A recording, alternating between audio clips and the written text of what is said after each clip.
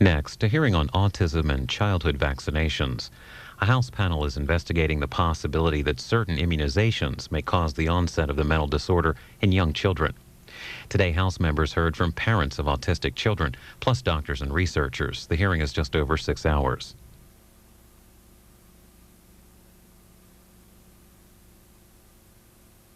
Can give me a lower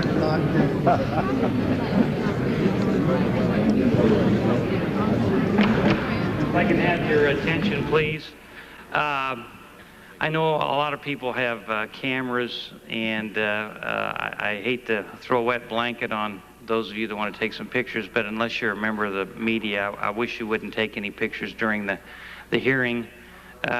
We'll try to get the people you want to take pictures of together later.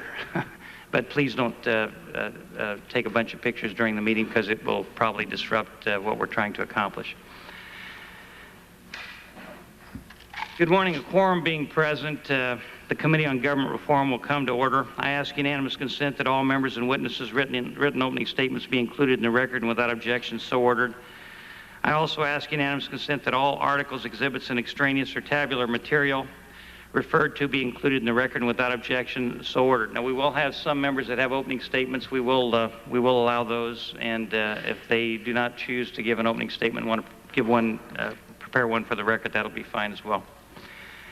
This morning we're here to talk about autism. As we learned in our August hearing, the rates of autism have escalated dramatically in the last few years. What used to be considered a rare disorder has become a near epidemic. We received hundreds of letters from parents across the country. In fact, here's some notebooks, and each one of those pages represents a parent who has a problem with autism with their child. They've shared with us their pain and their challenges. My staff tells me that some of them cried when they read some of these letters, and I've got a pretty hard-nosed staff. I don't have to read a letter to experience the kind of heartbreak that are in these letters. I see it in my own family. Yeah, likewise. I'm very proud of that picture. The one on the left is my granddaughter, and she almost died after receiving a hepatitis B shot. Within a short period of time, she quit breathing, and they had to rush her to the hospital. My grandson, whom you see there, Christian, with his head on her shoulder, according to the doctors, was going to be about 6'10". We anticipated having him support the family by being an NBA star. But unfortunately, after receiving 9 shots in one day, the MMR and the DPAT shot and the hepatitis B, within a very, very short period of time, he quit speaking, ran around banging his head against the wall, screaming and hollering, waving his hands, and became totally a different child. And we found out that he was autistic. He was born healthy. He was beautiful and tall. He was outgoing and talkative. He enjoyed company and going places. Then he had those shots, and our lives changed, and his life changed.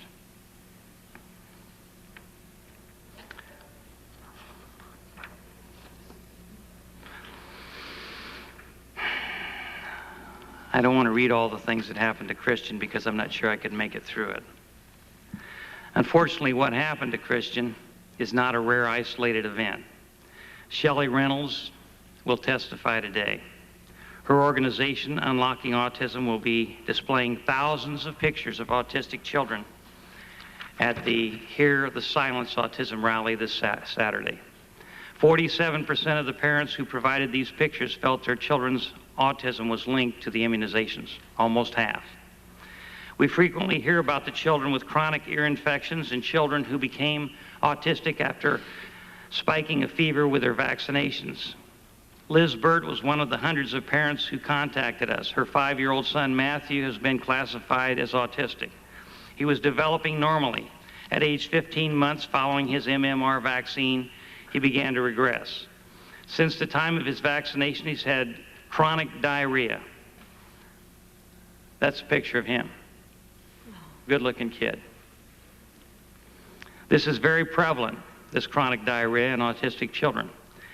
He also didn't sleep on a regular basis for over 3 years. Liz took her son to numerous gastroenterologists. in prominent medical facilities in the United States with no resolution. Finally, this past November, Liz took her son to London to the Royal Free Hospital. A team of medical experts there examined Matthew. They felt that he had a bowel obstruction. To the family, this seemed impossible since he had constant diarrhea. An x-ray indicated that Matthew had a fecal mass in his colon the size of a cantaloupe. After the obstruction was cleared with laxatives, Matthew underwent an endoscopy and colonoscopy. The lesions in Matthew's bowel tested positive for the measles virus. Dr. Andrew Wakefield and Professor John O'Leary will be testifying today.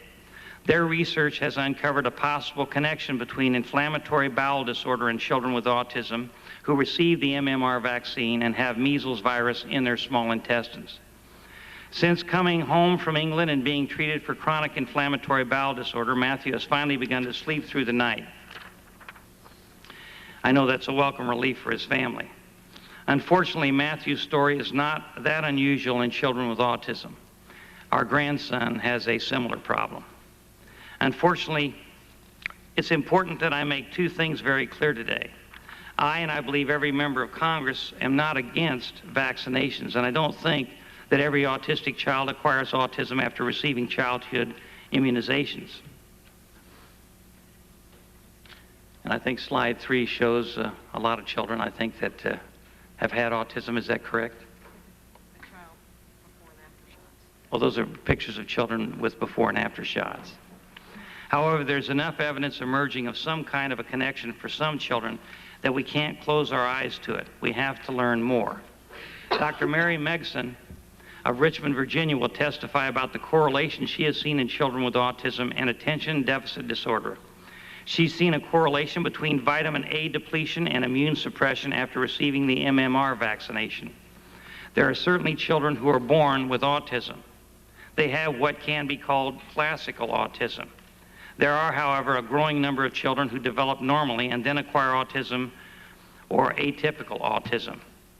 There most probably is a genetic component to autism, but genetics is not the only issue. Many children seem to have severe food sensitivities, particularly to gluten and casein, ingredients in the most common foods, dairy and wheat.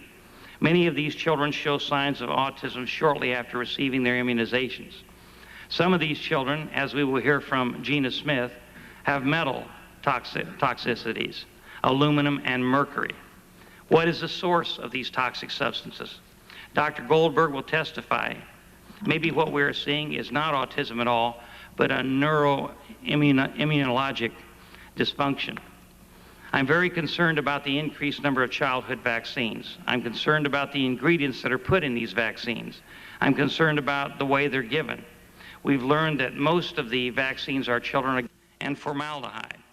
Last year, the FDA added up the amount of mercury our babies are being given to learn that in the first 6 months of life, they receive more mercury than is considered safe. Now think about that. In the first 6 months of life, the FDA has said that children are receiving more mercury than is considered safe, and most of that's from vaccinations. Why is it that the FDA licenses vaccines that contain neurotoxins like mercury and aluminum? When asked about the increased rates in autism, many will immediately discount that there's even an increase, even though the latest statistics from the Department of Education show increased rates in every single state. And that slide will show you that every state has seen a dramatic increase. Others will say the increase is due to better diagnostic skills. Others will say it's because the diagnostic category was expanded. I want to look at the slide of California there. California has reported a 273% increase in children with autism since 1988. For this increase, 21% of all autistic children in California live in the 29th district, which is Henry Waxman's district, the ranking Democrat on our committee. Florida has reported a 571% increase in autism. Maryland has reported a 513% increase between 1993 and 1998. You can't attribute all of that to better diagnostic skills. In 1999, there are 2,462 children ages 3 to 21 in Indiana diagnosed with autism. That's 1/4 of 1% of all the school children in Indiana, or 1 out of every 400. 23% of these children live in my district, the 6th District of Indiana. This increase is not just better counting. If we want to find a cure, we must first look to the cause. We must do this now before our health and education systems are bankrupted and before more of our nation's children are locked inside themselves with this disease. Kenneth Curtis, part of Dave's morning show at Oldies 100 FM here in Washington, will set the stage by talking about being the parent of an autistic child. He will be followed by James Smythe of Carmel, Indiana. He will share how, though, through proper looking at autism as an illness and addressing that illness, his son is improving.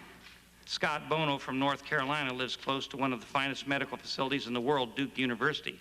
However, he has been unable to find medical experts who properly address his autistic son's needs. He is forced to drive 12 hours every 4 weeks for his son's medical treatments. Dr. William Danker, the father of a 13-year-old daughter with autism and a scientist, will testify about the challenges of finding therapies and treatments that have adequate research. He will also talk about the battles of getting adequate education through the public school system. And I think all of us who have autistic children or grandchildren know the problems that involves. We hear repeatedly that parents are not informed at the time of diagnosis by their school system what educational options an autistic child is entitled to. It's only after hiring lawyers and going through the legal process that many children have access to appropriate educational opportunities. We're learning that the earlier autism is diagnosed and treatments are begun, the better it is for the child. Indiana is fortunate to have the First Steps Early Intervention System, a nationally recognized system that provides early intervention services for children up to 2 years of age. Families are forced to spend huge sums of money out of pocket, even when they have good insurance, because autism is often specifically excluded. And we need to talk to the state legislators around this country to tell them how important it is with the explosion of autism that these benefits be mandated by the states and be covered by the insurance.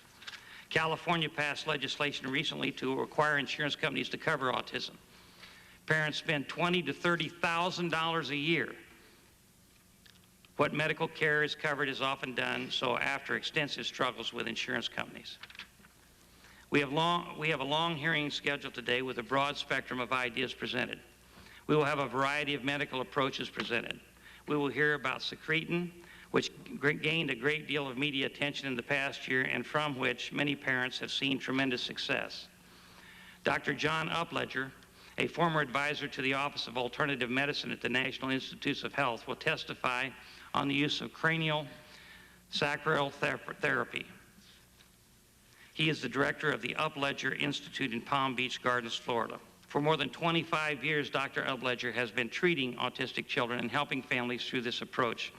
Cranial sacral therapy is a gentle, powerful form of body work that directly influences the brain and spinal cord. It's used to treat pain, discomfort, or trauma to the head or face, including TMJ dysfunction and headaches.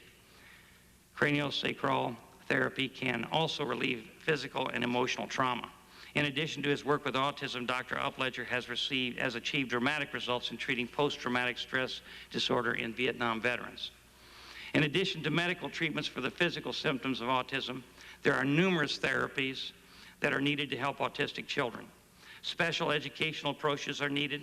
They can include intensive behavior modification known as ABA, LOVAS, music therapy, speech therapy, auditory integration, and sensory integration, as well as play therapy. We'll hear from both the Centers for Disease Control and Prevention and the National Institutes of Health about ongoing research and future needs. Of particular interest is the Brink Township study that has been evaluating a cluster of autism in Delaware. This hearing will raise more questions than we answer today. We owe it to our children and to our grandchildren to ensure that we're being diligent in looking for the causes of autism.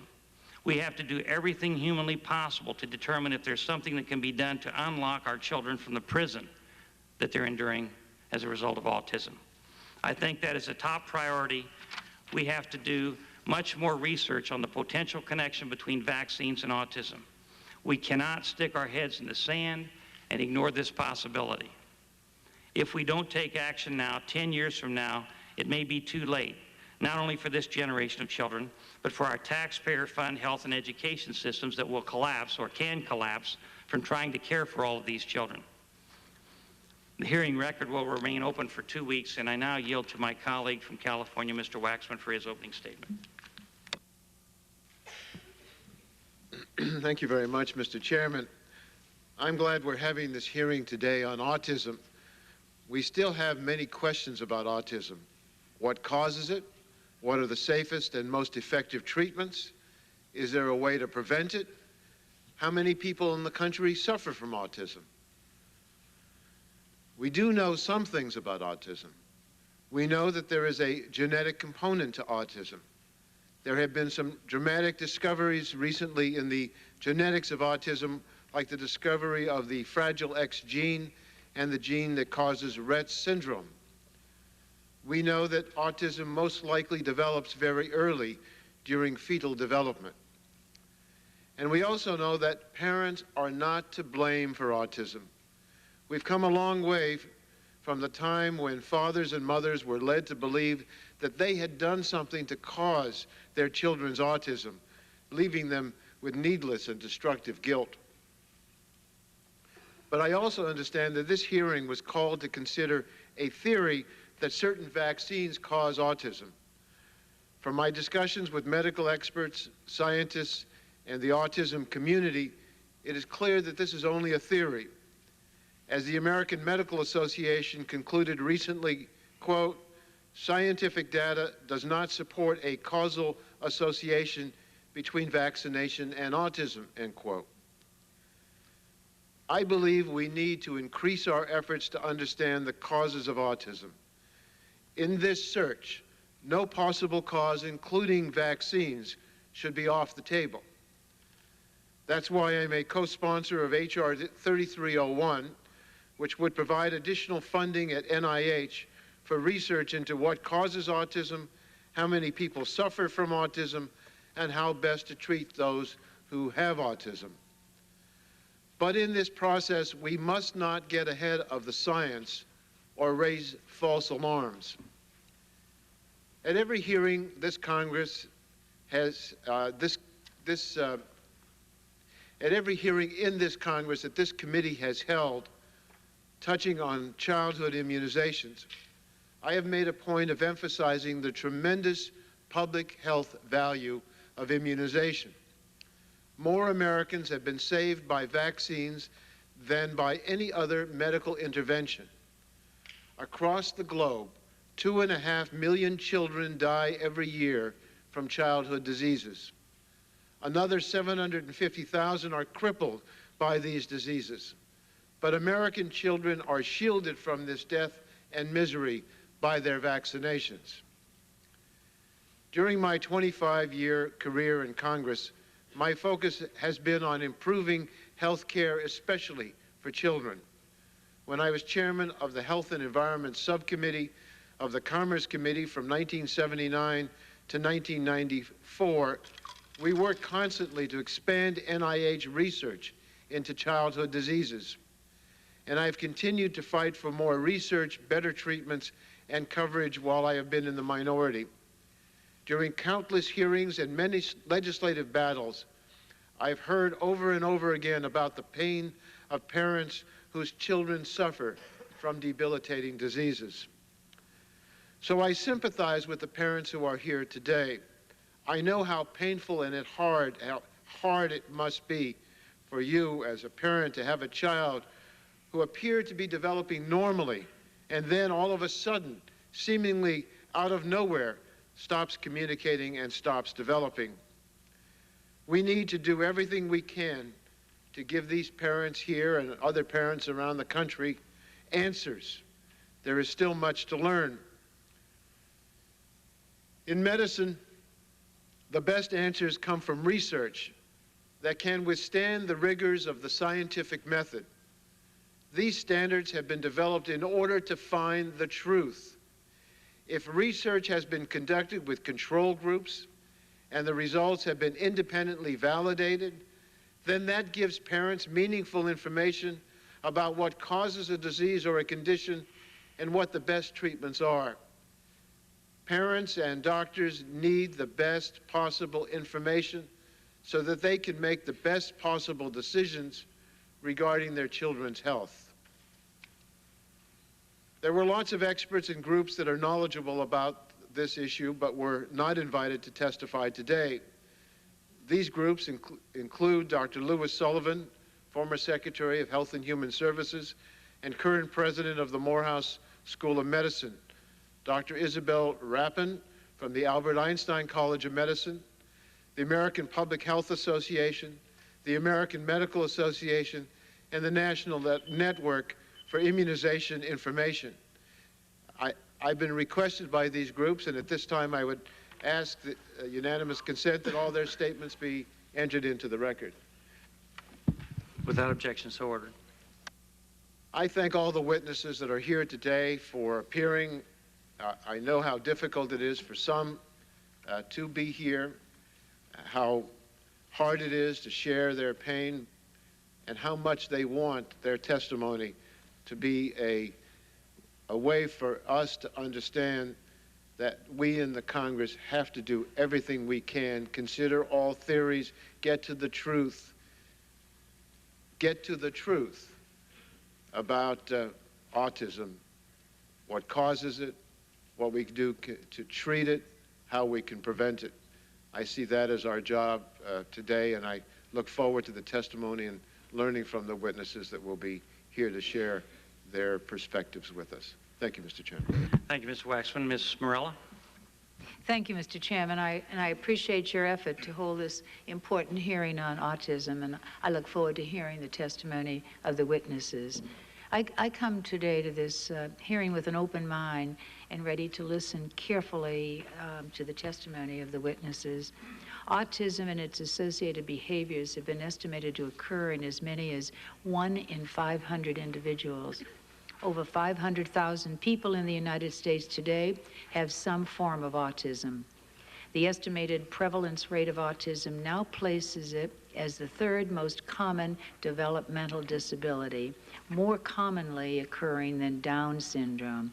And Mr. Chairman, in your opening statement, you mentioned that there is a 513% increase in Maryland, my state, between 1993 and 1998. And I noticed that the first witness on our first panel is from Maryland, Mr. Curtis. Unfortunately, there's almost no existing data on causes or links to causes of autism in children. I'm very concerned with the striking statistics. I'm most concerned with the lack of information and the confusion surrounding the issue of vaccines and their relationship to autism. I hope that today we can come closer to discerning what the appropriate steps are for this committee to take and for government to take. I hope to learn from testimony that will make this committee better understand where we need to focus research dollars, be it through vaccines, genetic, environmental factors, and why the question of why is autism 4 times more prevalent in boys than in girls. I hope to get some sense of what further studies are needed so that we can accelerate research of autism. There's no question in my mind that this is an issue of high priority and more studies are needed.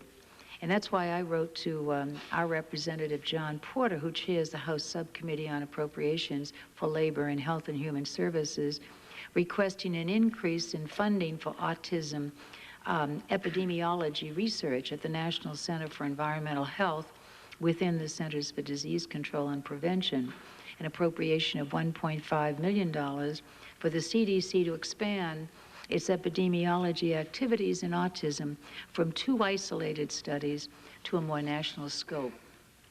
An increase in funding for autism epidemiology research in fiscal year 2001 will enable CDC to expand monitoring efforts to other parts of the country. And this will allow them to better understand the prevalence of autism spectrum disorders, information that is necessary to eventually discover prevention, treatment, and a cure for autism. I think that the choice of this ribbon with its puzzle pieces as the symbol of autism with the heart in the center is most appropriate. And I yield back, look forward to hearing from the witnesses. Thank you, Ms. Morella. Is Mr. Kucinich here? David? Okay. Ms. Chenoweth Hage. Thank you, Mr. Chairman. I can hardly begin to thank you enough for holding this hearing. It's astounding to see all of these people who have come from all over the nation, and I understand, Mr. Chairman, that you have arranged for 2 overflow rooms, and I noticed the hall was packed when I came in. I rarely ask to make an opening statement, but I am unable to overstate the importance of this particular issue, and I look forward to hearing the testimony from the witnesses today and learning more. Mr. Chairman, oftentimes I focus on the larger issues at hand when I address the committee, but I too am the grandparent of an incredibly handsome autistic child, an incredible boy. I cannot overemphasize how much autism affects education and family cohesiveness in the most loving of families. All of these are irretrievably affected when autism is discovered in your own family. Mr. Chairman, when Timmy was born, neither my daughter nor my son-in-law knew that he was autistic. They didn't have a clue. He was the youngest of 4 children, so his parents thought they knew what to expect in raising a baby. It was only later that they realized that there was something very different about Timmy. When he was diagnosed with autism, we were all worried and saddened. How would our family deal with this, and how could he be educated, and how could we best provide for his future, and how could? And it went on. We had hundreds, if not thousands, of questions. We were shocked and frightened and worried and relieved to know what it was all at the same time. At the same time, none of us knew what the future held, and the questions kept coming. So that's why I'm so very grateful to you, Mr. Chairman, for your courage and willingness to deal in areas that the Congress usually is not willing to open their minds to. Timmy is now 8 and is now a beautiful young boy that we are all immensely proud of. However, I cannot understate the challenges that our family still faces. Parents are desperate to find an answer to their questions. They want so much for their children to have an integrative and communicative life. Oftentimes they feel at a loss, almost desperate in trying to find answers to their questions. Many of my family's questions still remain, yet day after day we still search for answers, and it's an overriding concern with all of us. While our questions are not all easily answered, even the beginning of the questions, we do somehow manage to look toward a brighter future for Timmy than we ever thought possible after his initial diagnosis. He was a gifted child in a number of areas, particularly music, but we still want to learn how to unlock the full potential of his future. All too often people will write off such potential, but it's there. We're all sure of it. You can literally look in his eyes and see it. Mr. Chairman, autism is a very strange disorder. When Timmy was diagnosed, we were told that medical science didn't know the cause of it, that we were told that Timmy probably had a 4% chance of leading a normal life depending on his IQ. And they thought autism was probably genetic, but they really just weren't sure. After much research, we discovered his current schooling program, which is based on extensive research done by Dr. Ivor Lovaas of California. At first, quite simply, we encountered a vacuum of knowledge when it came to autism, and that shocked me.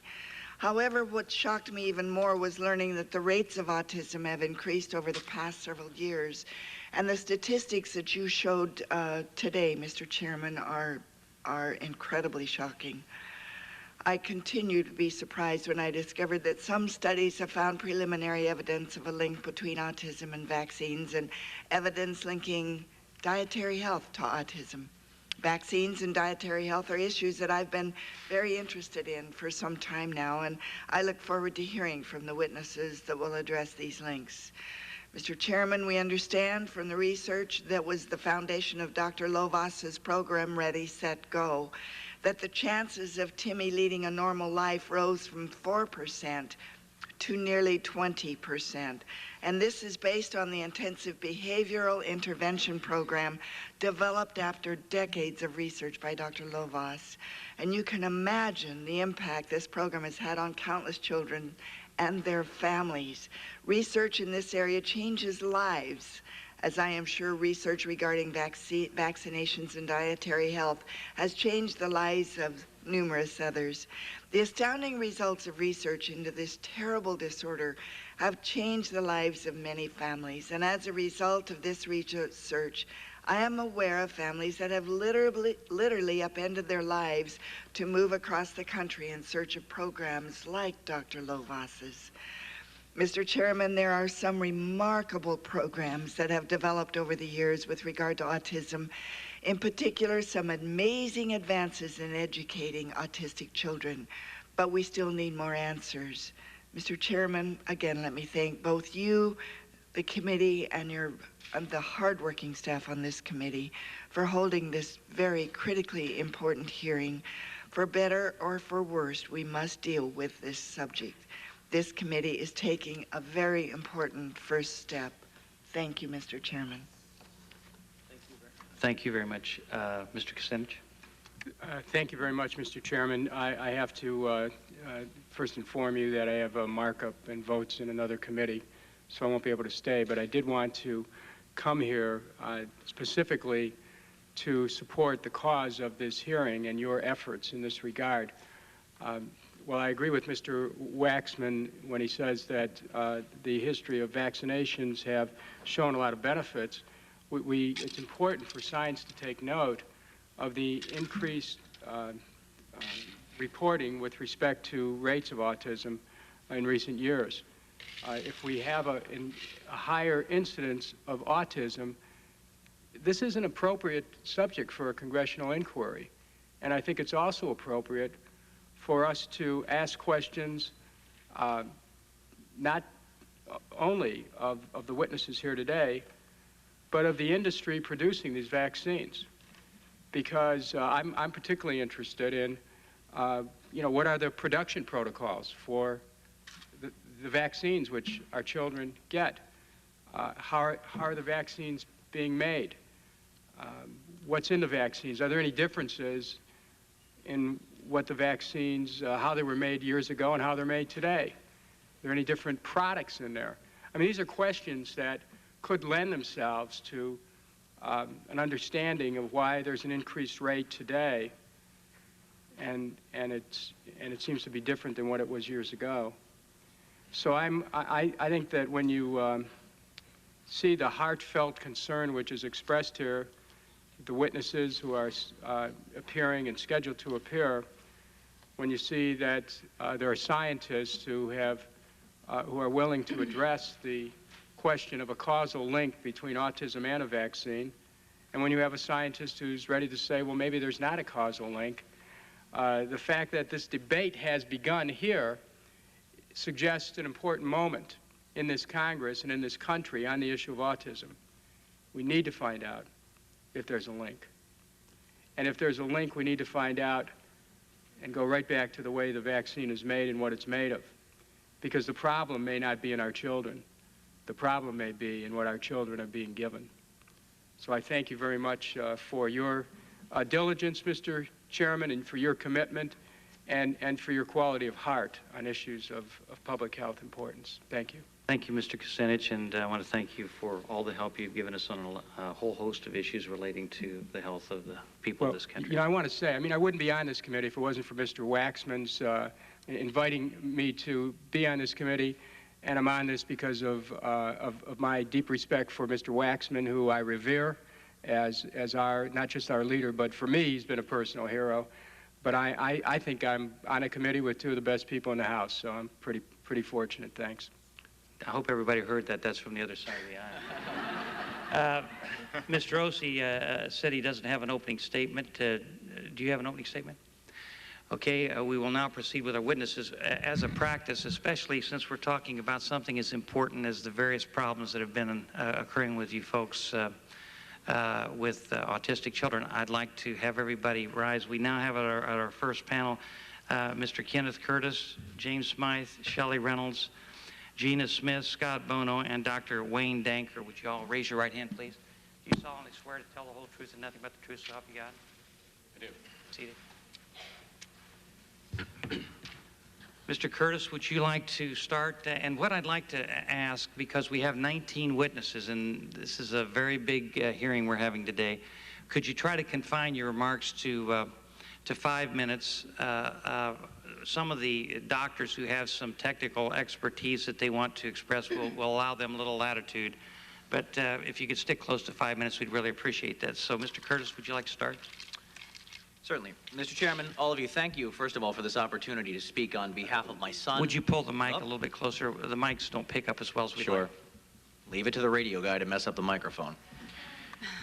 Thank you again for this opportunity to speak on behalf of my son, my family, and children with autism nationwide. But mostly, I'm speaking on behalf of my son because this is really his story. Autism doesn't announce itself in the delivery room. When our son Morgan Scott was born, he looked like a Shar-Pei dog. He was wrinkled from head to toe, and things were sort of storybook for us at that time. We had a girl and a boy and a mom and a dad, and life was kind of like a picnic. But the clouds were rolling in, as it were. Slowly, little drops of doubt began to fall. We wondered about the way he liked to watch Disney videos over and over, or how he would spin around and make strange noises and look at things out of the corner of his eye, the way he liked to line up his toys. Drop after drop, we wondered and we waited to see what would happen. He didn't talk, and most of the time he didn't even seem to hear us, so we worried some more and we wondered until all these little drops were like a downpour, and of course we had to take cover. Our doctor suggested a hearing test, but his ears were fine. He just wouldn't talk. So we tried speech therapy, but he still wouldn't talk. And even with all these odd behaviors, my son was a happy enough kid. I mean, he was loving, affectionate, he was ticklish, stubborn, just like any kid, but he wouldn't talk. Finally, when Morgan was a little more than 2 years old, we had a word for it. And the word was more terrifying and confusing than any of the things that we were dealing with at the time. Of course, the word was autism. But what did that mean? Of course, we thought of Rain Man, but we also thought of all the horrible stories you hear about the kids who repeatedly bang their heads against walls or bite and scratch and sit rocking, hugging themselves in the corner. Is it possible that this could be our little boy? I mean, it didn't seem real, but obviously it was. Morgan was diagnosed as moderately autistic, a term I've always thought to be a bit like being moderately pregnant.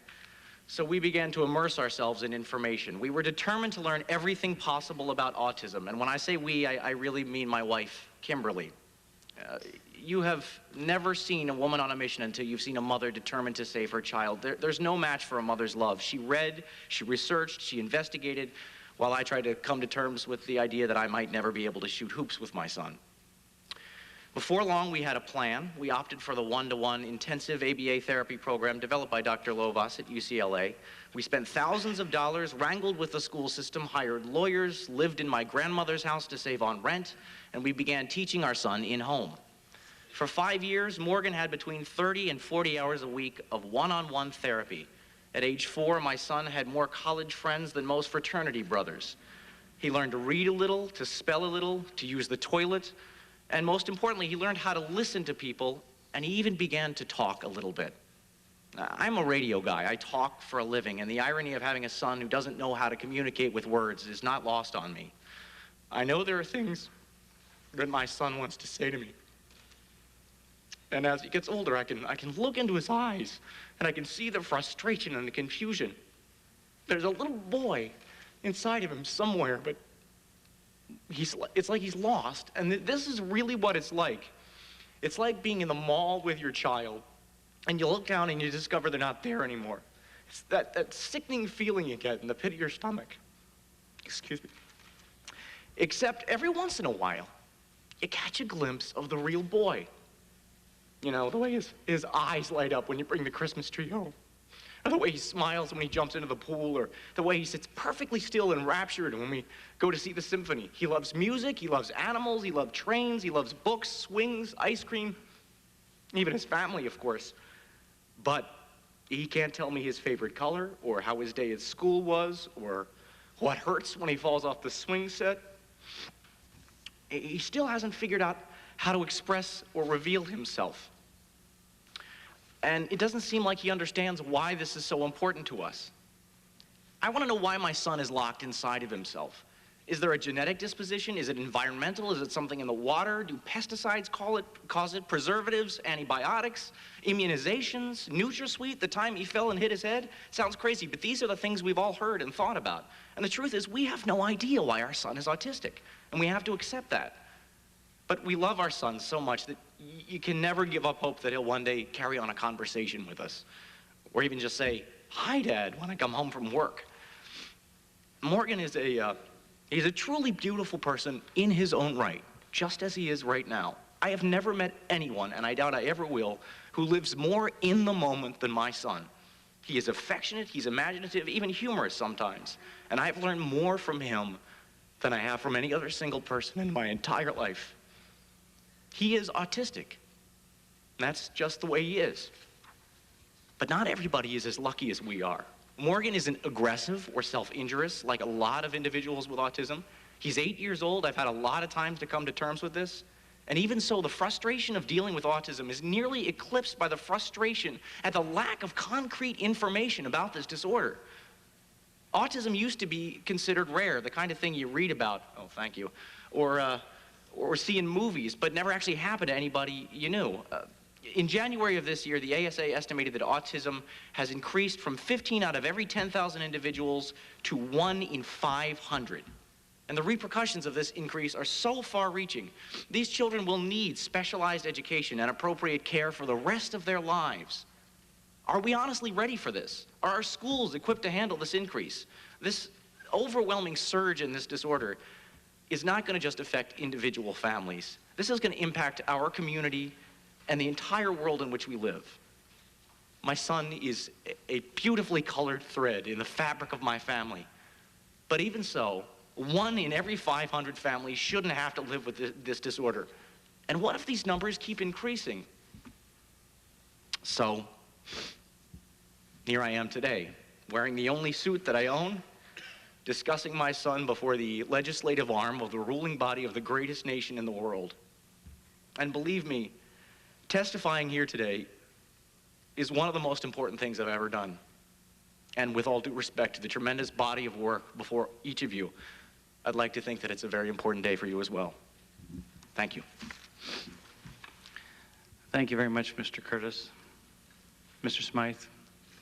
Thank you very much, Congressman Burton, Congressman Waxman, and other members of Congress. Thank you very much for the opportunity to speak here for my son and for the tens of thousands of autistic children around this country and the millions of people that are affected by this, literally.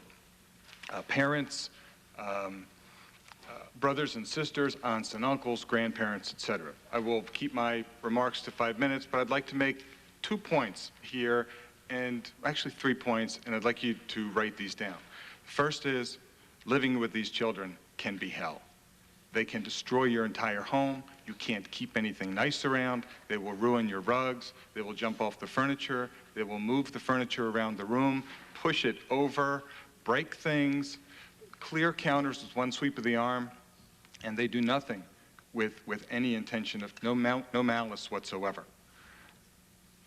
And one cannot take them to friends' homes. One cannot stay overnight at friends' homes. When one is at a friend's home or a relative's home, they will be worse there because it's a strange environment.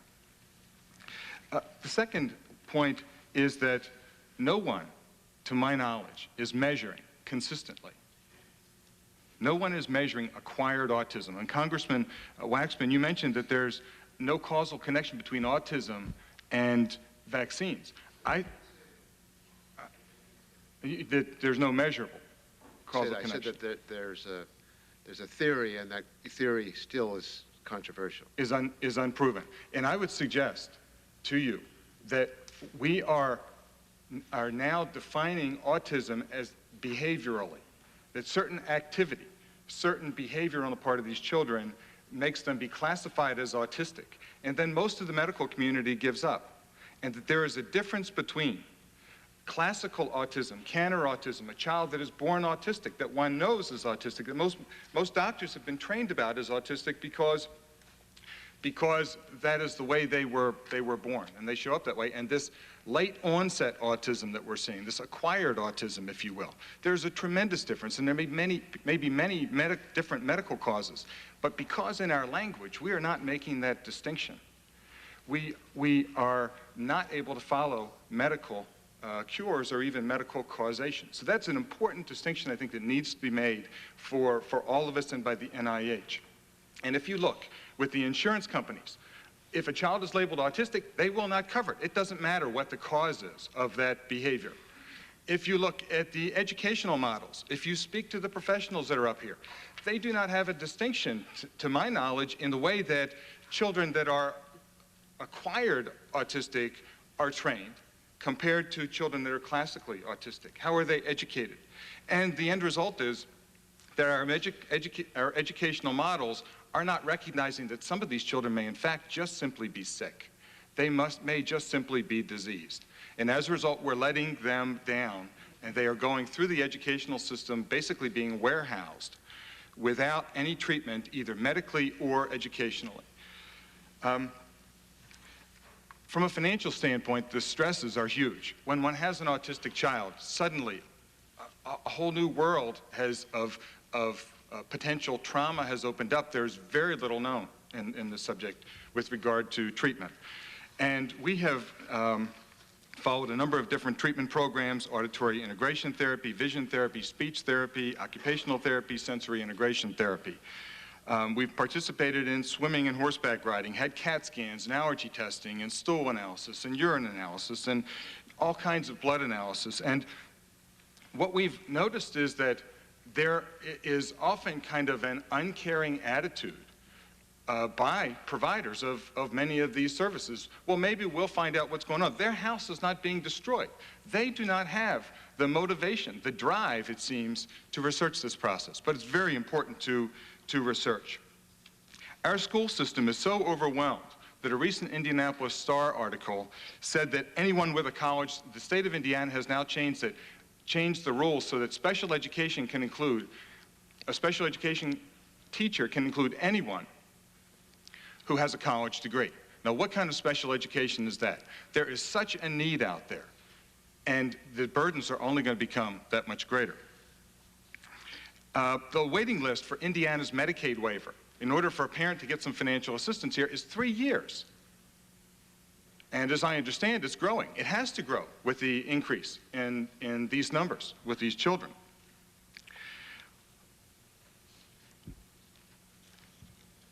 The ignorance, in short, is phenomenal. Now, I noticed that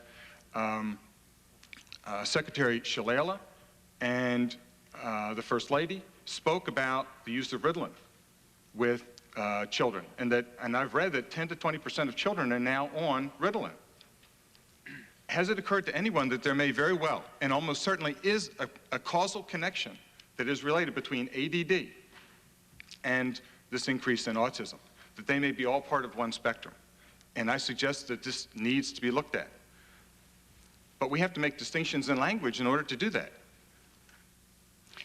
Mr. Smythe, if you could summarize, we'd appreciate it. I know that you have a lot to cover, and we do appreciate your testimony, though. The bottom line is that there are ways to measure how this autism, what is now showing up as autistic behavior, there are ways to show how at least some of it that seems to be immune-related is affecting the brain differently from most of us, and how it can be treated and then cured, and how the treatment itself can be seen to produce results in return of blood flow to the brain. And I sincerely request that the members of this panel, that the National Institute of Mental Health, and that the Secretary of Health Education, Health and Education, look very carefully into this process and support the healing of these children, at least the subset probably responsible for this large increase. Thank you very much. Thank you, Mr. Smythe. And could we get copies of those documents that you just, do we have those? We do have those. Thank you very much. Appreciate you being here. Thank you. Ms. Reynolds? Mr. Chairman and members, my name is Shelley Reynolds. I live in Baton Rouge, Louisiana with Aiden, my husband of 8 years, and my children Liam, who is 4, and Marin, who is 2. I would like to thank you both for holding this hearing and allowing me to testify before you today. I met Aiden in the 10th grade. We were in love with each other from day one. We dated all through college and we got married as soon as we graduated. We had our own house and we had 2 cars and 2 careers and 2 dogs. We were living the American dream.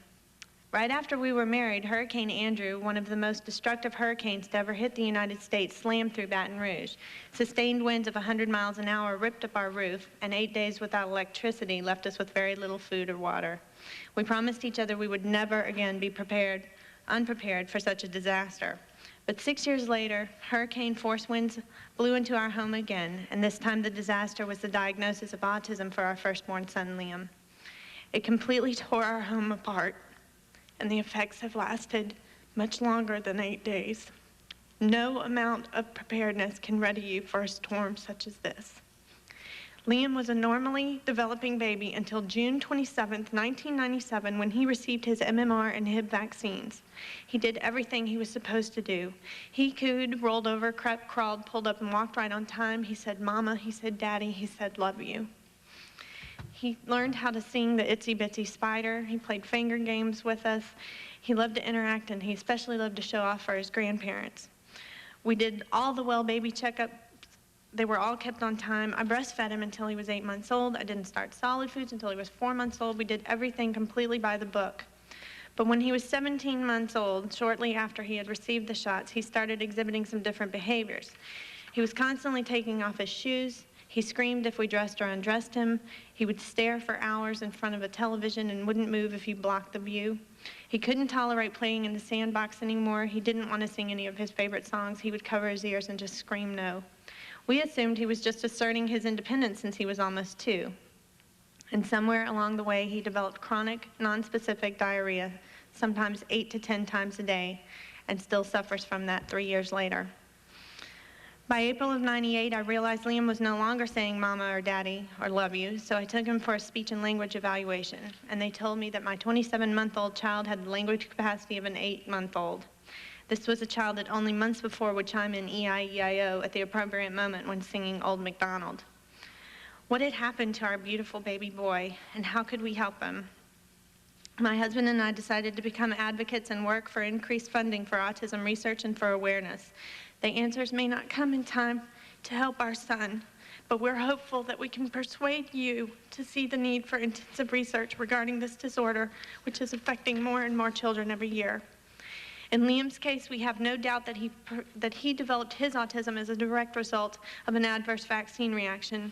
And personally, if I could strike the belief that my son's autism sprang from a routine childhood vaccination that I held him down on the table for and had to go back to the Russian roulette of genetics, I would take it in a heartbeat.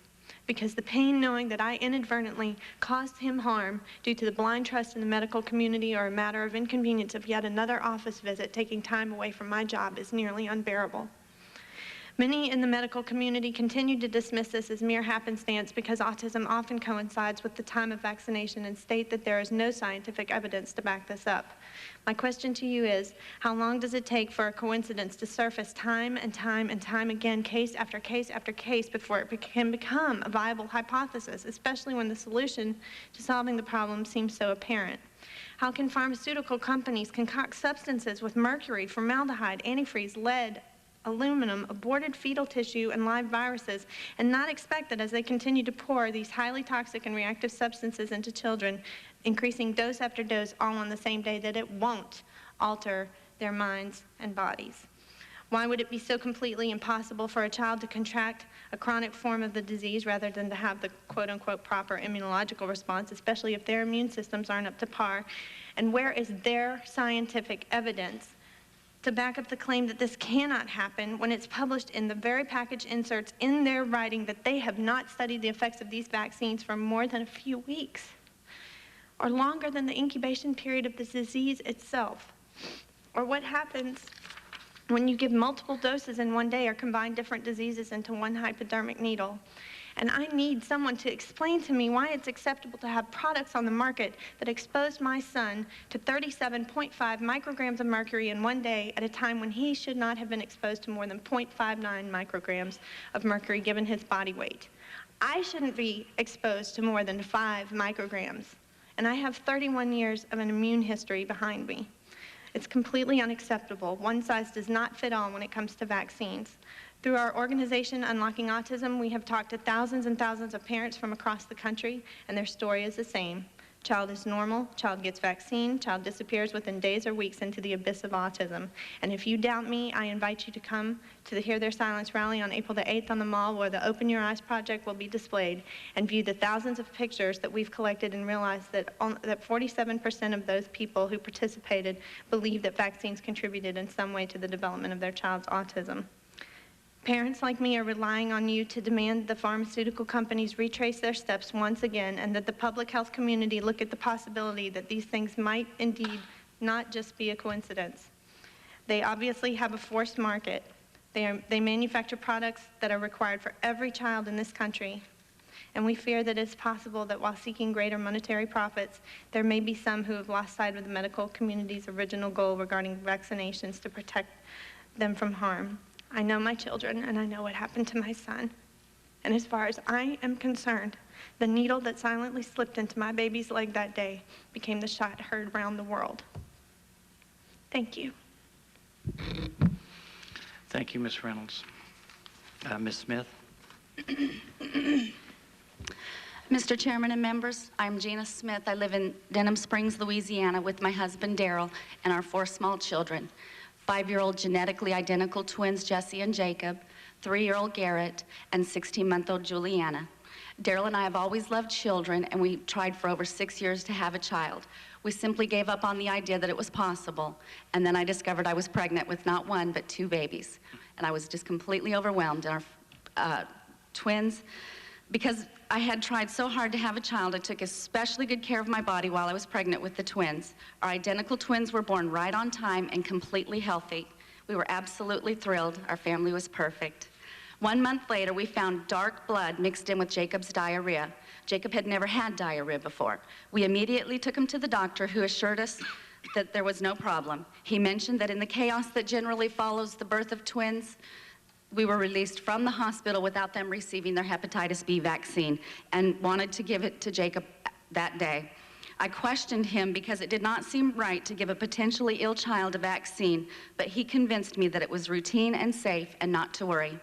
2 months later, Jacob received his 2nd hepatitis B vaccine and Jesse his 1st. On this same day, Jacob and Jesse both received their first DPT, polio, and Hib vaccination. From that day on, Jacob was constantly coming down with one ear, respiratory, or sinus infection after another. Jacob was constantly on antibiotics. As his mother, I was heartbroken to see him sick or in pain practically all the time. As a new mom, I was embarrassed and frustrated to have a child that was always ill. I knew I was doing everything I could for him, and I could not understand why he was constantly ill. Jacob met every developmental milestone that first year right along with Jesse. They were 2 little peas in a pod that went everywhere together. At only 16 months of age, Jacob and Jesse received their first MMR vaccine.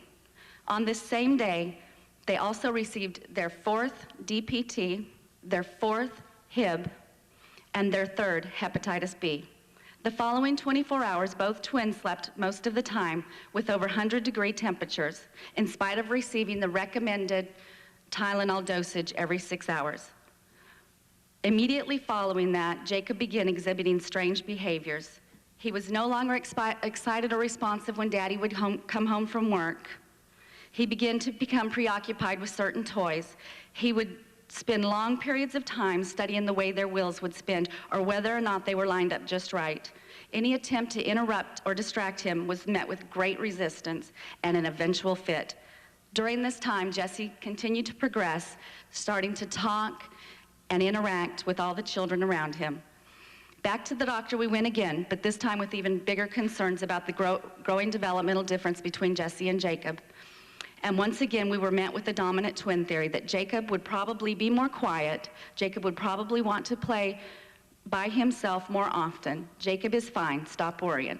Finally, we could not stand the difference between their language communication skills. Something was most definitely wrong with Jacob. He could not express even the most simplest needs or wants. He could not ask for juice or something to eat. Jessie was chattering constantly. And at times, Jacob was so withdrawn, we could absolutely not reach him. On days when Jacob is overloaded from sounds, colors, or lights, we cannot go anywhere. Autism does not only isolate the individual that it affects, it isolates the entire family. My husband and I have to go to the grocery store independently. When our other children have programs at school or birthday parties, one of us has to stay home because Jacob cannot stand the outside stimulation. Our vacations have changed to only being able to go to the beach, no amusement parks, no baseball games, no family outings. Unlike most parents of an autistic child, I don't have to wonder what Jacob would have been like. I know what he would have been like. I see what he would have been like every day in Jessie's eyes. I see Jessie excelling in school and in social activities. I see Jessie excited about t-ball. I know that Jacob will probably never play t-ball and that he cannot attend birthday parties. For us, there is no denying that in Jacob's case of autism, the answer does not lie in genetics, but in a catalyst. The thousands of hours of research that we have spent searching and retracing his regression continues to point to the fact that the road of Jacob's autism began when his immune system was damaged by the hepatitis B vaccine he received when he was ill. The final blow was the adverse reaction to the host of vaccines he received 16 months later. We are certain that for Jacob, the catalyst was his vaccine.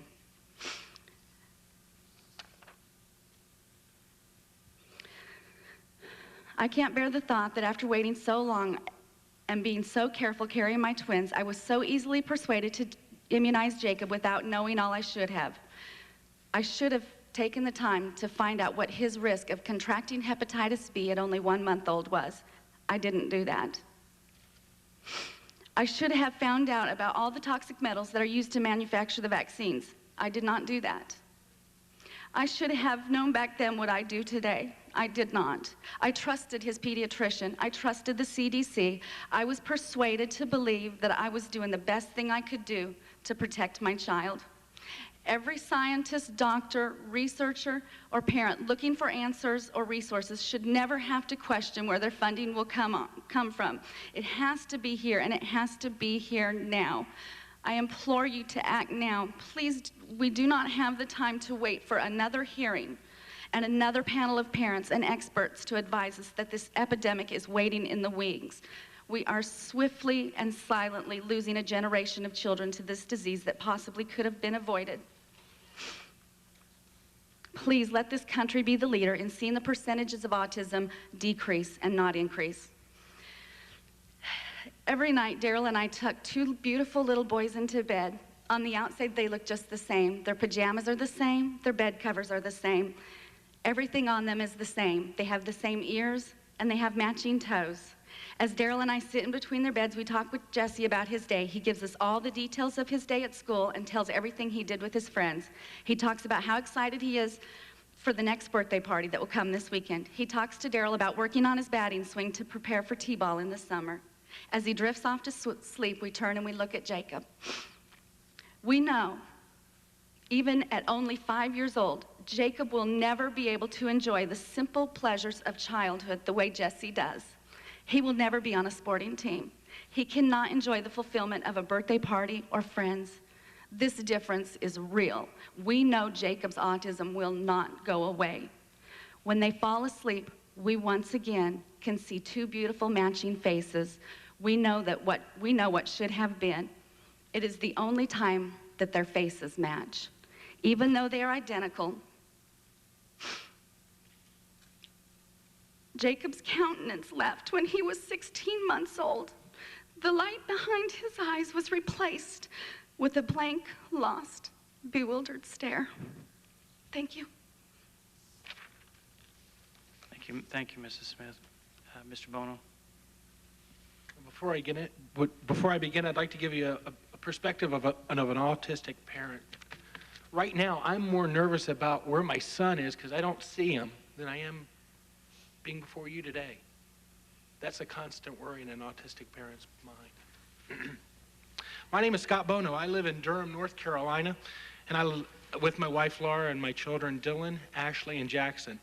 I've read the testimony and heard the stories of other parents in similar circumstances. Change that to identical circumstances. Our story is not much different.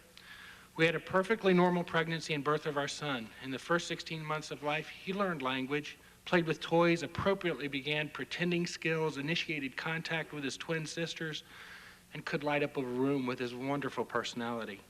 He was brighter than most, and he could even tell the difference between a Concorde jet and a 727 at such an early age.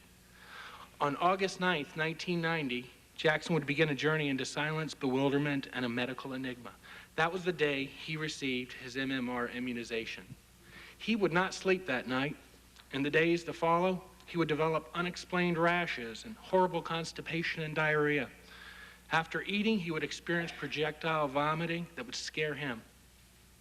His normally very healthy body was being ravaged by an invader. Over the next weeks, he'd slip away, unable to listen or speak. He retreated into what we now know as autism. He became allergic to everything in his world. His immune markers skyrocketed. What was the reason for the change? It's my sincerest belief that it was that shot. The single biggest challenge in raising an autistic child is getting appropriate, informed, and competent medical services. As I sit before you today, autism is, as it has been for decades, viewed as a psychological disorder. I can't help but wonder about it and get frustrated by the lack of medical and physiological intervention for all of these children. I live just 3 miles from Duke University Medical Center, yet for one of the most effective treatments for Jackson's gastrointestinal problems, I drive 12 hours for a procedure that takes 5 minutes. I've been doing this for the past 2.5 years and will be making this trip 13 times this year alone. To dismiss Jackson's acidic diarrhea for 7 years because autistic children sometimes do that is just what happened. That's just unacceptable.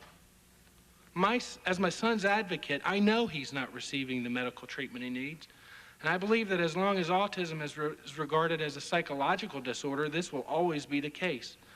We need and seek responsible, effective, and caring physicians who don't dismiss the patient's ailments as behaviors, but look at them as treatable medical conditions with appropriate medical intervention. This is what I believe to be the single biggest problem in getting group insurers to pay for medical services. Insurers must pay according to their contract. It's the law. But if a doctor says the visit to his office is for the treatment of autism, when the autistic child is being seen for gastrointestinal distress, the insurer won't pay the claim. If, however, the diagnostic code for the visit shows that it's for gastrointestinal distress, the bill will be paid. The diagnosis of autism is used as a shield by some insurers to deflect the responsibility of paying for medical and remedial treatment for these children's medical problems. The expenses to seeing to Jackson's needs are overwhelming, hundreds of thousands of dollars over the past 8 years. After going through all of our savings and retirement, we continue to accumulate debt to meet his educational and therapeutic needs and his medical needs. Our priority right now is to get him well, though. There are other costs besides financial. Jackson is on a very strict diet and that takes time and money. If he eats offending foods, he gets a rash, has diarrhea, and we will not sleep for the next 5 nights, and his behaviors will worsen. How do I put a cost on not sleeping for 6 years? How do I put a cost on attention not paid to my daughters because I'm seeing to the needs of my son? How do I put a cost on locking every door and window at all times for fear of him wandering out of the house? Financial burden? It's only part of it. It's only part of the picture that families with autistic children face. If the price of eradicating measles, mumps, rubella, or any other illness is thousands of autistic children or health-impaired children, is it worth it? Have we simply traded acute illness for chronic disease? Is that worth the price? Autism has reached epidemic proportions and the numbers are still growing. We must allocate funds to find the cause and the cure. The U.S. Department of Education indicates the increase in autism is 900% in 8 years since 1992. If tooth decay went up 900%, we'd be scrambling for answers. The statistics can no longer be ignored. Thousands of parents who claim their children were developing normally until the MMR vaccine should no longer be ignored.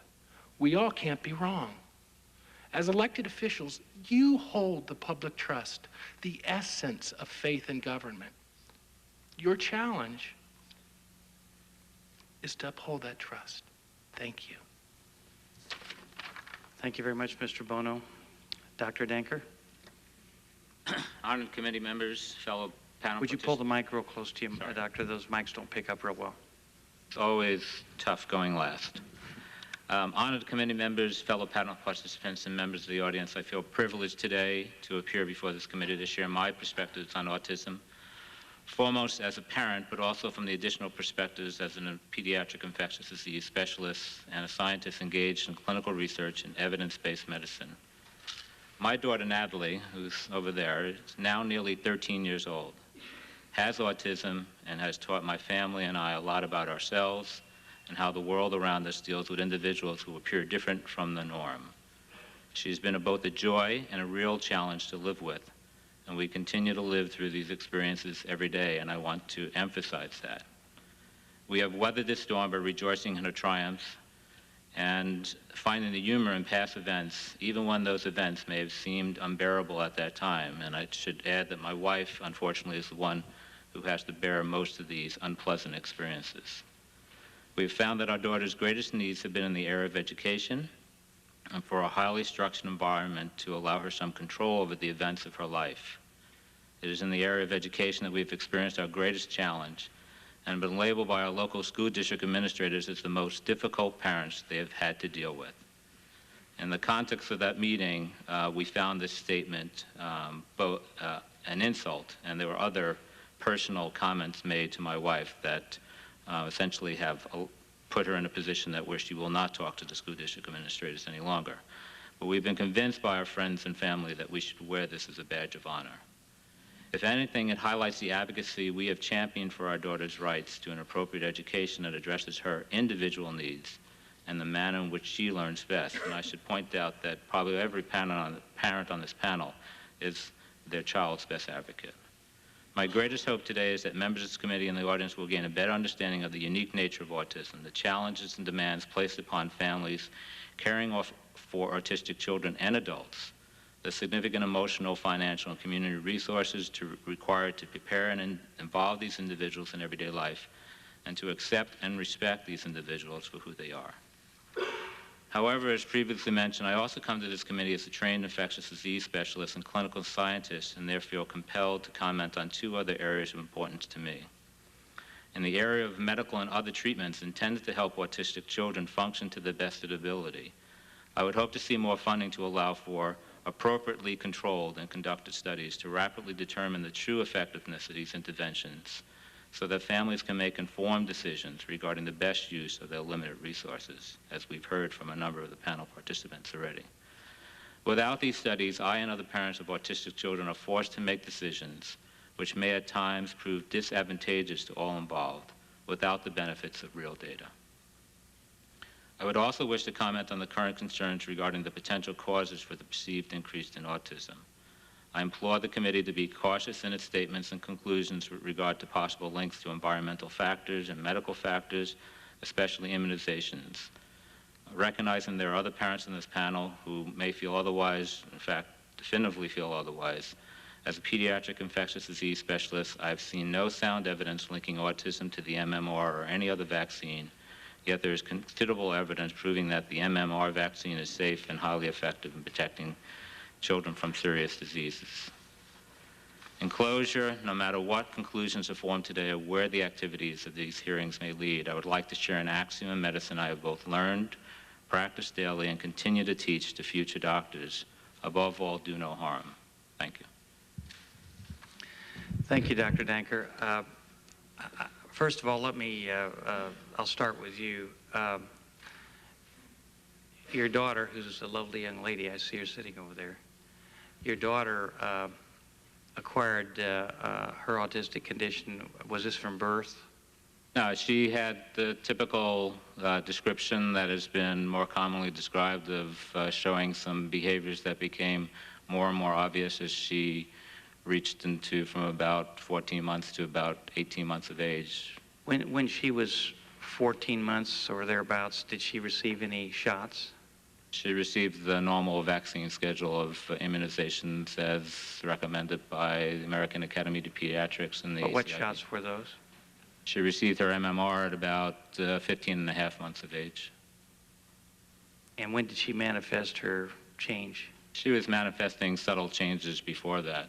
That was obvious to us. We just didn't know what to attribute it to at that time or what the issues were. We used to joke that compared to our older son, she seemed to be on an independent study program.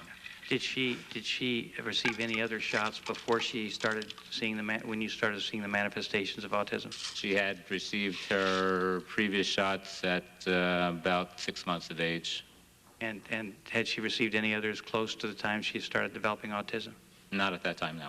No, there were no other shots. No, because at 12 months, essentially, you just get your PPD to screen for tuberculosis, which in California is potentially prevalent. When she started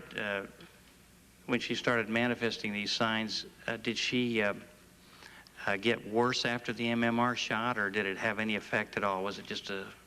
We didn't notice any difference in her behavior. In fact, she got a second dose of MMR at about 5 years of age, and there was definitively no change in her behavior after that. She pretty much continued on in her mode of autistic behavior that required, in our opinion, a definitive educational approach to address her needs. Thank you, Doctor. Mr. Bono, when did your child start manifesting the signs of autism? Within about 30 days of the MMR. So when did quite honestly, when my wife had said, "Don't you see? Don't you?" Mothers, I think, have a much keener sense of behaviors with their infants. I understand, but what I'm trying to find out is, she received the MMR shot, and then you and your wife started noticing a change. Indeed, exactly. In 30 days, you say? Well, within hours of the shot, we went home, and there was no sleeping that night, and we got rashes on the body, and it got progressively and then over the next week, gastrointestinal problems, then till finally full-blown behaviors that were odd. And how old was your child when that started? He was right at 16 months. 16 months. Mrs. Smith, when did your child start manifesting its change in behavior? Well, at 16 months when they received the host of multiple vaccines, Which were what? What were all? I'm sorry? What were all those shots? The DPT, the Hib, a hepatitis, it was their fourth DPT, their fourth Hib, their third hepatitis B, and their first MMR on that day. They came home, they slept for 24 hours most of that time, didn't eat a whole lot, long periods of sleep, had over 100-degree temperatures in spite of giving them Tylenol before the vaccine and during the entire 24 hours. After that time, I figured, well, Jacob's sick again, because he was just kind of out of it and just didn't seem real interested in much. And But this was about at 16 months. Right. You started right. seeing the manifest change Right. in the child with autism. And when we did go to the pediatrician, they just passed it off as him exerting his independence. Okay. Ms. Reynolds? Liam got his shot on June 27th, 1997. That was when he got his MMR and his Hib. And that was the day before he turned 17 months old. And a week later, I went up to visit my parents. They live up in Maryville, Tennessee. And we went up there for the 4th of July, and we started seeing some very strange, different behaviors showing up then. He wouldn't come when we called his name. He he was doing weird pattern movements up against the wall, but it was within a week. Right after he received the MMR shot. Yes, sir. Okay. Mr. Smythe? At about 20 months, our son diagnosed it. I included in the record his vaccine schedule and my other children's, and interestingly, he was given the hepatitis B the day he was born, and then received the other 2 shots, one of them within the first 6 months, a month later, 30 days later, and then another about 8 months later. He received 12 vaccines in the first 6 months, as the record shows, as compared to our other children who didn't in fact receive the hepatitis B until a year after he received his 3rd shot. Well, when did he start? Right after the MMR at 20 months. At 20 months, right after the MMR. So you 4 people right there all are in concert that right after the MMR shots, you started seeing the manifest change in your children. That's correct? Yes. Your child, Mr. Curtis? I guess I'd have to be the dissenting opinion on this end of the table. I don't really remember the specific day of Morgan's MMR shots or any of his immunizations. He didn't really exhibit any behaviors. It wasn't anything that he did. It was what he never did. It was the fact that he never talked. And again, as I mentioned, it was a very gradual process. I think his behaviors, his idiosyncratic behaviors of lining up toys and the self-stimulatory behavior, the flapping of the hands, the spinning, all of that really started after he was 2. It seemed like once we had a word for it, then it almost got worse. But we've thought about this a lot because this is a very common theory. You read about it on the net, you talk with other parents, and my wife and I have both discussed this at length. We really don't see any correlation between the time of his immunizations and the onset of any specific or more intense behaviors. Okay, well, my last question then would be, did you notice shortly after his birth, as he was progressing, some problems then? I think, yes. The reason I say I think is because we wanted to believe that he was a late talker, a late developer. The only thing we noticed was that he wasn't speaking and that he didn't seem to react to the things that we did with him. But otherwise, he was a very normal, happy baby. He played, he interacted, he made lots of noises. He just never formed words and almost didn't seem to react to our speech. For a long time, we were very concerned about his hearing, that maybe he didn't hear properly. In fact, when his hearing was tested, in the first test, they said that he was deaf, and once they did the brainstem test that was conclusive, it turned out that his hearing was absolutely fine. It was just that he wasn't reacting to sound or voice. Okay, Mr. Curtis, thank you very much. I want to yield. Go ahead. I'm sorry. I also noticed that my son was given the DPT the same day he was given the MMR. So he got 6 vaccines on the same day. Yours did also? Okay. Thank you, Mr. Waxman. It takes a lot of courage for all of you to be here, and I want you to know how much I appreciate it, especially when you're talking about something personal and painful. And I know you're here to try to help us understand what you're going through so that we can try to find out about autism and we can spare others from going through what you're going through. And there is legislation. This committee doesn't have legislative authority, it has ability to hold hearings and get information. But the committee that has a legislative jurisdiction, which I'm also on, is the Commerce Committee. And there we have a bill, it's H.R. 3301. It incorporates legislation by Congressman Greenwood, Congressman Belarakis. Both Mr. Burton and I are on that bill, and it would do a lot to research more about the prevalence and ways to deal with autism. And I hope that will give us some of these answers that we so desperately want. Dr. Dankner, you're in a unique position. You're a father of an autistic child. You're also a pediatrician and an expert on infectious diseases. But your testimony is that, as you put it, you don't think there's sound evidence linking autism to the MMR vaccine. How can you say that when the other parents have given us evidence, in their view, that their child developed autism after the vaccine? Isn't that sound evidence? As a scientist, how should we consider it, and what do we need to prove that there is a connection, if there is one? One thing that I'm not here to,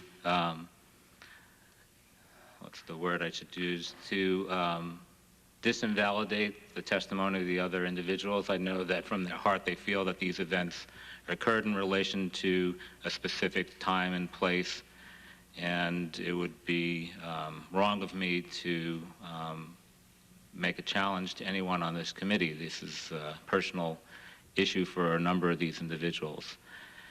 However, as a clinical scientist, when we do research, I take care of HIV-infected children.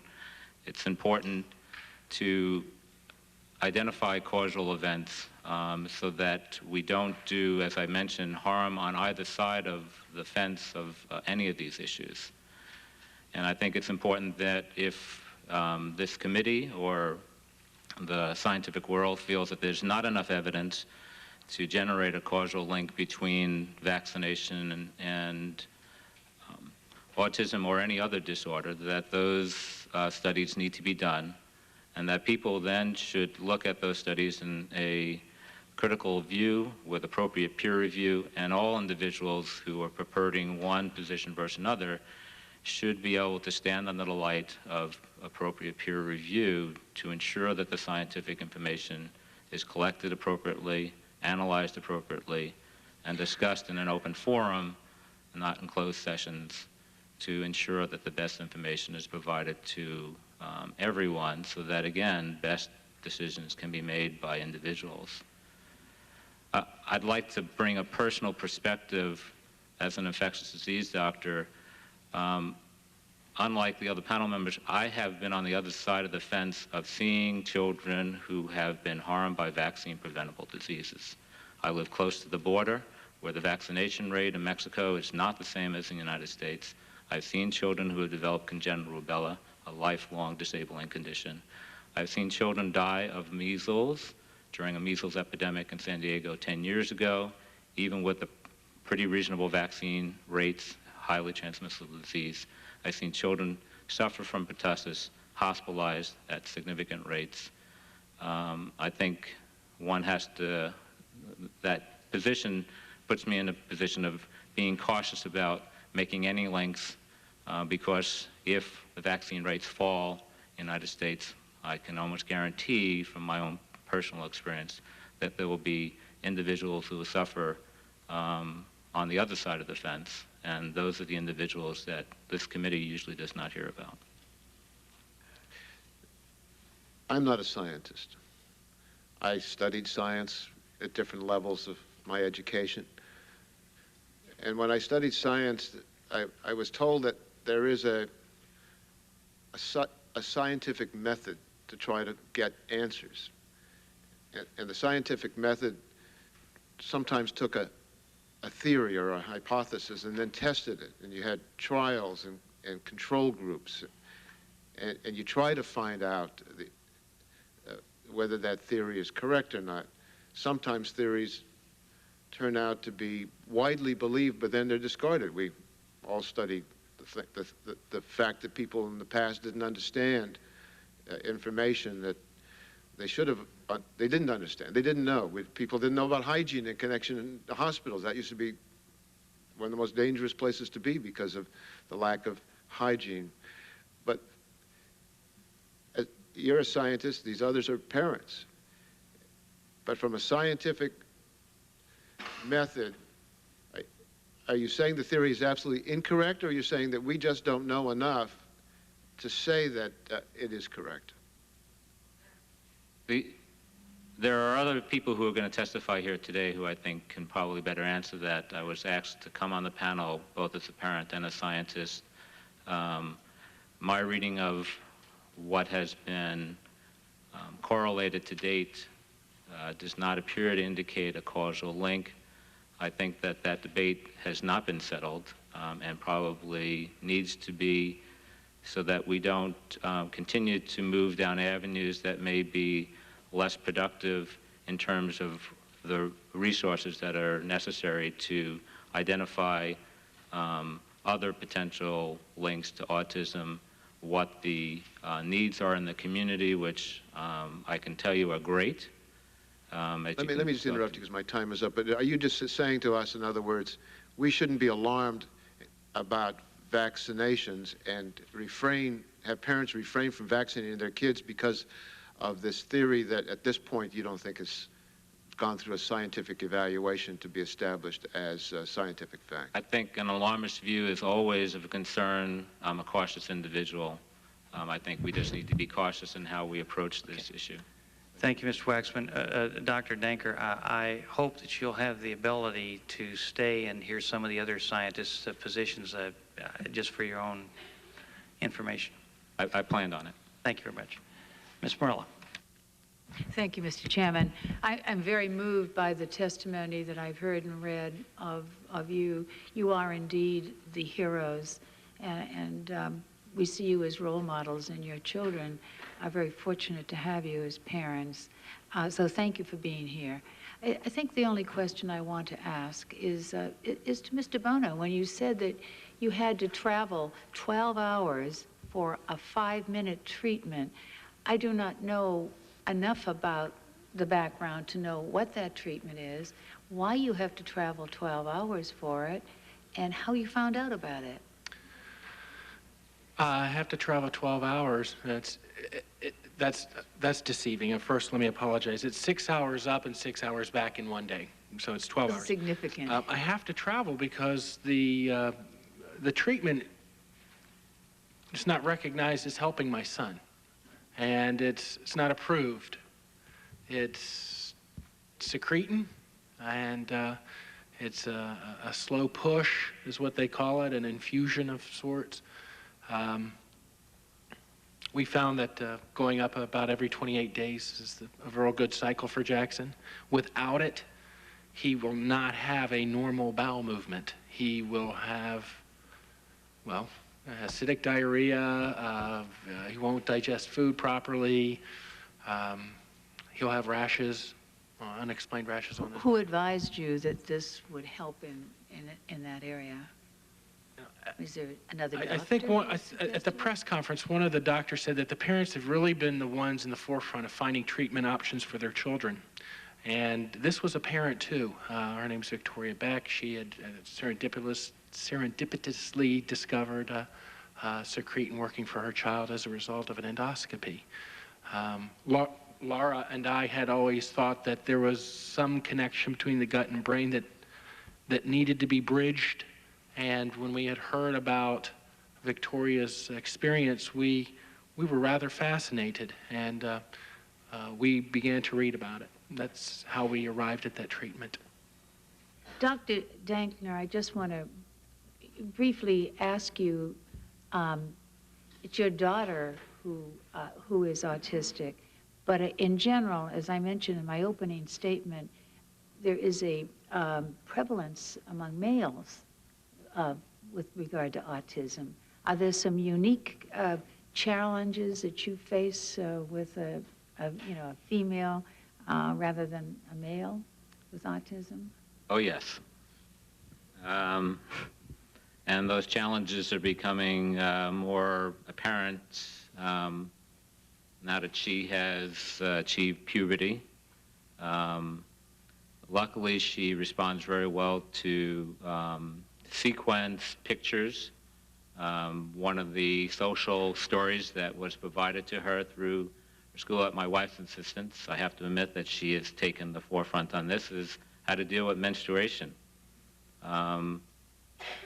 If you allow our daughter to sort of do her own thing, and she gets into a pattern, that pattern then becomes very difficult to break. And we have several holes in our wall. We could probably pay a drywaller a pretty sum of money when she gets mad at things. She will kick holes here and there. Luckily, we're having a room addition put on very soon, so we'll take care of the last patch jobs that we did. But that's one issue that came up. Another that my wife and I feel very concerned about is the risk for her to be sexually abused as she gets older because of her inability to really indicate or express interactions with other individuals. As a number of the other panel discussants talked about with older children. My daughter comes home from school, you can ask her how her day went, and she'll say, fine. But you won't be able to, unless we're given a set of things that went on in school, she's not there to carry on small talk. That's not a major impetus in her life. She will interact with us because she has needs, and she'll seek us out for those, but if left to her own devices, she'll stay in her garage room, watch her TV, whatever video she finds the most appealing that day, and loves to play with the reverse and replay button on a regular basis. But yes, I think there are some special challenges, but I think there are challenges for the males who are growing up with autism also. There are things that they are going to have to face as they get older. And I think as they get older, the challenges become different. And I think all the parents have to deal with the issue of what's going to happen to their children as they get older, who's going to take care of them when the parents get beyond an age that they can no longer take care of their children. The toll on parents is immeasurable, obviously. Thank you, Mr. Chairman. Thank you, Ms. Morello. Mr. Turner, do you have any questions? Thank you, Mr. Chairman. Doctor, I just had one question for you, and I know this hearing centers on the problem of autism. Chairman's had personal experience with it in his family, and I know also he's had some experience with a granddaughter with a hepatitis B vaccine. And I just wonder, is there any reason to question the age at which some of these vaccines are administered? I've always had the feeling that the younger the child, the more fragile they are, and therefore the negative impact, if it be there, the potential certainly greater when those vaccines are administered at an early age. I've, of course, had particular interest in the hepatitis B vaccine, which is administered, I think, in most states now at birth routinely. In fact, I was in the home of a family in my district this weekend who has a 2.5-year-old child, severely disabled. Basically, the family spends most of their waking hours tending to the child, and they strongly suspect that the problem was a result of a hepatitis B vaccination. And that's administered at birth, and I have been told that there's really no logical argument for trying to vaccine a newborn because the threat of hepatitis B does not exist at that early an age, but it might be a more appropriate vaccine for later in childhood or approaching the teenage years. So is there any reason to question the timing of some of these vaccines? One of our witnesses today talked about the large number of vaccines administered at one time. Well, again, I wasn't called to the panel, I think, to give a long explanation of vaccine policy. There are lots of other individuals who have been involved in those policy-making decisions over the years, but I can give you my perspective once again from the diseases that we see in these age groups. Albeit hepatitis B is an uncommon disease process that children may or may not get exposed to, the more likely exposure is going to occur when they reach sexual debut, as we call it, where they could be easily exposed to hepatitis B from a partner. And that's one of the major concerns, and hepatitis B is the major cause of chronic liver disease in the United States. It's reached a rate where vaccination definitely would have an impact upon that disease in terms of its prevention. The reason for giving some vaccines earlier is to ensure that the vaccination gets performed. Rubella is a perfect example. When congenital rubella was identified, both in the United States, Australia, and Europe as a devastating disease linked definitively to the acquisition of rubella by mothers who were uninfected previously, no previous immunity to rubella. The approach was sort of taken differently by different nations. If you look at the United States, they focused on giving the rubella vaccine early in life so that you would eliminate the pool of individuals who were exposing adults to rubella. And whereas England took the approach of trying to vaccinate adolescent females primarily because they were the, quote, at-risk population who could transmit rubella to their unborn fetus. The experience in England was that it took them a lot longer to eliminate congenital rubella from their population. And the experience in the United States was an enormous success because even though you had women who were susceptible to rubella, they weren't being exposed. And as those children who got rubella vaccine early in life aged up into their childbearing years, they were no longer at risk of developing congenital rubella. And the result is that the United States sees probably about 2, 4, 5 cases of congenital rubella a year, and most of those are from individuals who either have not received vaccination or come from a foreign country where the vaccine rates are much lower. Additionally, the hepatitis, not the hepatitis, but the Haemophilus influenza B vaccine, the vast majority of H-flu meningitis that we see occurred in children less than 24 months of age. If you wait to give the vaccine till they're 2 years of age, you've missed the peak period. We used to see at our Children's Hospital in San Diego 60 to 70 cases of Haemophilus influenza meningitis per year. It's a pretty devastating disease for most of the children. We see essentially 1 case about every 2 or 3 years now. And the last case we saw was in a mother who just sort of had her 4th child and just didn't get to the doctor to get the H-flu vaccine provided.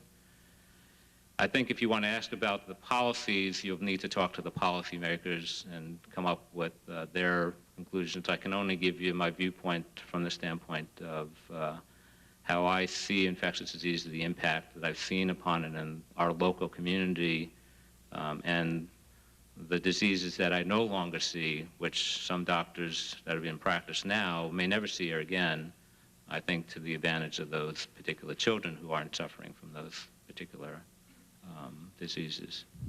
I also wish that, to be fair to the other panel participants, that I recognize that I'm a physician, I bring certain issues to the table, but I think the other individuals have a lot to say also that needs to be heard, and I don't want to monopolize everyone's time.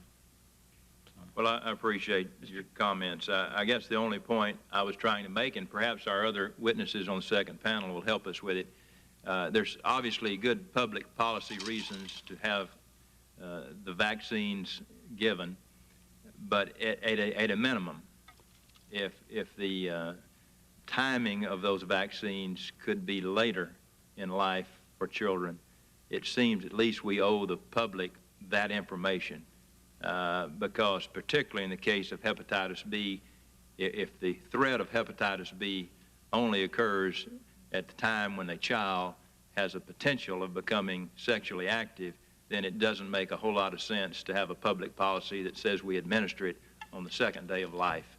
And if there is a risk, I, as a parent, certainly would not want that vaccine administered to my child at that point in time. And people need to have that information. Thank you so much, Doctor. Gentleman's time has expired. Thank you very much, Mr. Turner. Mr. LaTourette. Thank you, Mr. Chairman. And like Mr. Waxman and Chairman Burton, I want to thank each of you for sharing your experiences with your families today. And Mrs. Smith, my wife and I are the parents of 8-year-old twins, and we always said that if the twins had been first, they would have been last, because raising twins is enough of a challenge all by itself. And just I wasn't going to talk about what my friend from Texas was talking about, but it always amazed me, and I'm not smart enough to know the connection between vaccines and what brings you here today, but it did always amaze me that these vaccines, you'd bring your baby home and they'd turn bright red and have horrible fevers, and then say, well, you just have to hang on for a little while and everything's going to be okay, and this was a drug that was going to prevent some horrible childhood disease in the future. But why they were being exposed to these vaccines within the first couple of days of being born, or even the first few months of being born, is something that I do think we need to get a handle on. But Mrs. Smith, I do want to talk to you about a portion of your testimony, and I think Mrs. Reynolds also, if I understand it, you may be following similar paths, and that is that you've had Jacob screened and tested for the presence of heavy metals and fungi and other foreign substances within his system, and that he's currently undergoing some nutritional therapy and things. And I'm wondering if you could share those experiences with us. And first of all, I think it was you, Mrs. Smith, that wrote that the results of that screening were shocking, and it was amazing that he was doing it. The results of, is it you that had Dr. Cave, Dr. Stephanie Cave? Yes. Okay. We both.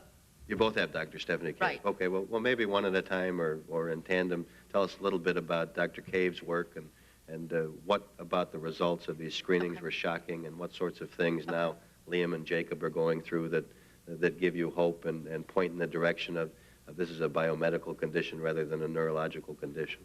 Well, in my case, it's... Would you pull the mic close so both of you can... In my case, it's clearly not a genetic issue, considering that they're identical. The other reason I don't feel that it was the neurological disorder that he was born with is because his descent into autism happened so rapidly. He was completely with me, and he descended into autism so rapidly, and that to me is not a neurological order that he had at birth. Also, I feel that it was not a neurological disorder that he was born with, because when he was 2.5, we had several professionals recommend that we put him on medications. I don't know what type of medications they said, such as Ritalin. I never pursued that avenue because to me, I felt like medicating a 2.5-year-old child was simply not good enough when I didn't know what his body was already doing. I went to see Dr. Cave, and she ran blood tests and urine tests and stool samples to check what deficiencies he had, the areas that he had that he was lacking in, his amino acids, etc. We found that he had 10 food allergies. Because he had been on repeated antibiotics, he had extremely high, out of 23 markers of fungal and yeast infection, he was high in 20. He was chromium, zinc, magnesium, and copper deficient. He was B5 deficient. What else? Anyway, I'm trying to remember. So basically what we did was we immediately started taking out what was bad and putting back what was good, and taking him off the foods he was allergic to. And within 5 days, my son, that had only a couple of words in his language and was very lost, said a full appropriate sentence and started speaking again. And so the rapid improvement also shows me that this was not a neurological disorder in his case. And Mrs. Reynolds, is Liam also undergoing similar therapy and with similar? Yes, he is. When he was diagnosed in May of '98, we put him on a strict gluten-free, casein-free diet that Dr. Cave prescribed, where he wasn't allowed to eat any of those substances because his body was taking those things and actually manufacturing morphine, which was what was making him just sit and stare and not respond appropriately to things. And since that time, he's undergone an MRI, EEGs, all the normal things that they run on autistic children, and those all point to normal things. But when you start doing blood work and stool work and urinalysis, and they've measured for toxic metals in his hair, she suggested that we give him a medication that would help pull out the heavy metals that he had been exposed to. And my husband and I were so gun-shy at this point in dealing with doctors that we pulled out the PDR and read through it, and we were like, I don't know, this sounds a little weird to me. I don't think we're going to try this. And we took Liam to an environmental toxicologist who did some blood work and told us that the shape of Liam's blood, he had stippled cells that pointed, it would be the same as a plant worker that had had serious toxic heavy metal exposure, and that our son's blood cells were malformed as a result of the heavy metal exposure that he had received. And we've given him this medication several times. We were able in December to get a good urine sample, which is a little challenge around our house. And we finally were able to test that, and the normal range for, and I'm going to probably mess this up, but the normal range for anything to show up in their bodies is between 0 and 6, and his lead and mercury had reduced down to normal ranges, but his levels of 10 were completely off the charts. They weren't even measurable. They were up around 250. Did you say 10? 10. So he's... And if I can just beg the chairman's indulgence, is he likewise receiving, aside from the medication that you're talking about, a nutritional program? He receives a number of nutritional supplements every day. He's on an antifungal medication because we've been dealing with a yeast infection that just will not go away for 3 years that makes him just, it's a real mess. He's just a walking biological nightmare. And he looks as healthy as a horse. He's got this great skin. He's got these great pink cheeks. He's a beautiful, beautiful little boy. But if you take it down to the cellular and the molecular level, you can see that this child is a total mess. Thank you very much. You're welcome. Thank you very much, Mr. Latourette. Ms. Biggert, did you have any questions? Well, let me just thank this panel. I just want to say to the four of you who have experienced this change right after the MMR shot. My daughter's sitting back there, and I and my daughter experienced exactly the same things that you did. And I believe what you're saying, and we're going to pursue that as diligently as possible, because I can't believe that that's just a coincidence that the shot is given, and within a very short time, he got 9 shots in one day, the MMR and the DPAT and what was the other one? Yeah. And within just a matter of a few days, instead of being the normal child that we played with and talked and everything else, he was running around banging his head against the wall, flailing his arms. And when people tell me that that was a genetic problem, I'm telling you that they're just nuts. That's not the way it was. And with that, I want to thank this panel very much, and we'll now go to our next panel. Thank you very much. Thank you, Congressman. Thank you.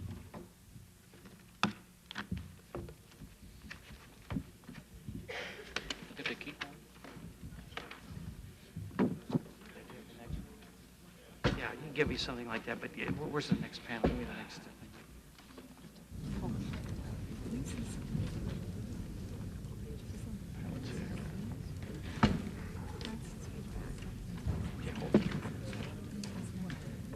We'll now welcome our second panel to the witness table, Dr. Andrew Wakefield, who came all the way from merry old England. We appreciate him being here. Professor John O'Leary, whom I'm sure you'll notice after he starts talking, he's from Ireland. Dr. Vijendra Singh, appreciate you being here, Dr. Singh. Dr. Colleen Boyle, Dr. Paul Alfett, and Dr. Brent Taylor. Are you all at the table? Would you please rise so we can swear you in, please? You solemnly swear to tell the whole truth and nothing but the truth, so help you God. Have a seat.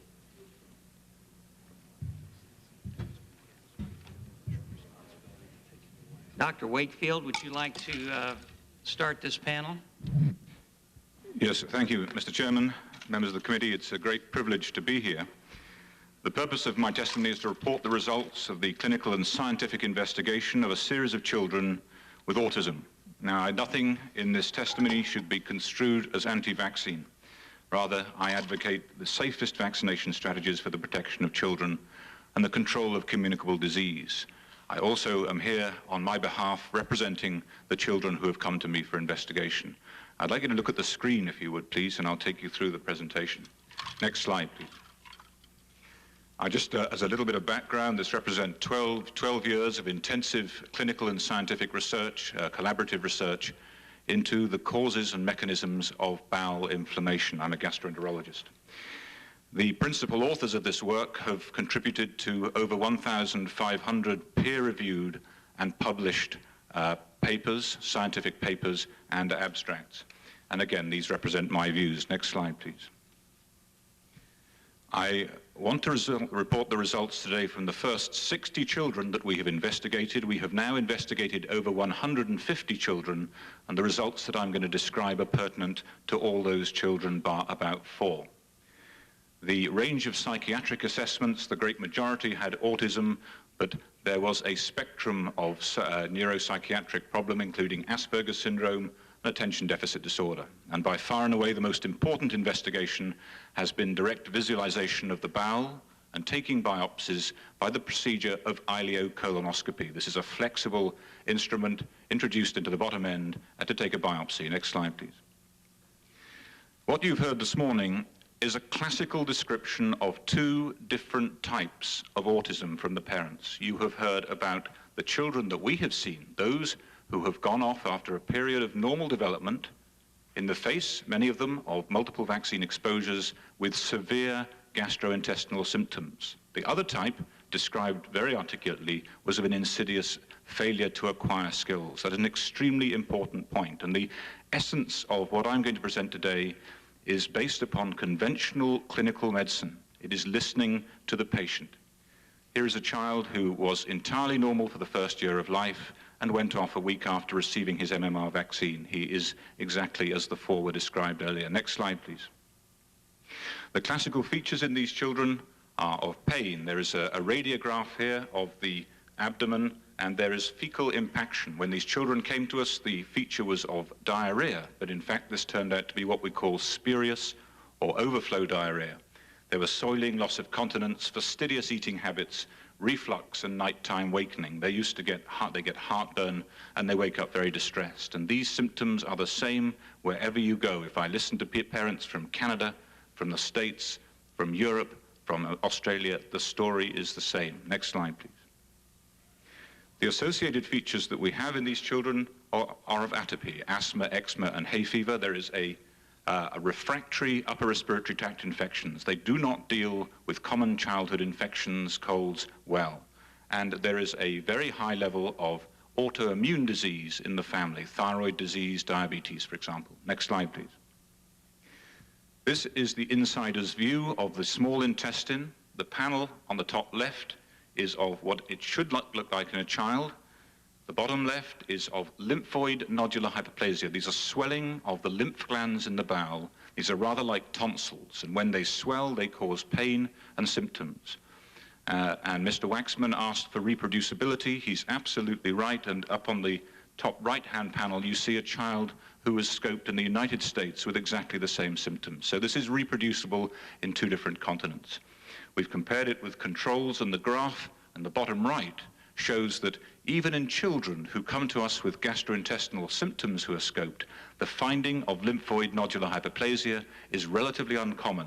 The bar on the left, 85% of them show no evidence of it, but virtually all of our autistic children show evidence of lymphoid hyperplasia, either mild, moderate, or severe. Next slide, please. There are histological changes down the microscope which show there is a definite disease. The top left-hand panel is normal. The bottom right-hand panel, for example, shows what is called a crypt abscess, that is pus in the bowel wall, and this is a feature that we see in children and adults with ulcerative colitis. There is a clear, demonstrable, albeit subtle pathology. Next slide, please. A further paper that's due to be published soon has taken this to one further level and asked, is this disease distinct from classical inflammatory bowel disease, Crohn's and colitis, or is it something new? And the data, at least so far, suggest that it is something new. Next slide, please. We have described this feature in the gut, lymphoid hyperplasia and colitis, in children with autism. From this same city, from Georgetown University, Professor Joe Belanti has described it in children with attention deficit disorder. Coming back to the question, is this a spectrum of disorders which have at their heart some gastrointestinal abnormality? Next slide, please. Lymphoid nodular hyperplasia classically occurs in the presence of immunodeficiency. We do see it during acute infection, but it's classically associated with immunodeficiency. Are our children immunodeficient? As a group, the answer is yes, they are. And this graph just shows you a particular count of a certain type of immune cell in the blood, and these are the green line is the upper limit for normal, the red line is the lower limit for normal. Each blue dot represents a child, and you can see that the great majority sit at or below the lower limit of normal. Not only are they numerically deficient, their immune system does not respond appropriately to common recall antigens when compared with normal age-matched children. In other words, if you give them a skin prick test for pertussis or diphtheria, they mount no response. Next slide, please. So the key features of the syndrome are developmental regression, ileocolonic lymphoid hyperplasia, swelling of these tonsil tissues, enterocolitis, that means inflammation of the small and large intestine, and an immunodeficiency. Next slide, please. So it's a real syndrome. There is a remarkably consistent pattern of bowel inflammation, and it provides us with vital clues. Now, what are those clues? Next slide, please. Well, the story as told to us, which we have an obligation to report, is that the majority of children regressed following a period of normal development in the face of MMR vaccination. That does not mean it is the cause of the disease. We also had 2 children who regressed after classical measles infection, one after the monovalent measles vaccine, and one after a rare vasculitic rash. 36% of parents could contemporaneously identify no particular environmental hit. Next slide, please. Has measles, have common childhood infections been linked to autism before? Is there a reason to go into this and look at it? The answer is yes, there is. And this is a paper that came from the Harvard School of Public Health, and it showed that atypical patterns of exposure to common childhood infections, measles, mumps, chickenpox, rubella, were a risk for autism in the child. By atypical, I mean maternal exposure when pregnant or neonatal exposure. What was intriguing about this, and which we may come to later, is that if you were a pregnant mother who was exposed to more than one of these common infections at the same time, or indeed an infant child, then your risk of autism was both greater and the severity of the autism was greater. Question, was there a compound effect of more than one infection? It's also been shown that children born in and around epidemics of measles and rubella have higher rates of this disease. Next slide, please. What about vaccines? This is a paper from the Vaccine Damage Compensation Board in the United States. Acute encephalopathy followed by permanent brain injury or death associated with further attenuated measles vaccine. What was intriguing in this cohort of children who fulfilled rather strict criteria is that 43 of 48 underwent developmental regression as part of their syndrome. So we have this other pattern of exposure to measles as the further attenuated vaccine, children undergoing developmental regression. Next slide, please. So to summarize, that unusual patterns of exposure to common childhood infections are associated with autism and developmental regression. Next slide, please. Now here is the clue. This is the important image, and here you see the insider's view again, this swollen tonsillar tissue, because this, if you are looking for an infection, is where you should be looking. Next slide, please. When you look down the microscope, this is what that swollen tonsil tissue looks like, and you are looking in the center of that for the infection. This is a response to a foreign agent, a foreign antigen, usually an infection. And so if you are looking for the cause of that, that is where you are looking. Next slide, please. This is a very high-power micrograph of a single cell called a follicular dendritic cell. And this is crucial because if you are looking for the source of that infection, not only are you looking in that lymphoid follicle, not only in the center of the lymphoid follicle, but in this specific cell. Next slide, please. When we look in that specific cell, using an antibody which picks up measles protein and only measles protein, we find it in that cell. We do not find it in other cells throughout the tissue, we find it in that cell. Next slide, please. You look for other viruses. You ask the question, is this just a non-specific response? Do we find other viruses in there?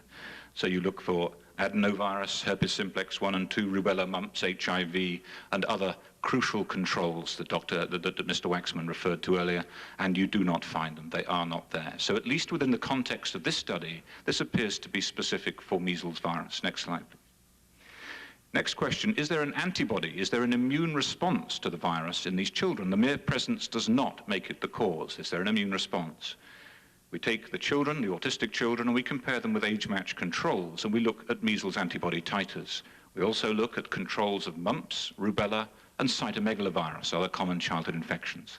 The only one for which there is a statistically significant difference between the cases and the controls is for the measles virus. Next slide, please. We had failed completely to identify this virus by molecular amplification technology. In my laboratory, we had a reaction that was sensitive to about 10,000 copies. Anything less, we couldn't find it.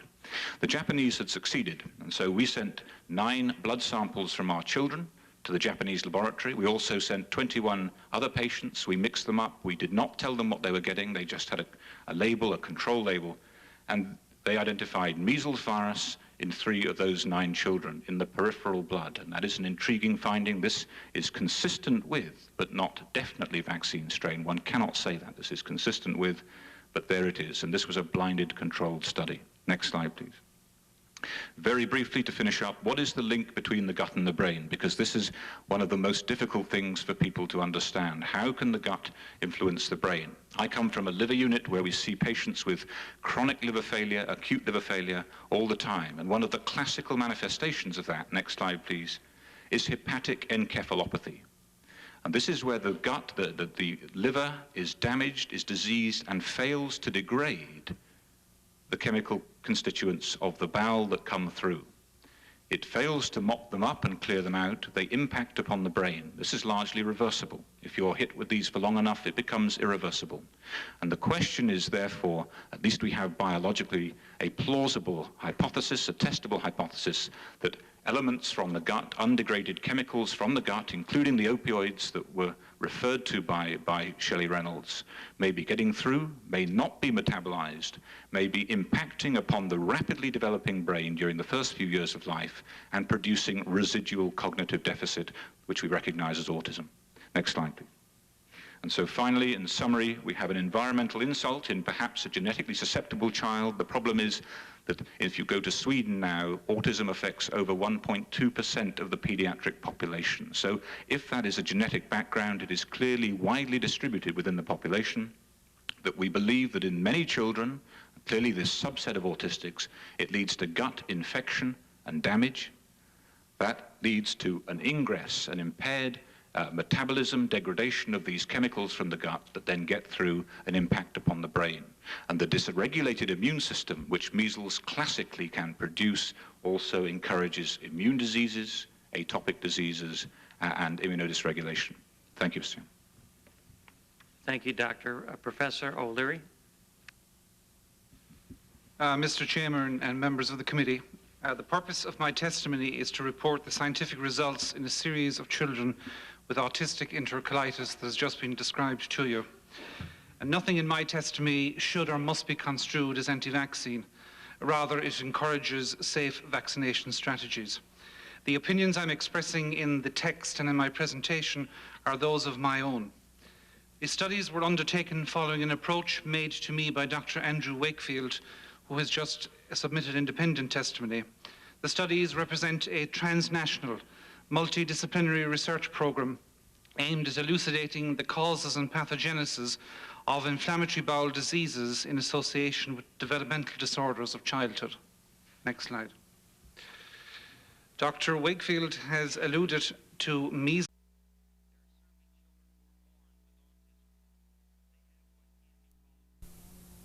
virus as a potential associated factor in the pathogenesis of autistic enterocolitis, and he came to our laboratory to seek molecular confirmation. Next slide. Next, please. He set us some questions. Next. First question, was measles virus present in gut biopsies from these children? Next. Where was it located? How much was there? Could it be sequenced? Could we actually confirm there was measles virus? And finally, could different molecular technologies actually independently confirm the presence of measles virus? May I inform you that I am a pathologist and a molecular biologist. My area of diagnostic expertise is histopathology, which is understanding and examining the cellular basis of disease. Next slide, please. The blinded study included 46 cases. 25 children had a diagnosis of autistic enterocolitis, and 21 controls were included in the study, including 15 normal children that did not have a developmental disorder, 4 children with Crohn's disease, which is a chronic inflammatory bowel disease condition, and two children with ulcerative colitis, a very similar condition, but is histologically different. We examined terminal ileal biopsies, and from the blocks of tissue that were given to us, we looked at 4 to 6 serial sections on the one case. What we wanted to do that was to see if we could identify the virus, could we replicate it on multiple sections from the one patient? And where available, fresh tissue was examined. Next slide. The positive control material in this study were transfected measles virus infected vero cells, which contain measles virus genome, and measles virus infected brain tissue. As negative controls, we screened a panel of other virally infected cell lines. Next slide. To confirm the presence of measles virus, we adopted a 5-hit strategy. The first was to localize and identify the presence of measles virus RNA in the tissue sections from these patients. Sorry, could you go back to the next slide? The second was to quantify using a technology called TACMAN real-time quantitative PCR. I've worked in this technology for the last 6 years. It's approximately 1,000 times more sensitive than existing PCR-based technologies. And finally, we wanted to confirm the sequence of the virus, so we employed capillary fluorescent-based sequencing. Next slide. Let me summarize what in-cell PCR is. I know this is technical, but I think it's extremely important. Measles virus is an RNA virus. And RNA, when it's removed from the body, is extremely easily degradable. PCR basically is like a photocopying reaction. We can make multiple copies of a particular gene that we're interested in looking for. In-cell PCR allows us to demonstrate these genetic sequences in cells and without the cells looking down the microscope. Next slide. TACMAN quantitative PCR basically is a revolutionary PCR-based technology which is sequence detection specific. You will only get a positive result in this assay if the desired gene of interest that you're looking for is present in the tissue section. Next slide. In our laboratory, we're one of the few laboratories in the world that actually perform RNA inhibition assays. This is effectively to test how degraded the RNA in our samples are, and number two, is there anything in the environment of the laboratory contributing to the breakdown of RNA in tissue samples or cells. Next slide. I think it's extremely important in relation to the detection of low-copy viral infections, and I think our laboratory has a reputation for the detection of low viral copy numbers, that we have strict anti-contamination measures. What I mean here is that we do not want to generate false positive results. So we have separate, isolated extraction and PCR areas. This is in a newly built, custom-designed molecular biology facility. We have 2 independent laboratory sites, and for the purpose of this investigation, we employed in situ hybridization, which is basically a way of taking a cloned or a fragment of DNA or RNA that you've got in your laboratory and looking for the presence of that in a tissue section or cell. We can use the technology of in-cell PCR that I've described, solution phase PCR, and TACMAN PCR, which are complementary technologies. But TACMAN PCR is 1,000 times more sensitive than standard solution phase PCR technologies, and then sequencing. Next slide, please. Just again to reiterate the point, our laboratories go to desperate lengths. Number one, to prove that we do not have RNA inhibition, but secondly, to prove that we do not have contamination. And we purposely, in all of our plates, set up contamination assays. This is effectively to outrule the possible generation of false positive results. Again, I would appeal to the non-scientific members of the committee. This is an extremely important control that must be included if you're looking for low-copy viral gene detections. Next slide, please. And of course, to confirm the presence of measles virus, the gold standard is to confirm the sequence of the virus, to say, yes, this is measles virus RNA that we've got in the tissue sections. Next slide, please. So let's look at the results now. Next slide. Next slide. Next slide, please. Sorry, could you go back one slide? We carried out an extensive set of optimization reactions where we had cloned measles virus clones looking at several regions of the measles virus genome, F, N, and H. The technical detail of this is not important, but just to show you that we could look at several genes within the measles virus genome and we could reproducibly make copies of these or amplify them. The bottom panel shows you an experiment which allows us to detect measles virus in vero cells, showing what the optimal concentration of the probe that we require to detect the virus is. And you can see clearly that the optimal concentration is 1 to 1.5 micrograms per mil. Next slide, please. This slide shows the results of in-cell PCR by two different technologies. One is in-cell solution phase PCR, the other is in-cell Tachman PCR, which produces a green signal in the right-hand panels, top and bottom. Again, it demonstrates that we can clearly identify measles virus in these transfected cells. Next slide, please. This is a patient with subacute sclerosing panencephalitis. Measles virus is the cause of this condition. So, of course, if we are to reliably detect measles virus in biopsies from the children that Dr. Wakefield provided to us, we should, of course, be able to identify measles virus in brain biopsies from patients with SSPE. The left panel and the middle panel shows measles virus presence in these biopsies, and the right-hand panel is a negative control. Next slide, please. And this is a case, an autistic child number 1. You can see the top left-hand panel is a microscopic appearance of what the gut looks like. And this is not normal gut epithelium from a child. It's heavily inflamed. The bottom left-hand panel shows a spidery black deposit outwith of the cells that are in green. And this is actually measles virus RNA. The top right-hand panel, again in a different field, shows a heavier deposit of black, which again is measles virus. And again, I need to point out to you that this is outwith of the cells that are surrounding it. Measles virus was located in the tonsils, in the lymphoid hyperplastic areas that Dr. Wakefield described on endoscopy. And the negative control is absolutely clean. Next slide, please. This is another case, a second autistic child, again showing very similar findings. A black deposit, which is measles virus, outside of inflammatory cells, associating in a fibrillary matrix. And the negative controls here for mumps are absolutely clean. Next slide, please. But I think this slide is extremely important. If you look at the left-hand panel, this is measles virus for the nucleocapsid gene. It's a black signal. It again is outwith of the cells, but it's got a spidery, cobwebby morphology.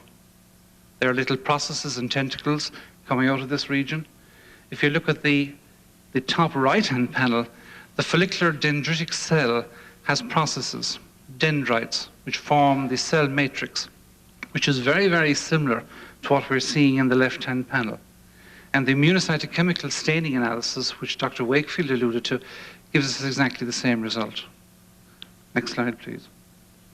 By solution phase PCR, by what we call fairly standard laboratory protocols, we can detect measles virus in gut biopsies from these children, and the negative controls are appropriately negative. Next slide, please. And even in a paraffin-embedded tissue section that has probably been sitting around in wax for 4 to 5 years, we can detect measles virus. That is an astounding finding in view of the fact that wax and fixation by itself breaks down RNA. And this graph shows in real time, we can look at the accumulation of the product or the PCR product that we're making, confirming that measles virus is actually present in this biopsy. Next slide. And of course, we can sequence it. And we can say that this is measles virus RNA present in the biopsies of these children. To do this properly, you need to do it in a forward and negative strand. I started off by saying that measles virus is an RNA virus. When we make copies of the RNA virus, we make copies in 2-strand forms. So if we are to sequence it, we should sequence in a forward and reverse strand. Looking at that electrophoretrogram, the sequences in both directions are exactly the same. Next slide, please. So in summary then, in terms of the association that Andrew Wakefield alluded to, I can confirm that his hypothesis is correct. 24 out of 25 children, that's 96% of the children's biopsies that he sent to my laboratory, blinded, children with autistic enterocolitis, harbor measles virus genomes. 3 out of 4 patients with Crohn's disease, either children with Crohn's disease, and 1 out of 2 children with ulcerative colitis also contain measles virus. That's an interesting biological fact. Finally, 1 of 15, 6.6% of controlled children harbored measles virus genome. And I think it doesn't take great statistical analysis to work out that there is a significant difference between 24 out of 25 and 1 out of 15. Next slide. Solution phase RT-PCR, which is standard laboratory-based technology, was positive in all children with autistic enterocolitis for different regions of the measles virus genome. It's extremely important. And we can sequence measles virus isolates from these children. Final slide, please. However, the infection that is present in these children is at extremely low copy, at about 55 to 30 transcripts per approximately 2,000 cells. Now again, I want to add some technical overlay on this. The way that we quantify RNA in our laboratory is by a method called copy RNA. Again, we're one of the few laboratories worldwide that would do this. That's the most accurate way of actually measuring RNA, and indeed industry now is accepting this as a standard way of quantitating RNA in cells and tissue sections. And finally, the presence of measles virus was identified by in situ hybridization, by solution phase PCR, by TACMAN PCR, by in-cell PCR, by sequencing. This really, in terms of technology, is as good as it gets right now. And I hope I have given you evidence here which is compelling in relation to the presence of measles virus in children with autistic enterocolitis. Thank you for your time and attention. Thank you, Professor. And when we get to the question and answer phase, I'm sure that we'll try to ask questions in layman terms and try to get some answers so we can understand everything that both you and Dr. Wakefield said. But I think we got the gist of it. Dr. Singh? Thank you very much. Chairman, please. Pull the microphone as close as you can to you, please. I didn't realize that I could have shown a couple of slides as well to make the point much more to the layman language. But I'll try and explain the results and the research that I'm involved in. It's been nearly 25 years that I have been involved with so-called childhood diseases from the immunology side as well as pediatric neurology side. I was working at Children's Hospital in Vancouver, Canada. That's where I started my career for childhood diseases. And early on, I saw a few names, few examples of autism mentioned in congenital rubella syndrome. It was a fascinating observation because at that time, I was very, very excited about the research of virus infections and nervous system disorders. That really led me to kind of sidewalk back and forth between nervous system disorders and virus infections and immunology. So the whole thing here is that we need to be considering combination of these disciplines that we talk about. We're not going to be able to answer any question, as far as I'm concerned, for nervous system diseases simply by studying psychology or simply by looking at the epidemiology data. We need to be coming together as a team to focus studies of nervous system, immune system, and whatever else comes into the picture. That is one major focus of attention that at least I am taking for my future research. Autism as an immune disorder, I think I'm probably one of the earlier investigators who started working on the immunity and autism connection. Followed by that was my theory that autoimmunity is a very important process in autism. And that's partly because I was studying autoimmunity in nervous system disorders, such as multiple sclerosis, such as Alzheimer's disease. Quite frankly, some of my earlier work in Alzheimer's disease has opened way. Now, people today, they are actually using immunology as a platform to design treatments for Alzheimer's disease. It was funny to see in news last night, some physician, some doctor has new approach. He says he's going to be using immunology as a means of trying to activate nervous system in order to correct the Alzheimer's problem. Wasn't that fascinating stuff? At least to me it is. So I started to pay attention more and more to autism. And the results that I'm going to share with you are actually quite unique to autism. They are part of the nervous system, but they are being analyzed by the immune system research. I know there are people, especially who are funded by NIH or they are funded by CDC, they continue to have no mention at all of this so-called immunology research or autoimmunity research. I've been invited by the NIH panel. I've made 2 trips to NIH panels. I made a visit to Institute of Medicine, National Academy of Science about 1.5 years, 2 years ago. And if you hear those people who have been funded by these agencies, and when they go out and present, they don't even mention anything. NIH people prepared a document of that meeting. It was designed for updating screening and diagnostic criteria. If you read that document, there is virtually no mention of this sort of research. To me, it is horrifying, mind-boggling.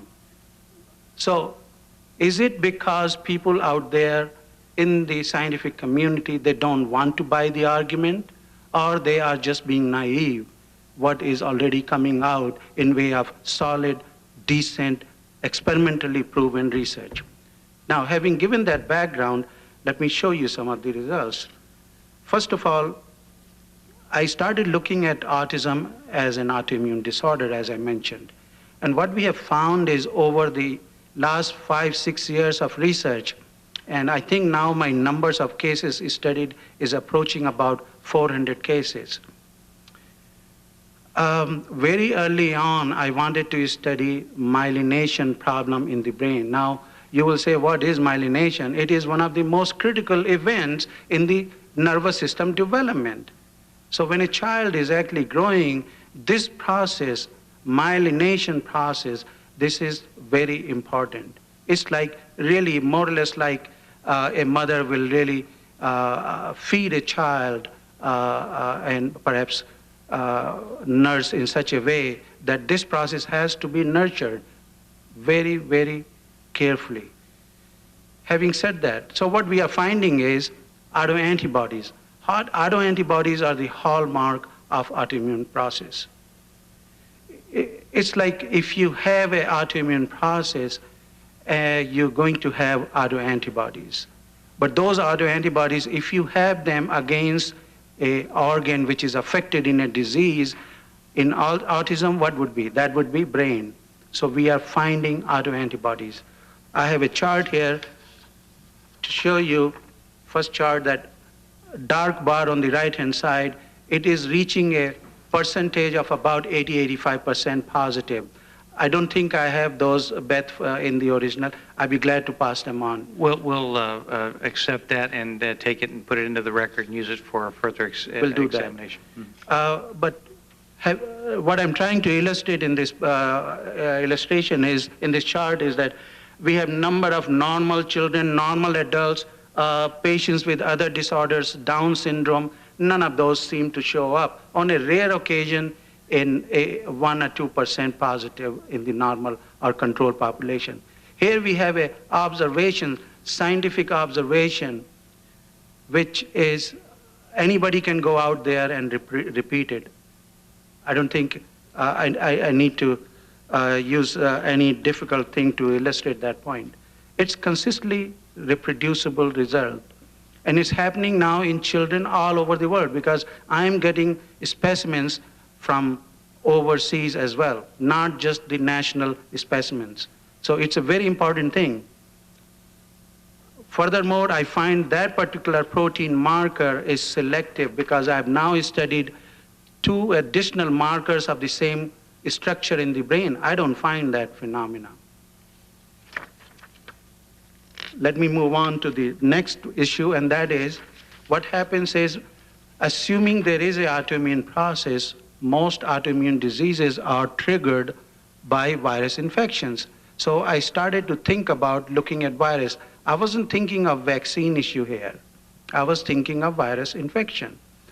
And quite surprisingly, when I started to do antibody measurements to virus which are out there or temporarily associated, what I find is measles virus stands out as statistically significant in terms of its antibodies, significantly much higher in these children. So these children have what is so-called a hyperimmune response to measles virus, not other viruses. We studied rubella virus, HHV6 virus, cytomegalovirus. None of those three viruses showed that pattern.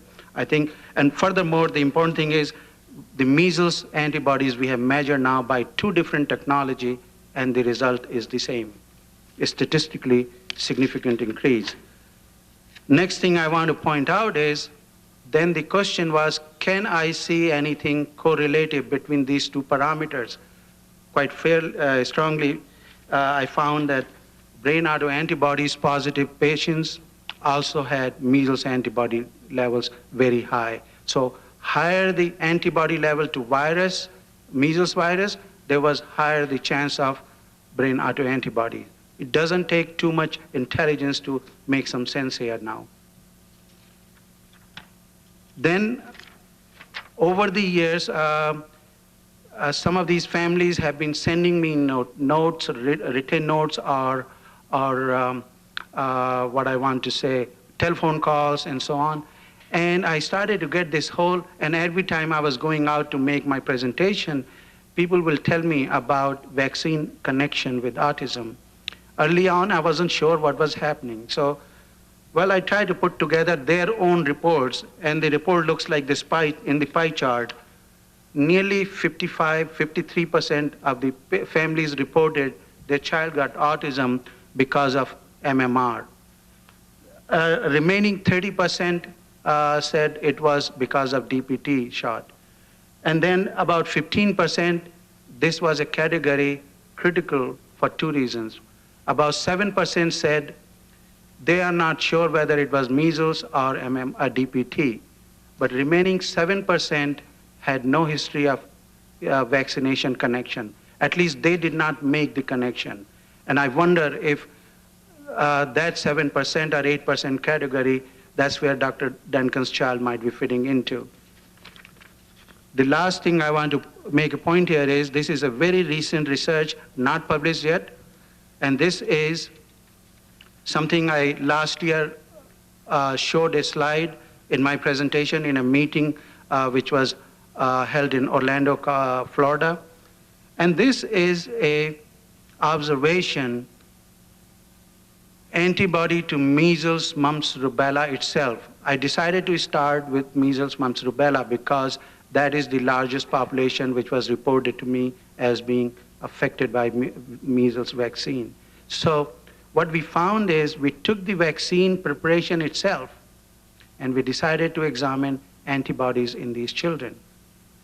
Normal children do not show any antibody to a protein that I will point out in a second, but children with autism, nearly 65% of them showed that antibody. Actually, I can illustrate that point a little bit more. If we just imagine, if we just imagine I'm a molecule, a preparation of measles, mumps, rubella, this protein, this antibody that I'm detecting will be something like detecting this code pin. In other words, this protein, which is present in the measles, mumps, rubella vaccine preparation, has antibodies, not the normal children. And I think that's a very, very important laboratory-based research evidence. If anybody wants to make a criticism of that, of course, they are at liberty to do so. However, I find this is a scientifically very, very important observation trying to say perhaps there is a good connection, there is something happening with this measles, mumps, rubella vaccine in these children. Something is unusual. So let me, basically after having illustrated some of these points, I want to make a final comment basically, and that is, if you really look at the literature reported on the vaccine adverse reactions, I don't think you will need a crystal ball to see that vaccines have adverse reactions. Literature is full of those reports. What is not there is, it's never been reported, or at least the officials from the CDC, they continue not to mention anything about it. What they mention is vaccines are good. Every week you will read in the newspaper, you will hear about it on the television. And I don't dispute that vaccines are very, very important. What my concern is, as a researcher, now more so than it was ever before, and that is we must pay attention to the safety of these vaccines. It is missing. It has not been disclosed publicly. I don't think it exists in literature. Therefore, I urge the Reform Committee to look into new particular policies concerning vaccine safety issue. Thank you very much. Thank you, Dr. Singh. Dr. Boyle, would you pull the mic close to you? Good afternoon, Mr. Chairman and members of the committee. I am Dr. Colleen Boyle, Chief of the Developmental Disabilities Branch at the Centers for Disease Control and Prevention. And I am presenting the agency's testimony, and I am accompanied by Dr. Ben Schwartz, who is the Acting Director of the Epidemiology and Surveillance Division at the National Immunization Program at CDC. I am pleased to discuss our work at CDC to prevent developmental disabilities, including autism.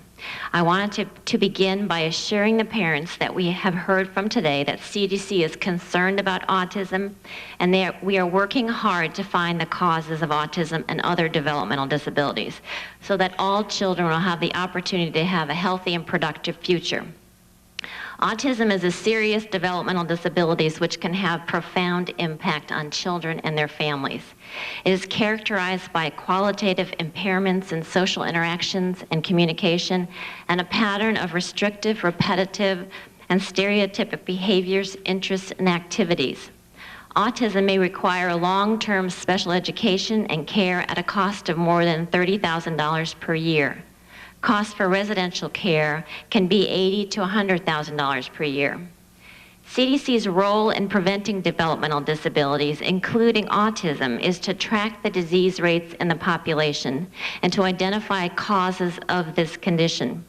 CDC can then establish prevention programs and then evaluate how well these programs work.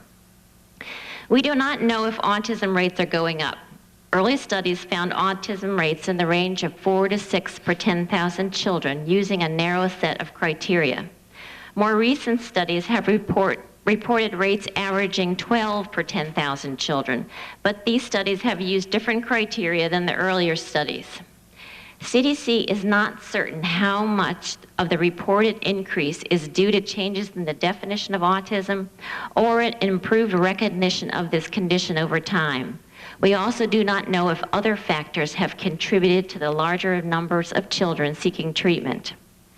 CDC is currently developing ways to better measure autism. In 1998, we added autism to our Metropolitan Atlanta Developmental Disability Surveillance Program. This program, which also monitors other serious developmental disabilities, such as mental retardation and cerebral palsy among school-aged children in Atlanta, is the only community-wide study in the United States. CDC has just funded Marshall University in West Virginia to start tracking autism in 6 counties in that state. At this point, I want to briefly describe our activities in Brick Township, New Jersey, and in investigating the alleged association between autism and the MMR vaccination. In early 1998, the CDC and the Agency for Toxic Substances and Disease Registry, or known as ATSDR, were contacted by the New Jersey Health Department, Senator Robert Torricelli, and Representative Christopher Smith, requesting CDC investigate autism rates in Brick Township. They were concerned that the number of children with autism was too high.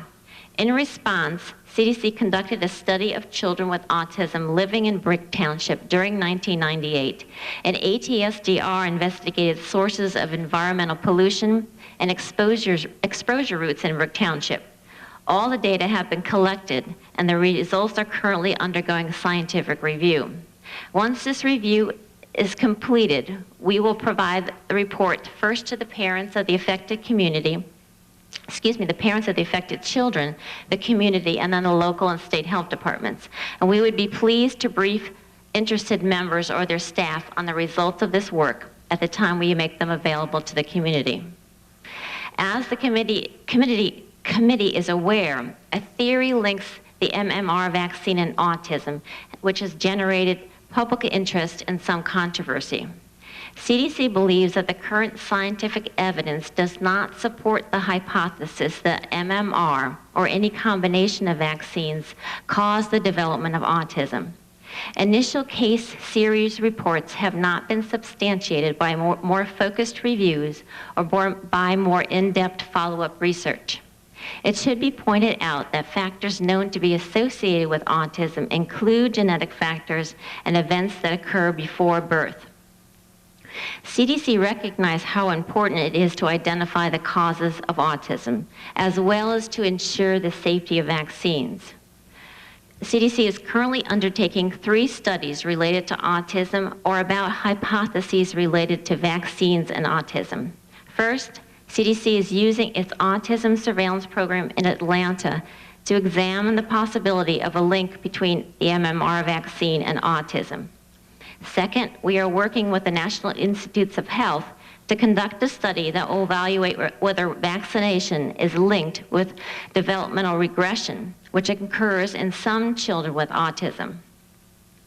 Third, CDC is using the Vaccine Safety Data Link in collaboration with several HMOs to study inflammatory bowel disease and the MMR vaccination. Through these studies, we hope CDC is working to assure the safety of the vaccination program and to identify preventable causes of autism. Mr. Chairman, in the past 40 years, public health has made significant advances in preventing developmental disabilities. Prevention of congenital syphilis and congenital rubella syndrome have spared the lives and prevented disability for thousands of children. Newborn screening programs have prevented lifelong mental retardation in children with hyperthyroidism and sickle cell disease. However, given these strides, we still don't know what causes many developmental disabilities, including autism. While additional scientific research is being completed, it's important to also consider the broader context of public health, including the vaccination program, which is one of the most successful public health achievements of the 20th century. Given the weight of the scientific data and the known seriousness and ongoing risk of vaccine-preventable diseases, in CDC's judgment, the best public policy is to continue vaccination unchanged while aggressively working to try to identify causes of developmental disabilities. CDC urges the community and the parents who have testified today that that agrees with the committee and the parents who have testified today that autism has a significant and a profound adverse impact on the lives of children and families and communities where it occurs. We must track this disorder. We must identify the preventable causes. We must institute effective prevention programs. It is my hope that our efforts, combined with those of NIH and the academic community, will lead to a way to prevent developmental disabilities of autism, enabling those children to lead full and productive lives. Thank you, Mr. Chairman and members of the committee. Thank you, Dr. Boyle. Dr. Offit. First, I'd like to recognize the courage of the parents who've testified here today, as well as the 2 grandparents on the committee, including you, Mr. Chairman. As I share my testimony, I also deeply share their feelings and concerns. My name is Paul Offit. I'm a pediatrician. I'm also the Chief of Infectious Diseases and the Henley Professor of Immunologic and Infectious Diseases at the Children's Hospital of Philadelphia and the University of Pennsylvania School of Medicine. In addition, I'm a member of the Advisory Committee on Immunization Practices to the CDC. I have 20 years of experience in the areas of virology and immunology. My role in these proceedings is to explore the theories that have arisen due to concerns by the public that autism might be caused by the combination of measles, mumps, and rubella vaccines known as MMR. No evidence exists that proves this association. However, 3 theories have been used to explain it. In the time that I've been given, I'd like to explain why I think that these theories are not valid. The first theory is that children who get the measles vaccine make an immune response not only to the vaccine, but also to their own nervous system. This kind of reaction is called autoimmunity. To understand why this theory is invalid, we must first understand differences between natural measles infection and measles vaccination. During natural measles infection, the measles virus reproduces itself many times in the body and causes disease. In contrast, following measles vaccination, the vaccine virus reproduces itself much less and doesn't cause disease. Because more measles proteins are made during natural infection than after immunization, the immune response to natural infection is greater than the immune response to immunization. If the immune response is greater after natural infection, then the autoimmune response would also be greater.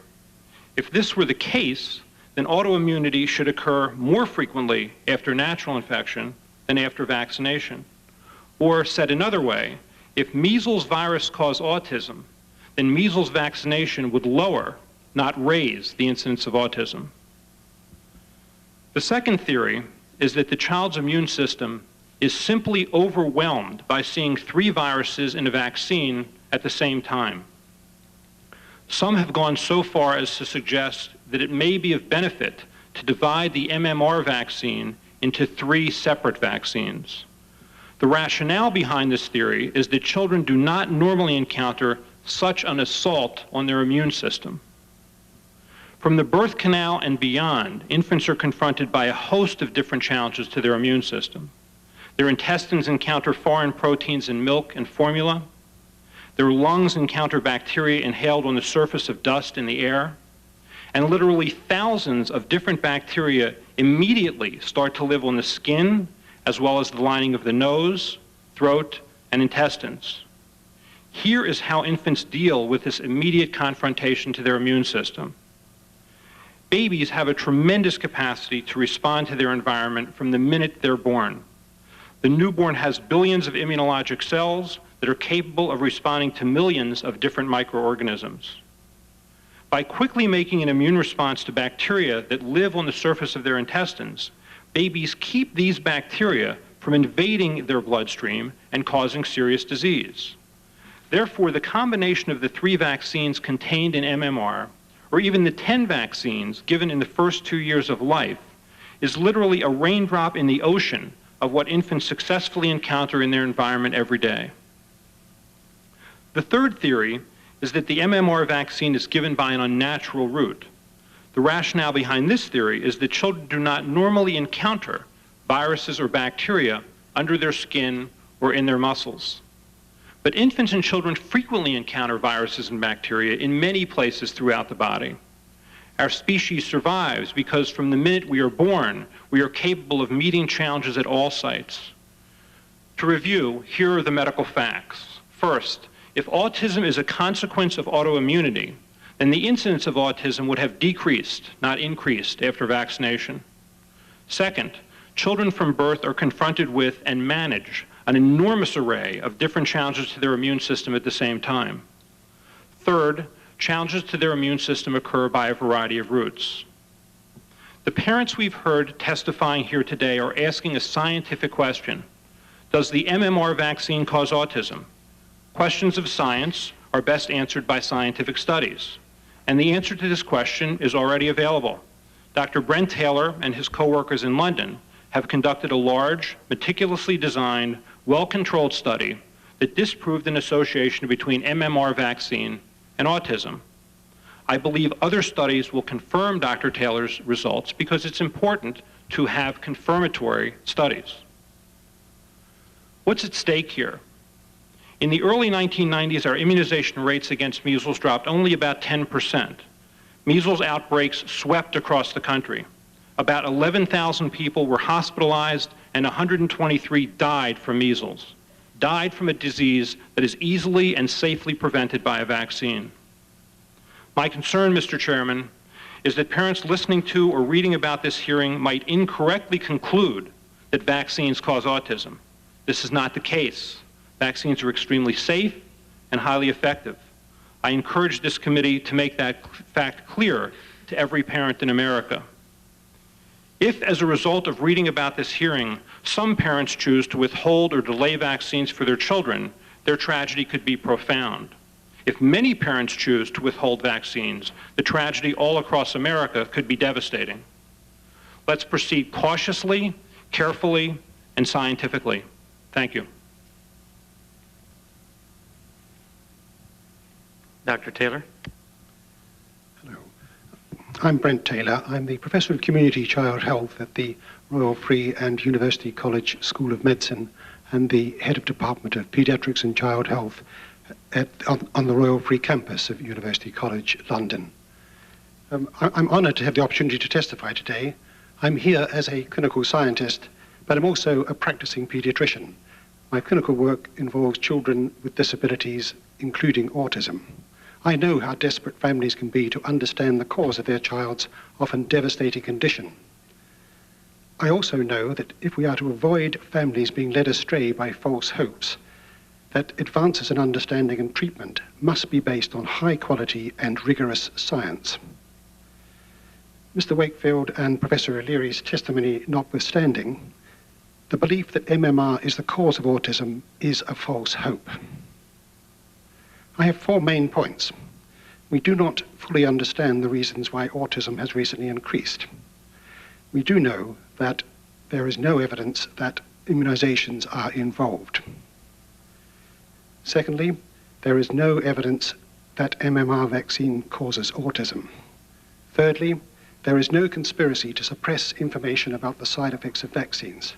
Completely the reverse. Fourthly, because of poor science, uptake of MMR vaccine has fallen to dangerously low levels in the United Kingdom, putting children's lives at risk from a resurgence of the damaging and occasionally killing but preventable diseases, measles, mumps, and rubella. The same thing could happen in the United States of America. If we could have the first overhead, please. Here are some figures from the United Kingdom. You can see at the top in the black closed circles, MMR uptake, which has fallen from about 90% in 1995 to 75% in April 1999. There's almost an exact parallel fall, that's the open circles, in mothers' confidence in the safety of MMR vaccine. Can we have the next overhead just on top of this one, please? The reason for this loss of confidence mainly relates to 2 papers produced by Mr. Wakefield and colleagues. The first, which incorrectly related measles vaccine to Crohn's disease, one form of inflammatory bowel disease, has subsequently been completely undermined. There is no evidence that measles or measles vaccine plays any part in inflammatory bowel disease. The second arrow shows the timing of a paper produced by Mr. Wakefield describing and colleagues describing a small group of inadequately described children with a range of autism-related disorders. Following each of these papers, there was a major effect on mothers' confidence and a resultant further decline in MMR uptake. I'll now discuss the results of an epidemiological study I led to test Mr. Wakefield's hypothesis that MMR causes autism. My 2 senior colleagues, Dr. Elizabeth Miller and Dr. Paddy Farrington, have submitted testimony to this committee with details of our methods and the background to our study. We identified all known cases of autism, 498 in total, living in a defined area of North London, and compared details of the onset and recognition of their condition with independently collected data on exactly when they received MMR and other measles-containing vaccines. The study involved a large amount of work, and we analyzed the data in considerable depth. There are lots of results which have been published in The Lancet. In summary, all our analyses were negative. We concluded that MMR vaccine is not causally related to autism. In particular, we looked for clustering after MMR of regression where it occurred, the timing of parents' concern about the child's development, and the age at diagnosis. There were no significant relationships. Our results are supported by other studies from Sweden, from Finland, and from France. Of particular interest to this hearing is the rise with time in the cases we identified from the late 1970s to 1992. Could we have the next overhead, please? Mr. Wakefield has compared our results with those reported in California. This is the overhead. It's important to remember that the authors of the California report clearly stated that theirs was not incidence data. The overhead, which is downloaded from the Lancet webpage, is of rather poor quality, and so is Mr. Wakefield's content. He has fiddled with the data regarding the dates of the introduction of autism, and to demonstrate other problems he has with time relationships, it's worthwhile just looking at the bottom line, where it goes from 1987 to 1960 to 1990. What is actually going on? I've included two additional arrows. They're the red arrows, which perhaps more accurately identifies the acceleration in cases in the rates at which autism is increasing.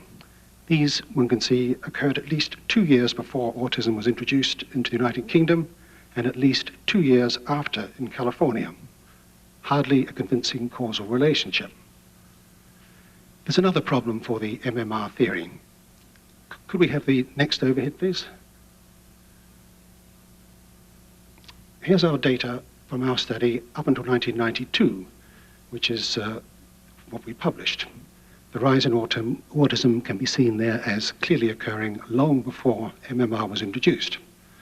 And I must say that contrary to what Mr. Wakefield and some of the groups he's associated with say, we included all cases in our analysis, including those involved in the MMR catch-up campaign. After 1992, if you could just remove that bit, please, numbers fell. We didn't include these data in our analysis because we felt that there might be too many missing cases not yet diagnosed. And by leaving the left-hand side, it really gave the hypothesis that MMR causes autism the best chance of being confirmed. The parallel line in red is data from 2 of the larger districts. And it's important because we have preliminary data as a part of a further study on the same population to see what's happened.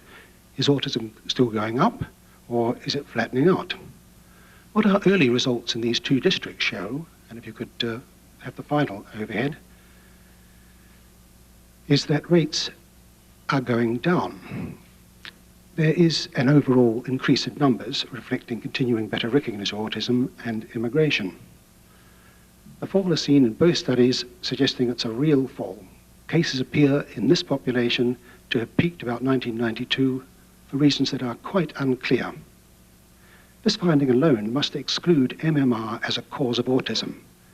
MMR had a rapid uptake in our population from 1988, then rates plateaued, certainly until 1995, while autism rates were rising and then falling. We need more research on autism and its treatment. Mr. Chairman and members of the committee, present evidence does not support a causal relationship between MMR vaccine and autism. As a result of adverse publicity on this topic, many clients in the UK are now at risk from the dangerous diseases, measles, mumps and rubella. I urge this committee to strongly support the continued MMR program to avoid putting American children's lives at risk.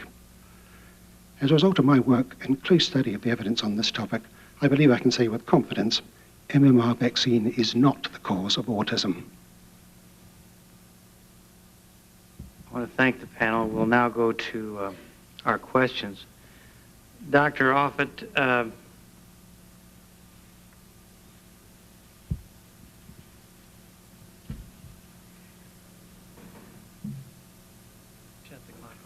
Yes. Henry, you want to run the committee. You get the majority. Don't say anything more to her today. Leave her alone. I don't care. Leave her alone. I'll tell her. Well, we're going to go 5 minutes. Just leave her alone. Dr. Offit, you talk about collaboration, I guess, with the Merck pharmaceutical company? Yeah, as I disclosed in my written report, I've been in collaboration with Merck and Company on the development of a rotavirus vaccine since 1992. Do you do any traveling around speaking on behalf of Merck or Merck products? I travel and speak about vaccines, and that those talks are supported by unrestricted educational grants from either pharmaceutical companies or from universities. So they pay for your expenses and that sort of thing? They have an interest in educating physicians about vaccines, and it's good that they do, because physicians need to be educated about vaccines. I understand, and they produce the MMR vaccine, don't they? Yes, they do, yes. Thank you. Dr. Taylor, in your Lancet paper, you omitted to mention the catch-up campaign, that is the vaccination of children over 1 year of age when the vaccine was introduced. Yet you appear to have included these catch-up children in your analysis of the step-up hypothesis. Do you consider that to be excuse me, it's a tough word to say. Do you think that's a correct analysis? Actually, that statement isn't true, Mr. Chairman. We did include the children involved in the catch-up campaign in our analysis, as is clearly stated. To suggest otherwise, and I suspect the suggestion comes from Mr. Wakefield, is malicious. Well, was it included? Was it not omitted in the original paper that you submitted? All cases were included who received MMR vaccine. All cases, we also did additional analysis with all cases who received any measles-containing vaccine. Didn't some of those children, didn't some of those 36 children receive the MMR vaccine after we looked, I think what you're referring to is the reply which we put to Mr. Wakefield's criticism of our paper in the Lancet. And I have to say that his is the only critical scientific paper, the only criticism of our paper which we've received on a scientific basis. All other reports have been constructive and supportive. What we looked for there was the children who had received MMR vaccine, which we had included in our analysis. There were 36 such children. 29 of them, there was evidence regarding when the parents became concerned about their child's development. In all cases, this was before they received the MMR vaccine. We have an epidemiologist in the audience, and where is he? Would you mind coming up? I'd like to have you sworn in real quickly. Do you swear to tell the whole truth, nothing but the truth, so help you God? Thank you. Can you explain the importance of properly counting these children born before 1988 who were given the catch-up vaccines? Well, as implied by Professor... Point of order, if you'll suspend your answer to that question. I want to make a point of order. You, gentleman will state his point of order. The rules of this committee require that we be given witnesses appearing before the committee shall, so far as practicable, submit written statements at least 24 hours before their appearance, and when appearance in a non-governmental capacity, provide a curriculum vitae and listing of any federal government grants and contracts received in the previous fiscal year. The witnesses, identification of witnesses are to be provided to members of the committee. Suddenly, we have a witness being called forward. The Rule 2 says every member of the committee or the appropriate subcommittee, unless prevented by unusual circumstances, shall be provided with a memorandum at least 3 calendar days before each meeting or hearing explaining, 1, the purpose of the meeting or the hearing, the names, titles, background, and reasons for appearance of any witness. The ranking minority member shall be responsible for providing the same information on witnesses whom the minority requests. Suddenly we have a witness being called forward. We have all of these people to testify. And we have now a witness come. I don't know who he is. It just seems to me that this is in violation of the rules. I think as you were reading there, where there's unusual circumstances, and I believe you can go back and read that again, or whenever practicable, was another term that was used in there. And so the chair, excuse me, we'll suspend for one more.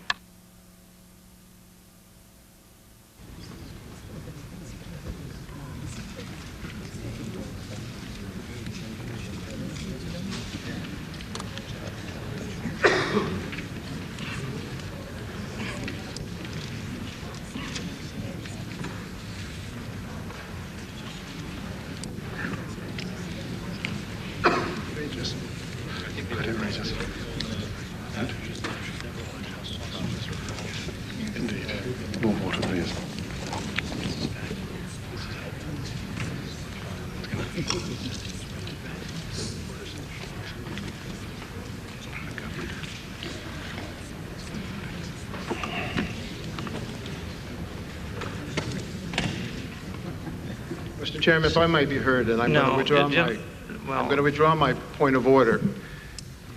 But I do want to say that there are procedures for the conduct of hearings which provide for opportunities for all points of view to be expressed. And for a witness to be brought out of the audience because the witnesses before you didn't give you testimony that fit with your preconceived theory seems to me could turn a congressional hearing more into a circus than a genuine fact-finding opportunity. But I won't object if you want to call this witness. I do want to also point out that we have rules on the time that are allocated to members, and I would insist that that time be observed, or that all members be given the same open-endedness that I see about to come in your questioning, because the clock that usually keeps time for our questioning has been deliberately stopped. I will not object, but I do think it is inconsistent with the rules of this committee to bring witnesses out of the audience when you have a panel here that just testified to whom we ought to pursue our questions, with whom we ought to pursue our questions. The parliamentarian has just informed me that where there are extenuating circumstances, that the chair has the ability to bring a witness forward, and this is not the first time this has happened.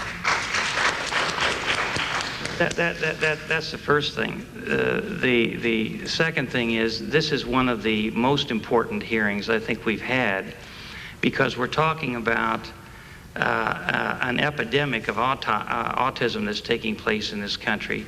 And if there is information that's being given to the committee that's going to be in the congressional record that is not accurate, it needs to be corrected as quickly as possible, so that the American people and people from around the world who may want to look at the record of this committee have the facts. Now, if we have an epidemiologist here who has expertise about a report and can cite that information about this report where there might be an error, then we ought to correct it right now instead of waiting until a report is filed, goes out to the American people, and then try to correct it where there might be a misunderstanding. Well, we do have an epidemiologist on this panel, and perhaps you ought to question her, or this other witness should have been asked to testify. No one would have objected to having anybody who had anything pertinent to say to us have an opportunity to present what they have to say. Mr. Chairman, let's proceed, and let's keep the rules on time, or acknowledge the open-endedness of questions, because we'll have a lot of questions as well. Dr. Spicer. Very briefly, Congressman Waxman, your points are well taken, and I respect them. I will say now to Professor Taylor that those additional cases in the catch-up campaign may well have been included in the paper, but were not clearly segregated or identified or enabled peers to evaluate the possible impact of including them or not. So the findings may have been misleading until we reanalyze them, taking that into account. Moreover, the use of the case series strategy of analysis is unconventional, not accepted by mainstream, and leaves the paper at best as a hypothesis-generating study, and not something with which he or anyone can categorically say this proves that there is no relationship. It just shows and emphasizes what he said himself, is that we need to study it further. So we have a compelling reason to have a blue panel, international panel, to go back to that database, look at the raw data, and be able to come up with a second assessment that's verifiable by the scientific community and the relevant community. Thank you, Mr. Waxman. Thank you very much. Can I Point of comment? order, Mr. Chairman. Can I comment on that? Stop the clock. Gentleman will state his point of order. Is Mr. Taylor going to be given an opportunity to Comment on respond at this point in time? I think it might be helpful to those of us who are sort of surprised by this new witness. I'd like to hear what Mr. Taylor has to say in response to that. I think it'd be educational. I have no objection to him responding, but I have some more questions of Dr. Wakefield. So Mr. Chairman, my point of order is, can we have it nearer in time to each other so we get the full benefit of it, rather than go back and forth? Next, he can have the time next, or Mr. Waxman can, and he can yield to Dr. Taylor. Dr. Wakefield, would you come back up, please? Dr. Wakefield, would you kind of clarify the difference of opinion that you have from your colleague? My anxiety, Mr. Chairman, is that if you test a step-up hypothesis, that is, those children who should be the first to receive the vaccine at the age of 1 year, born in 1987 because the vaccine was introduced in the UK in 88, therefore they would have been 1 year old, then the takeoff, if there was a relationship between MMR and the vaccine, should have occurred at that point. The paper illustrated the point the takeoff occurred before those born in 85 and 86. Now, if you had, what took place when the MMR was introduced was the catch-up campaign where all children of 1 to 4 years of age were targeted. It was an aggressive campaign. I know that because one of the authors on the paper that we published in The Lancet was in charge of that campaign for Hackney in northeast London. That if you give the vaccine to children over the age of 2, then it will cause the takeoff to occur before 1987, and that's exactly what occurred. Now, at the very least, those cases should have been mentioned, because the reviewers, in the absence of those data, cannot give a valid interpretation of the paper when they make a recommendation for it to be published or not. And they should have been excluded from the analysis so we could see how the graph looked without them, and that did not occur. And that is a major anxiety. Dr. Taylor, you want to respond now? Well, it does seem slightly surprising that at one moment we're accused of excluding them, and therefore that upsets the results, and now we're accused of including them, and that upsets the results. I have to say, the time relationships, the step-up part of our paper is the least important part of our findings. The direct findings, the time series analysis, is much more important, which is the direct evidence that the individual children did not develop symptoms of autism within various defined periods after they received the MMR vaccine. If I could just I can comment on Dr. Spicer's comment. Again, he describes our analysis as unorthodox. I mean, we use the highest standards of epidemiological and statistical analysis in our handling of this data, and this data has been reviewed by numerous experts both prior to publication and since. Last week, our research was the basis of a detailed debate at the Royal Statistical Society where there was no criticism of the statistical techniques that we used, and the conclusions of our paper were accepted by this very expert group. The testimony which you've received from Dr. Elizabeth Miller, who's an epidemiologist, and Dr. Patty Farrington, who's an expert statistician, is tabled for the committee's consideration. Would you mind, since there is this strong difference of opinion between you and Dr. Wakefield and I presume some others, would you mind providing the data for your study to the committee, the complete data? I'll have to take advice on that from both my colleagues and the others. I would be required to decide whether the committee is an appropriate body for this information, which was collected, as you know, for the Medicine Control Agency, which is a branch of the Department of Health in the UK.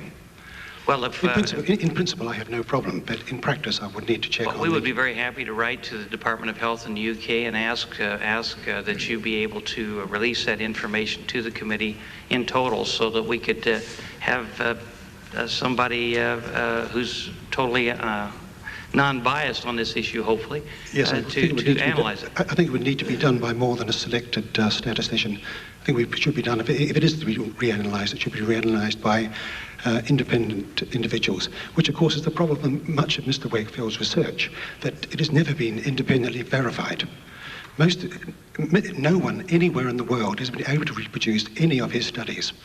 And it seems possible that it's only going to be a matter of time before this most recent information is also found my to be time has inadequate. expired, but let me just say I believe that Dr. Wakefield and Professor O'Leary and others would be willing to give us the documentation and the study that they did, and we'd like to have yours as well so we can look at all of that. Mr. Waxman. Mr. Chairman, because I believe autism is such a serious problem, I'm troubled by this hearing. This hearing was called and structured to establish a point of view. As the point of view of the chairman. The chairman believes a particular point of view, and that's the connection between autism and vaccinations. And you can look at it by the first panel, where we had 5 parents, all of whom believed the same thing that the chairman believed. And the way we just had the handling of the questions a minute ago. What also bothered me is when we asked that we have the American Medical Association or the American Public Health Association or the National Network for Immunization Information or the former Secretary of HHS, Dr. Lewis Sullivan, real experts in addition to those we had before us. We were told, no, they can't fit in. I think hearings like this have a real danger because if you sensationalize the idea that there's a connection between immunism and autism, immunization rates will drop. That's what happened in Great Britain after Dr. Wakefield published his first study, and immunizations dropped. Autism rates didn't drop, but measles rates increased. I was impressed by the statement that we had a drop of just 10% in measles immunizations in 1990, and then we had 11,000 people who were hospitalized from measles. This can cause brain retardation and death. We know we can prevent that.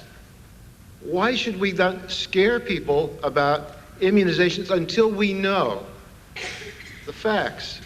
And I fear that what we have in this hearing is a sensationalization by the chairman in order to get all these cameras to report to the American people that there is this connection, because he believes it and many other people believe it, and therefore a lot of others who watch this will think, well, I won't immunize my children. Dr. Wakefield came out with a report in England, and the first group to examine his claims was the Medical Research Council, which is the British equivalent to the NIH. And they found no evidence to indicate any link between the MMR vaccine and bowel disease and autism.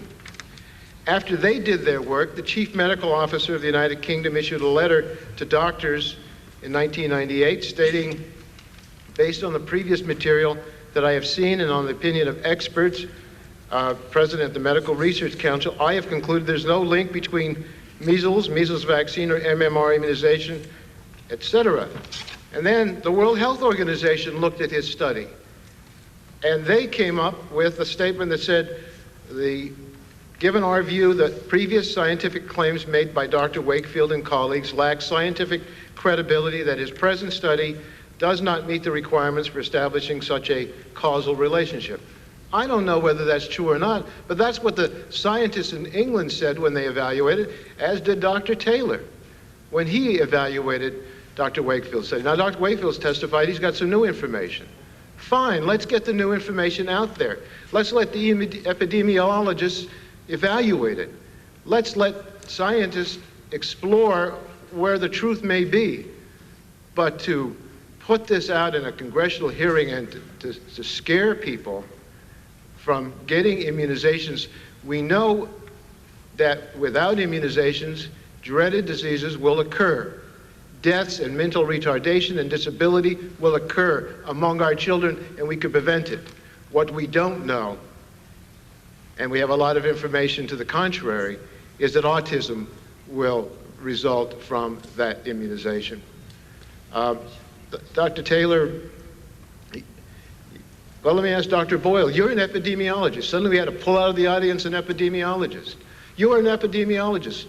What do you have to say about this debate we're seeing back and forth? Have you evaluated any of this information that's now being presented as if it were fact? I think that the scientific data currently does not show an association between the MR vaccine and autism. We've heard from Dr. Taylor. We also know that there's a study in Sweden by Dr. Gilberg and Associates who has been monitoring, it's the only country actually that's been monitoring the rate of autism over time, and they looked at pre-MMR immunizations and post-MMR immunizations and found no changes in the rates of autism.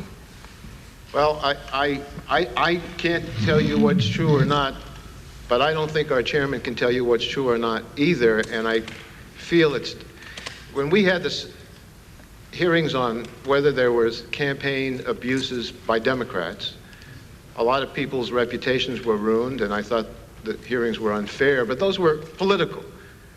the consequence of an unfair hearing on autism connected to vaccinations can cause people to die.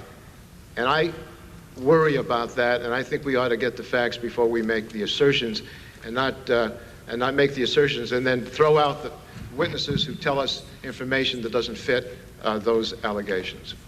Yield back. Gentleman's time has expired. Does the gentlelady from Florida? Thank you so much, Mr. Chairman, and I thank you for holding this hearing rather than have some questions because I'm needed for a caucus in my other subcommittee. I wanted to thank you, Mr. Chairman, for the importance of this hearing and for highlighting the need for further research as we explore the possible causes, intervention strategies, counseling, and other services to help families who are living with autism. We need to keep in mind that a person with autism is indeed a person first and not a behavior. And these posters that I would like to have the audience and the panelists see are of constituents of my congressional district, Bonnie and Willis Flick, two beautiful children in my district who are living with autism, and indeed the whole family lives with autism. Bonnie and Willis are fortunate to afford treatment and therapy, but so many other families are not as fortunate. And I thank you for the opportunity to hear from researchers and from parents and people who cope daily with this disease. And I commend you for your initiative, Mr. Chairman, in seeking answers to help those individuals with autism and for the opportunity to learn from experts and researchers. And I especially want to thank you for allowing Dr. Kathy Pratt, the director of the Indiana Resource Center for Autism, for allowing her to come to share her expertise on what we as policymakers can do to help families dealing with autism. Approximately 50% of Florida's children with autism reside in my community in South Florida, and I'm delighted to have you take this leadership role, Mr. Chairman, and have your committee address this issue so that one day we can find prevention and methods and a cure to help us all cope with this rising curse of autism. I thank you very much, Mr. The gentlelady yield Yes. to me. Let me just ask Dr. Wakefield, because I want to get through this panel and get on. Would you be willing to give us all of the information on your study so it could be reviewed? Certainly. You will? Yes. Thank you very much. Professor O'Leary, would you be willing to give us all the information on your study so we can review it? Yes, sir. No problem. I can't hear you. Yes, sir. Okay. Dr. Singh, would you be willing to give us all the information on your study so we can review it thoroughly? Yes, absolutely, without any hesitation. Mr. Chairman, if there is a moment, if I may have a chance, I would like to raise some interesting point later on. Just 1 second. Yeah, thank you very much. Now then, Dr. Taylor, would you give us all the information on your study so we can review it along with the others? In principle, I have no problem, but I would need to discuss that with my employing authority, University College London, and with the Department of Health who funded this study. Who funded your study, Dr. Wakefield? We did. We have a small charitable contribution, but charitable organization did. We found it a little difficult to get funding. And yours was done by the government? It was funded by the Medicine Control Agency, which is a body charged with responsibility for the safety of vaccines and other treatments. Well, I would be happy to work with the ranking Democrat, Mr. Waxman, to get an independent group of doctors, scientists that we mutually agree upon to review all of your work to come to some kind of a conclusion if it's possible. And so since Dr. Wakefield and Professor O'Leary and Dr. Singh have all agreed, we'd sure like to have yours, and I'll be happy to write a letter, as I said before, to the authorities in England asking for your report, and hopefully we'll get that along with the others so we can review them side by side. Mr. Chairman, just on that point, I want to agree with you. Sure. Mr. Waxman. I drafted a letter, and I'm going to share it with you, and I hope you'll join with me on this letter to Secretary Shalala. And we say in this letter, because of the vital public health importance of childhood immunization, as well as the growing concerns over the prevalence of autism in the United States, we urge you to convene under the auspices of the National Institutes of Health, the Centers for Disease Control and Prevention, and the Food and Drug Administration, an expert panel of leading scientists and clinicians to review whether there is any causal association between vaccines and autism, given the grave possibility that immunizations against life-threatening childhood diseases may decline as a result of unsubstantiated allegation of vaccine-induced autism, I would want her to act as expeditiously as possible. Perhaps you'll join me in this letter, because I think the only proper thing to do is to get the experts to evaluate all these conflicting claims, because I wouldn't want the American people, as a result of this hearing, to stop being immunized if these claims are not Well, let me reclaim my time and say, nor would I. But one of the concerns, the time is right here. It's on the clock. But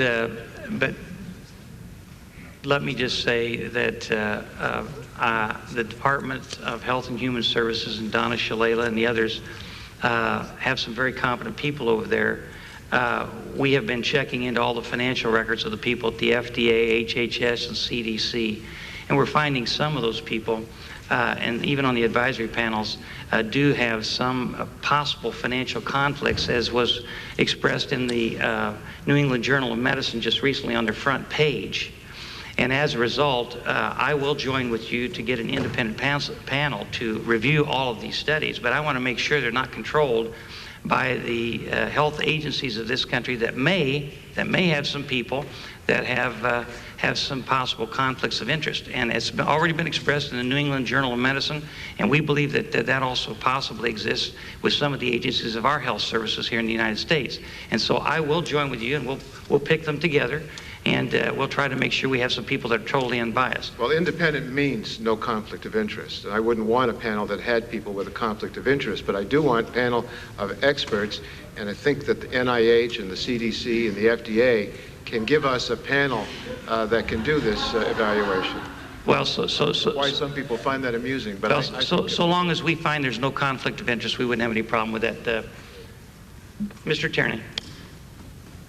Thank you, Mr. Chairman. I have to say that I'm a bit disturbed with the nature of this hearing and the direction it's gone, and only because I have a considerable number of people in my district who have not only children experiencing autism and they deal with it every day, but we have a number of institutions that have been working hard to give people the kind of support that they need to deal with this situation. And I find this hearing taking on a lot different tone, other than a hearing that would like to look at some solutions and work together in a cooperative way to find out just what we can do. I do note that Representative Michael Bilirakis from Florida has some legislation filed. One of the provisions would authorize funding to the NIH to establish centers of excellence that would conduct basic and clinical research into the causes, diagnosis, detection, prevention, and treatment of autism. I congratulate the members of this panel that are co-sponsors on that legislation and hope that that's the direction in which we will proceed, because I think we need to find out what the causes are. First, Dr. Boyle, you're an epidemiologist. You know, the lawyers have an easy word to say than you people go around doing that. But given your background, have you examined the evidence that autism is increasing in the United States?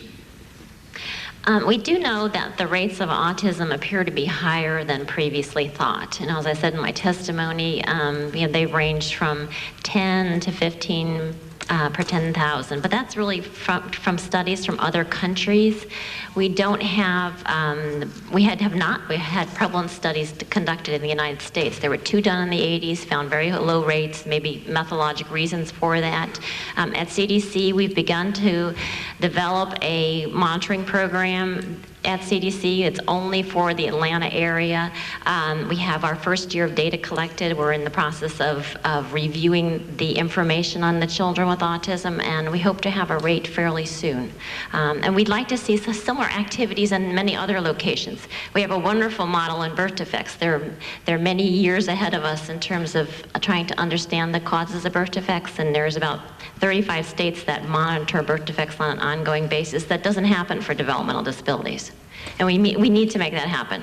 Right. There are people in my district, particularly in the Merrimack Valley area, who seem to have at least acknowledged an increase in the number of reported cases, if not of autism itself, of one of the other related diagnoses or whatever. Okay. Have you heard of or at least had It's a difficult issue because the diagnosis for autism has changed considerably. The first studies were based on these fairly narrow criteria from the way it was originally described.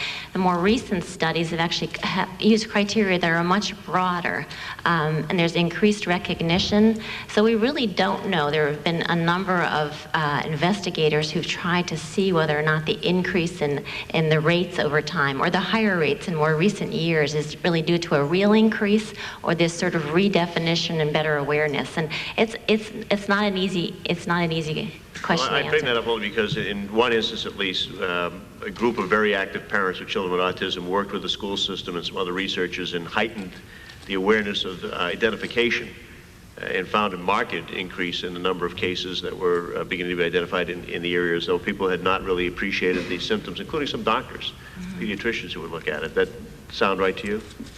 Well, the one study that has addressed this is the study by Gilbert, which I mentioned earlier, was able to look at trends over time. And if you look at the range of functioning of those children over time, it appeared to be that the increase was in children who were higher functioning as well as children who were lower functioning. So the classic groups seem to remain constant. Now, why that's happening, we don't know. That's what we hope to do the research to understand. Well, I agree that we ought to do this research and do it soon. I'm a little bit concerned about what might be the message taken from this hearing by people, what we want to take on this. Dr. Boyle, if you had young children today, would you vaccinate them? I do have children, and they are both fully vaccinated, and I would vaccinate them again. Dr. Offit, how about you? Yes, I have a 7-year-old son, Will, and a 5-year-old daughter, Emily, and they're both fully vaccinated. And you do it again? Of course. I want them to be protected against the viruses and bacteria that can cause serious disability and death. I'm fortunate, actually. I mean, I was a little boy in the 1950s, and when I was a little boy in the early 50s, there were 4 vaccines: diphtheria, pertussis, tetanus, and smallpox. I was fortunate that I wasn't killed by measles or paralyzed by polio. My son, hopefully, didn't have to be as lucky, but hopefully, as we move into the 21st century and can develop vaccines against respiratory syncytial virus and paraflu, children won't have to die from those diseases. Dr. Boyle, you wanted to add something? I did want to mention one thing. We do monitor the trend of other serious developmental disabilities in Atlanta. And just based on my own experience over the last 10 years or 15 years, we no longer see, we used to see children who were deaf due to congenital rubella and who had mental retardation due to Haemophilus influenza type B. And we don't see those children in our program anymore. Gentleman's time has expired. I just have a few more questions, then we'll go to the next panel. I think that Mr. Waxman has a few as well. Ms. O'Boyle, or Dr. O'Boyle, why did the CDC ignore the pleas of the parents of Brick Township when they begged CDC to look at the vaccine issue? Actually, the study in Brick Township is sort of our first step, which is to look at the prevalence of... Did you check into the vaccine issues, or the parents there wanted the vaccines looked into as well? Did CDC check it? The concern for the parents from Brick Township and a number of meetings that we've had with parents was related to environmental concerns. They didn't ask... We've been working with the Agency for Toxic Substances and Disease Registry. Didn't they also ask that the vaccines that they've been given to their children also be investigated? That's not my understanding. My understanding was that their initial concern was to answer the question, is the rate of autism in their community higher than what they thought it was? Well, the information that we have is the parents of Brick Township were very adamant that they wanted the vaccines checked because they had so many of their children that became autistic. And evidently, that's not one of the things that CDC is looking into, and I'd like to pose the question to you and have you answer it in writing. Why? Why didn't CDC include, as one of the things they were investigating, the possibility that some of these vaccinations may have caused the autism increase? So would you check that out and let me know? I'd be happy to. Okay. Let me just... Yeah, you have shown the measles virus in the intestines, and you have, in your laboratory as they call it in your country, you have gone through and checked those samples that was sent to you by Dr. Wakefield that showed that there definitely was measles in the gut of these children that became autistic. I think Dr. Singh verified the same thing. Did you check any of that, Dr. Taylor? Why there was measles in the guts of those children? Did you take a look at any of that?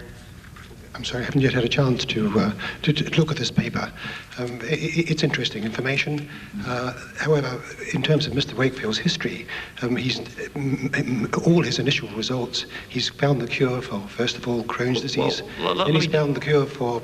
Let me just ask you this. I don't want to go into those other things. Dr. Wakefield showed us on the slides that there were measles in the gut of these children that were vaccinated with the MMR shot. Professor O'Leary verified it in a separate laboratory. Not in a separate laboratory. That was the same laboratory. That, I think, is the critical point. Well, this information does have to be verified by independent laboratories. It was sent to him, and of course, Dr. Singh, I think, verified it as well. And you have not, though, looked into the problem with the measles in the gut of these children, though. I don't know quite what you mean. That's not my area. You have not checked into that. Okay. Professor O'Leary, did you want to say something? Sir, can I make a comment, please? What I present is evidence, direct evidence, cell-based and tube-based. It was done at a separate laboratory from Dr. Wakefield's. If Professor Taylor has a beef with me, he should say that. But my work is completely independent. I stand over it. I've come here to tell the truth. There's nothing for me to be gained in not telling the truth.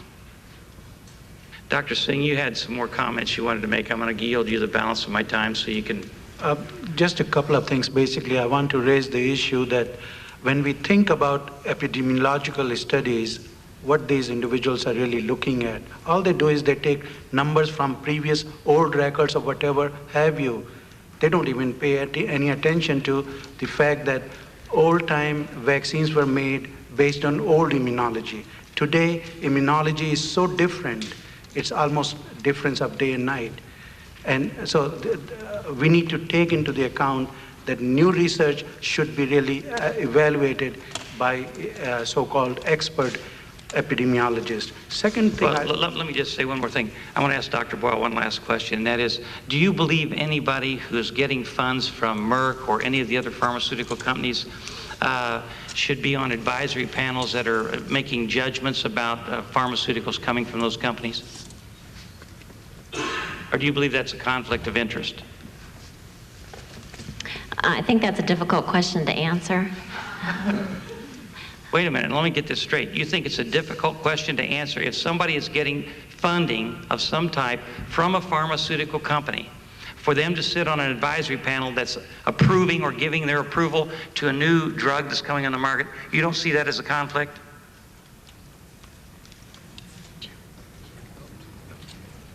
Mr. Chairman, I'm Dr. Schwartz. I'm a colleague of Dr. Boyle's and am the Acting Director of the Epidemiology and Surveillance Division in the National Immunization Program.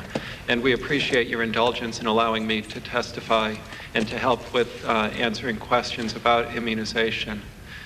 The Advisory Committee on Immunization Practices is a chartered advisory committee under the FACA regulations. There are very strict guidelines regarding the participation in votes of members who may have conflicts of interest that will help assure that those potential conflicts of interest, that those potential financial conflicts do not affect the vote and the decisions of the advisory committee. The reason why individuals who may potentially have conflicts are included in the committee is to assure that we get the best expert advice possible so that we can make the best vaccine recommendations possible. And frequently, the best experts are those who may have done research or may have provided information to some of the vaccine manufacturers. But their role in the committee and in the voting process is very strictly defined. It's also important to point out that recommendations for vaccination are made independently by the American Academy of Pediatrics and the American Academy of Family Physicians. And those recommendations are virtually always in harmony with the recommendations from the Advisory Committee on Immunization Practices. Well, I'm going to go ahead. My time has expired. I'm going to come back to you on that. We'll get back. I'm going to take another round on that. Mr. Waxman. I want to say to the parents in the audience and to others, family members that are here, I don't want you to think that in any way I'm trying to minimize what you've gone through or to in any way challenge the depths and sincerity of your feelings. I think that's a separate question from the scientific question of whether there is a causal link. And because it's so important, we need to be able to, in fact, it's essential that through sound science we determine this fact, not through emotionalism and not through sensationalism. I didn't come here to say one side's right, one side's wrong, but I want us to have the best scientific information. Now, Dr. Offit's integrity has been challenged, presumably because he has a point of view that doesn't quite fit with the chairman's point of view. Dr. Schwartz started to indicate why he thought what your situation, even though you have a relationship with Merck, didn't put you in a conflict. Let me ask you directly, do you have a conflict of interest? If no, why not? No, I have no conflict of interest. What I have is I have an apparent conflict of interest, and for that is why I disclose that at the beginning of every ACIP meeting, and that's why I disclose it in my written report. Just so if I can explain this a little bit. I've been doing research for 20 years on rotaviruses. What I've done in my laboratory is I've tried with my colleagues to understand what the genes are that cause diarrhea and what the genes are that help the body fight infection. That led to a patent on a vaccine for rotavirus. Rotaviruses kill 14 children a day in this world, and rotaviruses cause 1 out of every 75 children born in this country to be hospitalized. It's a serious and in developing countries often a deadly infection. It would be an advance if we can prevent that disease. Merck and company has made a commitment to developing that vaccine, and hopefully if we can develop a safe and effective vaccine, then we can prevent what's a lot of disease and death. I think that everyone here should agree that we want a safe vaccine, or as safe as possible vaccine. Merck didn't hire you to come up with a particular position, did they? Did they tell you they want your research to have a certain outcome? No, this work was all done, frankly, it was funded by the National Institutes of Health. I mean, it's just funded by research that we did as a basic, I'm an immunologist and a mucosal immunologist. That's my expertise. There's an organization, and I want to put this in the record, called the Autism Autoimmunity Project, and I have a letter from the president urging people to give money to it because this project is going to fund research that is going to show the connection between vaccines and autism and other diseases. And they proudly say they fund Dr. Wakefield and Dr. Singh. Is that true? Yeah, it's true, Dr. Singh? Yes, I just received some money from that foundation about 2 months ago. My research is going on this issue for the last 15 years. Yeah. And I'm not saying there's anything I just wrong want to with make a point on that. Although this organization seems to have a particular point of view, how would you think they'd feel if your research came up with a different conclusion than what they wanted to achieve in their because they have a position they want in their research. Mr. Waxman, I'm a very honest, decent human being, unlike perhaps some other people that you might know of. I can tell you that if I found a connection which was not existent, or if my results did not support what this foundation wanted, I will even return the money to that foundation. Even though they want a particular, they want to prove. They never asked me to do any research. You're an independent scientist and you have integrity. What I'm... just answer yes or no, because I do want to ask... beg your pardon? Please repeat. My question to you is, they have a point of view, but they fund you, you have integrity, and you're going to do your work based on science. Is that your answer? My answer is that I am getting funds from private sources because national agencies continue to decline my research grant proposals when I submit. Where else I'm going to go to get the funding? I'm trying to raise funding independently, my own, not necessarily. Have you been turned down by NIH? 3 times. I have attempted 3 times. I've written grants. NIH has not given me a single dime. I want just Dr. Wakefield to be able to answer the same question very briefly. Dr. Wakefield, you acknowledge you receive money. Do you feel that in any way raises expectations that your research would come out with the result that this organization wants? We are funded to test hypotheses, and we present the data whether the hypothesis was correct or not, and we have done that. We've gone on record as doing it. We published negative studies in association with measles and Crohn's disease. That doesn't mean it's not there. It means that our hypothesis was wrong in terms of we could not find it using the technology. So we have gone on record as publishing both positive and negative data. I ask unanimous consent that this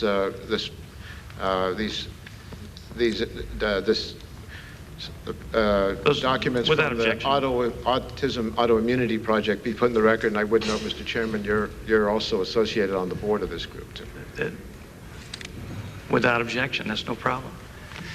I see this as a little bit different situation. The pharmaceutical companies who are producing drugs, and they do a great job for the country, but they have a financial interest in getting things approved. The Lancet, or not the Lancet, but the New England Journal of Medicine has recognized this in a recent publication. On the front page, they said that they had some people on their advisory committees who had made some comments and made some recommendations that had financial interest, and they hadn't scrutinized it properly, and they apologized for it and said it wasn't going to happen again. And so what I asked Dr. Boyle, and what I'm inferring here today, is that there can be a bias if people are being paid or reimbursed by pharmaceutical companies when they start making a decision or a recommendation on an advisory panel. Now, you said that if they're representing Merck or Bristol Myers or some other laboratory, they will probably excuse themselves from voting, and there may be a requirement for that. That does not alter the fact that they're sitting on that panel and they're talking to everybody else on that panel, and they have influence on that panel, and they do have a tremendous impact on whether or not certain things are approved or disapproved. And I think that that is a conflict of interest. And I don't see why we can't have people on advisory panels who do not have any financial interest whatsoever with pharmaceutical companies when they're approving those, because we're talking about the health of the nation. And that's something that ought to be investigated very thoroughly by this Congress. I mean, we're talking today about autism, but there's something even or as great at stake here as the autism question, and whether or not the MMR vaccine and other vaccines may be contributing to autism. And that is, are we letting pharmaceutical companies have too great an influence on the decision-making process that affects every one of our lives? You know, right now we're talking about the anthrax vaccine. They're going to inoculate every one of our military personnel, and there's all kinds of questions about the anthrax vaccine, all kinds of them. We've had all kinds of side effects that we've talked about, and I've talked to people who have had them. And the former chairman of the Joint Chiefs of Staff is on that board of that company that makes the anthrax vaccine. And they're manufacturing millions of doses of this vaccine, and every member of the service is going to have to get 6 shots at that. And if the decision-making process involves people who have a financial interest in it, outweighs the potential side effects of any drug, then I think there's something amiss. And so I have great concerns about that, and I would just say to you that HHS and CDC and FDA and all of them ought to take a hard look at whether or not they have people on their advisory panels that have a potential conflict of interest by getting money or something else from a pharmaceutical company that they represent. Now, I'm not saying, I was not trying to impugn the integrity of Dr. Offit, but I did want to point out that he does get money from Merck and gets some benefits from Merck. And so for anybody to say that he can be totally unbiased, you know, is questionable. Maybe he would be totally unbiased, but it is questionable. And so I think that, you know, this whole issue of whether or not the MMR vaccine is a problem. The measles vaccine has been found in the gut. It's been verified, and we still have this problem. And the question was whether or not it goes from the gut up to the brain and is a contributing factor to autism. But the companies that make the MMR vaccine have people on the advisory boards that are participating in the decision-making process. And so, you know, it makes me wonder whether or not we're really going to get to the bottom of it unless we go to outside entities. And that's not questioning anybody's integrity. It's just saying if somebody is if I'm paying somebody money for some product or something, and there's something else that I'm going to make money off of, and they're on a board that's going to make a decision-making process, participate in a decision-making process, to say that they don't at least think about me and think about where the money's coming from, just boggles my mind. I think most people would. With that, do I have any more questions? Let's see what else we have here real quick. Okay. Okay, Dr. Boyle, for your information, at a public meeting in Brick Township in January of 1997, and you should know this, with CDC and others present, several audience members asked about the vaccines and the possible autism link, and they asked that that be checked. That's from Andy Napoli, the legislative director of Representative Chris Smith. And so I again want to stress that we want to have an answer from CDC. If parents in that township were wondering about the possible connection between these vaccinations and autism, why didn't CDC check on it? Why not? You're checking on everything else, the other environmental concerns around there. Why not check on the vaccine?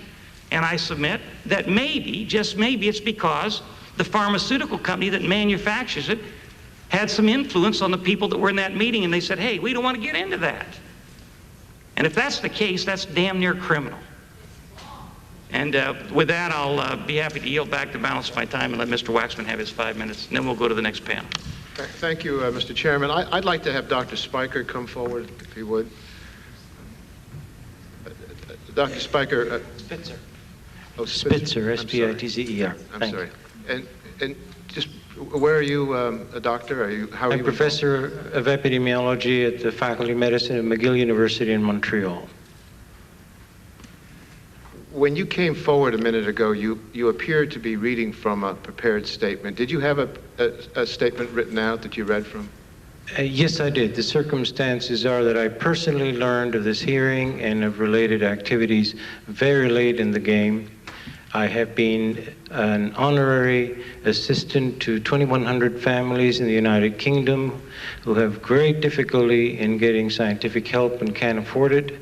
I have chosen on this issue... Excuse me, did you prepare that statement yourself before the hearing? Yes, I did. Okay, and were you contacted, or did you contact Chairman Burton's staff before your testimony?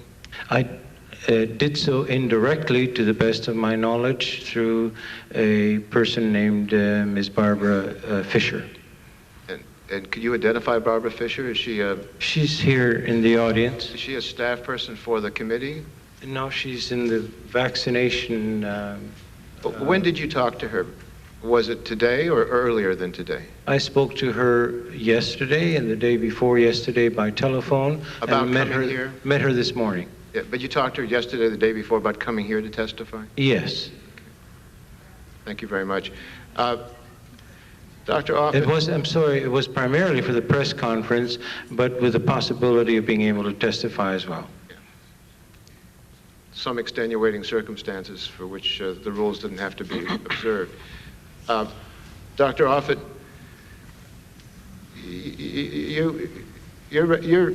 the chairman says he's not impugning your reputation, but sounds to me like your reputation has been impugned.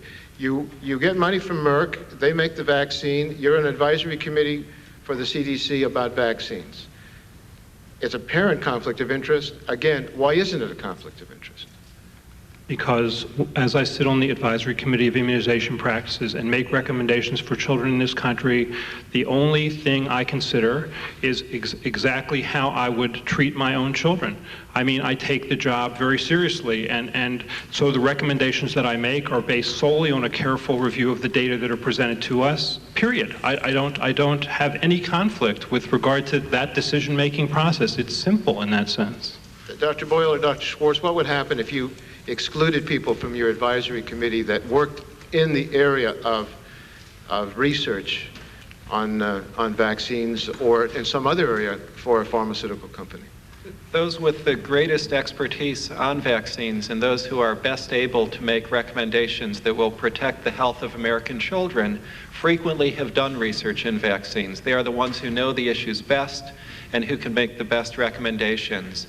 By including them on the advisory committee, but implementing appropriate controls to make sure that there are no apparent conflicts of interest. The CDC feels that they get the best advice to make the best public health recommendations.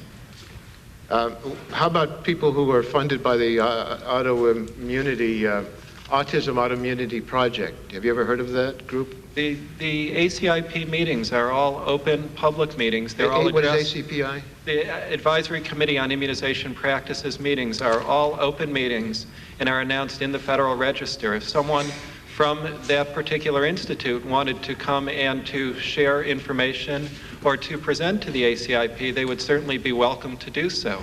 And would you feel they have a conflict of interest if they're funded by an organization that wants to have scientists establish a certain conclusion? I think the most important thing that we need to consider is the quality of the scientific data and whether those data have been peer-reviewed, whether they've been considered by other scientists, and whether they've been replicated in other laboratories. So you would think the most important thing is that Dr. Wakefield and Dr. Singh ought to disclose if they're funded by this group, and Dr. Offit ought to disclose if he's funded by a Merck. I think disclosure is important, yeah. And then you evaluate their science. Yes. Because ultimately what's at stake is the scientific questions that we want answers to. That's exactly correct in preserving the health of American children. Well, that seems to me should be the goal of all of us, and I hope that hearings like this are to try to get to that result and not simply to further a particular point of view which could well be wrong, and if it's wrong, as I fear it may be, by advertising this particular point of view and scaring the public, we could see a drop in immunization rates, and we don't know if autism will drop. In fact, we have evidence from Great Britain that it didn't drop when the immunizations did. I'll give you extra time because I have one more question. I'm allowing you extra time. I'm getting extra time for good behavior. That when we do have an example in the real world of sensational press about this link between autism and vaccinations, vaccination rates dropped, and we knew that caused more increase in measles, but we didn't see any decrease in autism.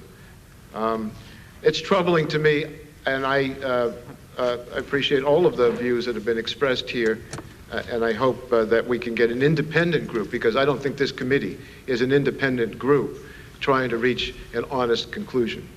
Yield back the balance of my time to the chairman.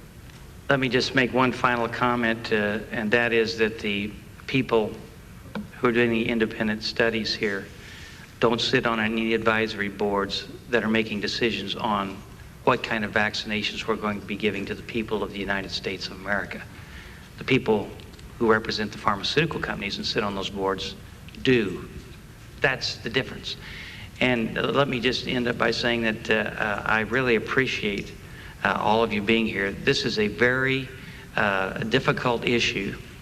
I think that it was unavoidable that there would be this kind of contention today, because we have a lot of parents and grandparents like myself who feel very strongly about the life that our kids and grandkids are going to have to lead.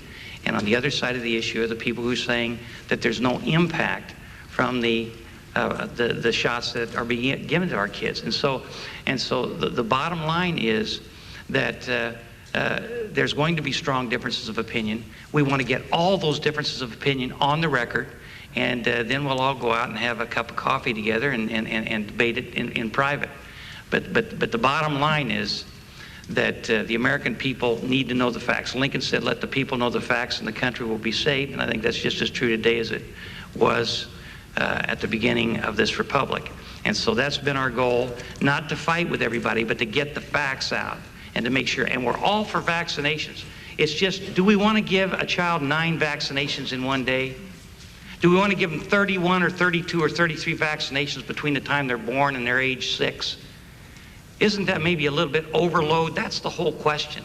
And so I want to thank this panel. We have one more panel. I really appreciate all of you being here, even though we may have some differences with some of you. Thank you. The next panel.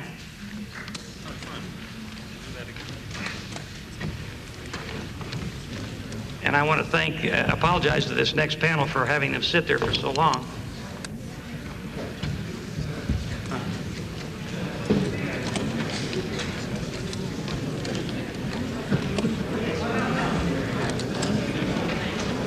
our next panel,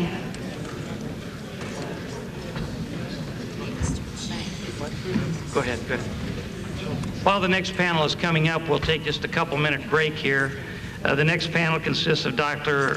Bernard Remland, Dr. Michael Goldberg, Dr. Mary Megson, Dr. John Upledger, hope I pronounced that correctly, Dr. Catherine Pratt, Dr. Deborah Hintz, and Dr. Edward Cook. And we'll start with you in just 1 minute here. Go ahead. We'll return in just 1 minute.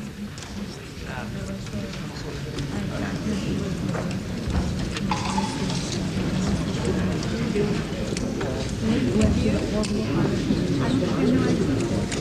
I just thought it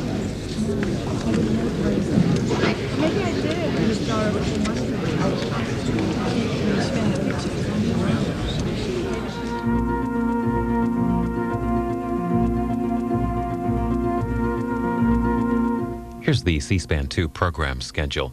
Next, we'll continue with a hearing looking into the possible link between childhood vaccines and autism. At 3:50 a.m., a portion of today's U.S. Senate debate on the fiscal year 2001 budget resolution, focusing on Republican presidential candidate George W. Bush's tax plan and a plan offered by Democratic presidential candidate Al Gore. At 5 a.m., a discussion on media coverage of aviation accidents.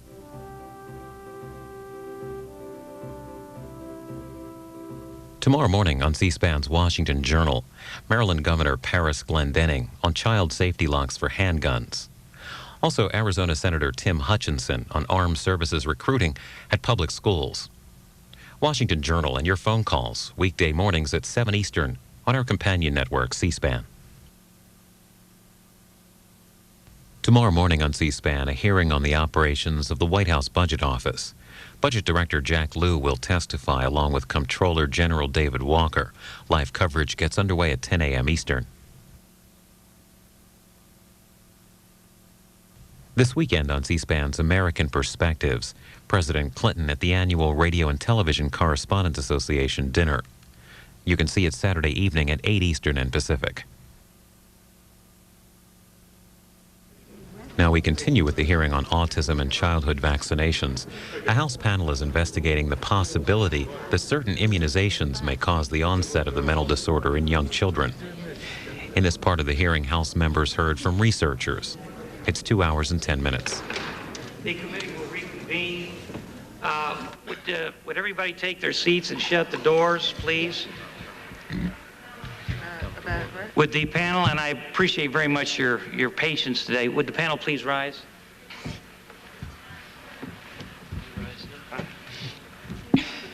You swear to tell the whole truth and nothing but the truth, so help you God? Have a seat. Okay. Okay, we'll start with you, Dr. Remland. Thank you very much for the opportunity to be here. It's a great honor and a great privilege. I want to start by commenting that there has been a lot of discussion during the past few hours about the supposedly unproven hypothesis that vaccines may cause autism. There's another unproven hypothesis which has been unchallenged and unquestioned, and it's at least relatively so, and it is really a very important hypothesis, and that hypothesis is that vaccines are safe. The real hypothesis that should have been tested years and years and years ago by a lot of much more scientific research than has ever been devoted to it is the proposition that vaccines do not cause damage. The vaccine information adverse reaction reporting system has not been studied. It's not been looked at all carefully, and so therefore the assumption that many people are making is that the vaccines have been looked at carefully for adverse reactions, and they have not been. Another point I want to make has to do with the testimony of Dr. Brent Taylor, who spoke here at the last panel. I was very bothered by the lack of information and the confusing information in his paper. My entire life has been spent as a professional researcher. Almost 50 years of my life has been as a full-time professional researcher. I'm a fellow of the Division of Statistics Measurement and Evaluation at the American Psychological Association. I wrote a friendly letter to Dr. Taylor indicating that I would like very much to take a look at his data because I didn't understand part of it and there were some questions that I wanted to raise.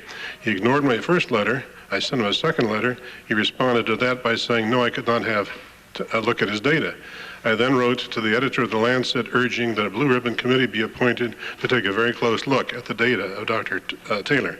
So I'm delighted that you have asked for it as well. My own son, Mark, was born in 1956 as a severely autistic child from birth. Our pediatrician, who had been in practice for 35 years at that time, had never seen such a child or heard of such a child. When Mark was 2, my wife and I found the word autism for the first time in a textbook. I was at that point 5 years beyond my PhD in psychology, never having heard of or seen the word autism before. Obviously, it was a very rare disorder, extremely rare. None of us had heard of it. Today, it is extremely common. There's hardly a high school kid in the country who has not heard of autism. It's a household word now, and that is not because of the picture Rain Man. That's because it is extremely prevalent. Despite the denials from some experts, there is a terrible worldwide epidemic of autism. In the mid-1960s, after my book Infantile Autism was published, I began hearing from parents throughout the world whose children had been normal until given the DPT shot. I began to make note of it and to ask questions about it in the form letters that I would send out to parents seeking information about autism. In the past few years, the Autism Research Institute, which I direct in San Diego, has been flooded with letters and faxes about children whose parents say and can prove very well with videotapes and photos that the kids were normal until getting another triple vaccine, the MMR shot. In my view, the evidence is overwhelming that vaccines, especially the triple vaccines, and among the triple vaccines, especially the MMR, can and do cause many cases of autism. It is also alarming but true that 90 to 99% of adverse reactions to vaccines are never reported. There is no penalty for a doctor's failure to report a bad vaccine reaction, so they simply don't do it. Why should they engage themselves in paperwork if there's no requirement that they do it and no penalty for not doing it? This being so, how can the authorities claim that the vaccines are safe, given that only 1 to 10% of the adverse events are ever reported? Doctors must be trained to recognize and required, not just requested, to report adverse events.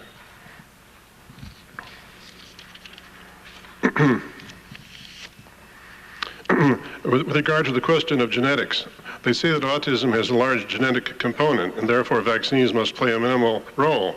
My book, Infantile Autism, published in 1964, was the first systematic attempt to marshal the evidence for genetic relationship to autism. So I'm certainly not hostile to that idea. However, genes do not begin to account for the huge increase in the incidence of autism. There's no such thing as an epidemic due to gene problems. The increase ranges from 250 to 500% in various places, as other people have pointed out here. As the editor of the Autism Research Review International, I have just reviewed a very large number of studies on the genetics of autism. The next issue of the Autism Research Review is going to contain our review study. The results of our review are spectacularly inconsistent. The best guess is that there are at least 20 different genes that may or may not be much in favor of that, looking at that hypothesis. Well, I'm still interested in the hypothesis, but it is certainly not responsible for the increase in autism. The people who claim that the vaccines are safe claim that autism naturally occurs at about 18 months when the measles, mumps, rubella vaccine is routinely given. So the association is merely coincidental and not causal. But the onset of autism at 18 months is a recent development. Autism starting at 18 months rose very sharply in the mid-1980s when the MMR vaccine was introduced. For the previous 30 years, we've been collecting information from children born in the 50s, 60s, 70s, and so forth. For the previous 30 years, there were twice as many kids whose parents reported the autism started at birth as there were kids whose parents reported that the autism started at 18 months. Starting in about the early 1980s, when the MMR vaccine was introduced, those two curves diverged, And all of a sudden, or not all of a sudden, over a period of several years, the number of kids whose autism started at 18 months was then twice as high as the number starting at birth. The last page of my handout, I have a graph that shows those curves based on our records of over 31,000 children in our San Diego Institute. So that particular argument is against the MMR hypothesis is obviously a very poor one. Autism is the only severe chronic illness which has reached epidemic proportions, or is not the only severe chronic illness which has reached epidemic proportions as the number of very profitable vaccines has rapidly increased. Children now receive 33 vaccines before they enter school, a huge increase. The vaccines contain not only live viruses, but also very significant amounts of highly toxic substances such as mercury, aluminum, and formaldehyde. Could this be the reason for the upsurge in ADHD, asthma, arthritis, Crohn's disease, lupus, and other chronic disorders? It seems as though we are trading protection against acute diseases, such as measles and mumps and so forth, for a huge epidemic of chronic diseases like autism, the other ones I mentioned, asthma, and so forth. As a parent and a full-time professional researcher, I am bitterly disappointed with the medical establishment's dismal record with regard to autism over the past 60 years. The medical schools, as well as the governmental agencies, have consistently supported outmoded and disproven and unproven ideas, including the one that autism was caused by refrigerator mothers who did not love their children, and that's what caused autism. The medical establishment was opposed to behavior modification, what is now called the ABA approach. They said that this is not a way to treat autism because autism was based on deep-seated emotional problems and not, and so the technique that was used to train animals could not be used to improve autistic children. That was untrue. They have ignored and continue to ignore the long series of studies conducted both in the U.S. and Europe showing that the elimination of foods containing gluten and casein from the diet brings about marked improvement in many autistic children. They have consistently ignored the series of 18 consecutive studies conducted by researchers in 6 countries which show that almost half of all autistic children and adults respond favorably to high doses of vitamin B6 and magnesium, with no adverse reports from any of these studies. 11 of the studies were double-blind, placebo crossover experiments. There is no drug that comes even close to the B6 magnesium in terms of the safety, efficacy, and positive research findings, yet it's not being explored at all. Tens of millions of dollars have been spent on non-productive lines of research, while virtually no money at all has been given to research on the methods of alternative medicine, which are far more promising in terms of both safety and efficacy. The most interesting questions are not being asked. Why does the majority of any population survive such epidemics as autism, the bubonic plague, Legionnaire's disease, polio, and AIDS, while relatively few people succumb? The very obvious answer, and the most probable answer, is that the survivors have healthy, effective immune systems. Would enhancing the immune system decrease the likelihood of adverse reactions to vaccines, including, by the way, the anthrax vaccine? I hope that DOD will pay some attention to that. Good reason to think about anthrax in this context. Very probably. It is well known that the immune system must be adequately supplied with many nutrients if it is to function properly, including especially vitamins A, C, E, B6, and a number of minerals, including zinc, magnesium, and selenium. Nutritional levels of these substances are not only harmless, they are essential to good health. Since people do not change their diets readily, I believe that food should be fortified with these nutrients, especially foods that will be consumed by infants and children. Research along these lines, as well as on the safety of the vaccines, is desperately needed. Recently, Professor Clementson published a paper, he is the author of a 3-volume treatise on vitamin C, published a paper reviewing the evidence showing that individuals who are vaccinated without having adequate supplies of vitamin C in their body are far more likely to suffer an adverse reaction to the vaccine than those who have the higher levels of vitamin C. Dr. Archie Kalakarinos of Australia, a pediatrician assigned by the government to the bush country people, the outback people, found that there was the death rate, infant death rate of 50% among the children he cared for. They died soon after the vaccines. He found they were extremely vitamin C deficient. He found that by giving them some extra vitamin C, he could prevent the death. And so the death rate went from 50% to 0 in a very short time, and Dr. Kalakarinos was given a medal by the Australian government. We should be giving our children vitamin C as well as other nutrients to make sure that their immune systems are well fed and function well, and I think we would see a lot less of the problems that we are experiencing today. As a parent and as a researcher, I believe there should be a marked redirection of effort and funding along the lines suggested above. Thank you. Thank you, Dr. Rimlin. I appreciate your comments. Dr. Goldberg. Mr. Chairman and members of this committee, thank you for allowing me to have the opportunity to speak here today, and I wish to take a moment to examine the urgency of this epidemic. I am Dr. Michael Goldberg, a practicing pediatrician for over 20 years in Los Angeles, and I am on the clinical teaching staff at UCLA. I'm also the founding member of the NIDS Research Institute, a parent-physician partnership developed to expedite the research on behalf of children with special needs. Out of necessity and a desire to help, my practice is comprised primarily of children with autism, ADD, and other special needs. I am here before you today to share my frontline, everyday experience with these children. Experience has overwhelmingly convinced myself and my colleagues that these children are a disease and can be treated.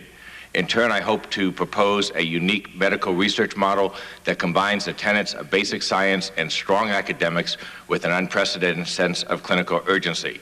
To understand this new autism that everyone keeps speaking about, one must actually step back and look at the increased understanding and incidence of autoimmune diseases across the board from the mid-1970s to the present day. All one has to do is look at the medical literature and realize that every disorder we have associated as immune-connected, immune-mediated defects, the immune system, lymphomas, multiple sclerosis, Alzheimer's, lupus, ulcerative colitis, irritable bowel syndrome, rheumatoid diseases, and even aging have all become recognized as in part an autoimmune process or an illness. As Dr. Galpin, an authority in infectious disease immunology and a pioneer in the application of immune modulators and a member of the NIDS Medical Board, likes to say, the friendly fire of our own bodies causes the damage. We either have to assume that the increase of these disorders in the human population is mass hysteria, mass psychosis, schizophrenia, and our behavioral developmental disorders, as was thought in the old days, or we need to step back and realize that maybe we have a large number of adults and children suffering a disease process that is affecting how their brain and nervous system functions. I have family after family within my new practice in which there is a mother or father with chronic fatigue syndrome, an older child with ADD, ADHD, and a younger child or two with autism, PDD. Unless we assume this is all random, there is unfortunately a logical connection between the above disorders and the rapid emergence of this crisis. We must rapidly realize that all of these disorders result from a treatable disease process. When you look at the factors among the children I am seeing, many of them have low natural killer cells. This is part of the findings being reported in many of those other disorders. Another frequent finding is the presence of active HHV6 virus or other related herpes viruses in some of these children. Similar findings are being reported for various adult autoimmune disorders, and recently, even the Center of Disease Control published an article focusing on our emerging knowledge of HHV6 and related disorders. Fortunately, while people talk about the unknown entity of autism, I can show you picture after picture after picture that has allowed me, with the help of researchers Dr. Ismail Mina, Dr. Bruce Miller, to look at neurospec scans and understand what is going on in the brains of these children. For the majority, there is a decrease of blood flow and function of the temporal lobe of the brain, areas that are consistent with that predicted by neuroanatomists. We have a large collection of scans that show decrease in blood flow that is reproducible, quantifiable. Blood flow corresponds directly to function. When compared to MRIs and CAT scans, they help to confirm no pre-existing damage, but rather point towards a neuroimmune direction etiology. In fact, as we learn more through imaging and scans and technology about the brain, in a recent New England Journal of Medicine article a year ago, they discussed the immune-brain endocrine connection in the hippocampus, a system that with the CA1 and CA2 nuclei and neuron affects cognitive function, fatigue, and memory. Today, I have come to look upon this as a reversible condition. Thankfully, have many children return to normal, above normal functioning by combining steps reflecting diet control, a combination of antivirals, antifungal, and low-dose SSRIs. Parents who are told their child would never be independent, never be able to earn a living, who one day might have to be placed in an institute, have seen their children become top of their class academically. I have children within the practice scoring in the 97th, even the 99th percentile in California and Illinois state testing. The past week, a mother came to me with a 5-year-old child who has been with me about 8 months in the practice. She related an instance where the child went, "Mom, do you want me to pretend I can't talk? Remember when I couldn't talk?" We have so misunderstood and misjudged these children. What harm are we doing to these children as a result? Hopefully, tomorrow, we can see new agents that will let us work better with the immune system. If we can focus a unified effort to identify a subspecialized set of immune markers, that will let us understand which patient is the most likely candidate for which immune agent, separate out this mixed group of children into logical subgroups. In my written submission to the committee, the NIDS Medical Board outlines a hypothesis that's supported by over 60 journal references. This is on children with autism and neuroimmune disease process that is potentially reversible. It is interesting to note that that hypothesis has been reviewed by at least 4 pharmaceutical companies. There are no holes or deficits in that hypothesis. With the NIDS Institute are researchers who are all heavily credentialed. Many are involved in current NIH projects and other activities at the NIH and FDA. Using this technology, their past experience, a computerized database, we can unify researchers in institutions across the country. We can literally pick and choose top physicians and researchers around this country, around the world, to focus on the crisis it has become.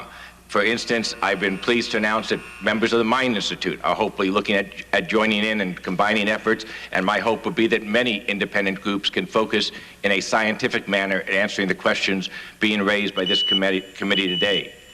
Another significant benefit of exploring this disease process with a sense of urgency would be the unprecedented ability to screen children which might be susceptible to vaccines or any other factors which have been implicated as potential roles in subsets of these children. Any injury or loss of a child that could have been prevented remains unacceptable. There is no way to adequately console the parent of a lost or damaged child. If focused correctly, we do have the ability to accelerate understanding and identification of potentially high-risk children.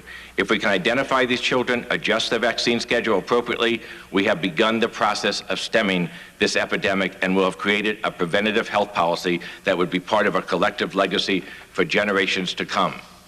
In 1966, I was a speaker at the Autism Society of America. There were over 2,000 parents and professionals. My wife made the comment, "Where are the MDs?" The medical community had essentially abandoned these children once they became labeled as autistic.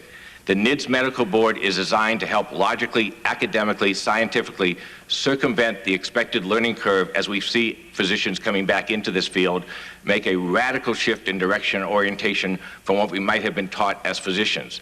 I am pleased with you, Mr. Chairman, and members of this committee.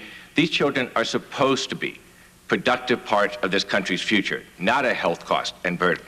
These children have the potential for full, productive, intelligent lives, contrary to the old idea that their genetics are not the determining factor. A child cannot develop normally, develop some language, lose it all in any process except a disease. We can apply good, sound science and logic to help solve the crisis now. We must embrace what is literally a paradigm shift in the world of medicine and begin to view autism and other related classifications like we do Alzheimer's disease, cystic fibrosis, childhood cancer, multiple sclerosis. Tragically, if we accept the status quo, we will be sacrificing millions of kids and will likely lose more in subsequent generations. I implore you to investigate the concepts I have introduced, evaluate them, test them, do whatever it takes to convince you that we have a crisis for which inaction is politically and medically more risky than action. I am extremely fortunate to have 3 healthy children and 1 healthy grandchild. I selfishly want the rest of my future grandchildren, all of yours and others out there, to have the same chance. Thank you. Thank you, Dr. Goldberg, and I think you can probably guess we are going to pursue this for a long time. I hope so. Dr. Mixon?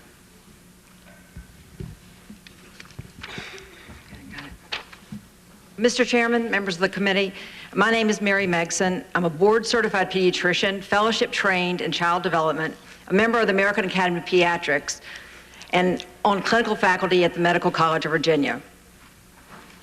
I've practiced pediatrics for 22 years. In the last 15 years, I've worked only with children with developmental disabilities. That is, learning disabilities, attention deficit hyperactivity disorder, mental retardation, cerebral palsy, and autism. In 1978, as a resident at Boston Floating Hospital, I learned that the incidence of autism was 1 in 10,000 children. Recent surveys have suggested an incidence in several parts of the country of between 1 in 300 and 1 in 600 children. Over the last 9 months, I have charts now in an office I opened last June on 1,900 patients. Well over 1,200 of those have full-blown criteria for autism. I have 70 autistic children in a clinical trial, and I'm beginning a second clinical trial to look at treatment on these children. At the same time, the State Department of Education says there are only 1,522 children with the diagnosis of autism in the state of Virginia. Okay. Mental health, mental retardation agencies have scrambled to set up infant intervention programs and have had a hard time keeping up with the volumes of delayed infants and toddlers. I have served as an advisor for the city of Richmond and the surrounding counties as they set up these infant programs, also set up special educational programs for children with autism. Now, there are autistic classes in each county, several classes in several schools. It's very rapid rise over the last several years. The segment of children with regressive autism who develop normally and then regress usually between 18 to 24 months has increased dramatically. This past week, I was involved in 4 cases of children who were perfectly normal in their development until they had their school-age shots at age 5, DPT, hepatitis vaccine, MMR, and within weeks, they were autistic. In the past, this was unheard of. In the vast majority of cases, I have discovered that one parent or another reports night blindness or other rare disorders associated with a defect in something called a G protein. G proteins are proteins inside the cell that join receptors that sit in the cell membrane.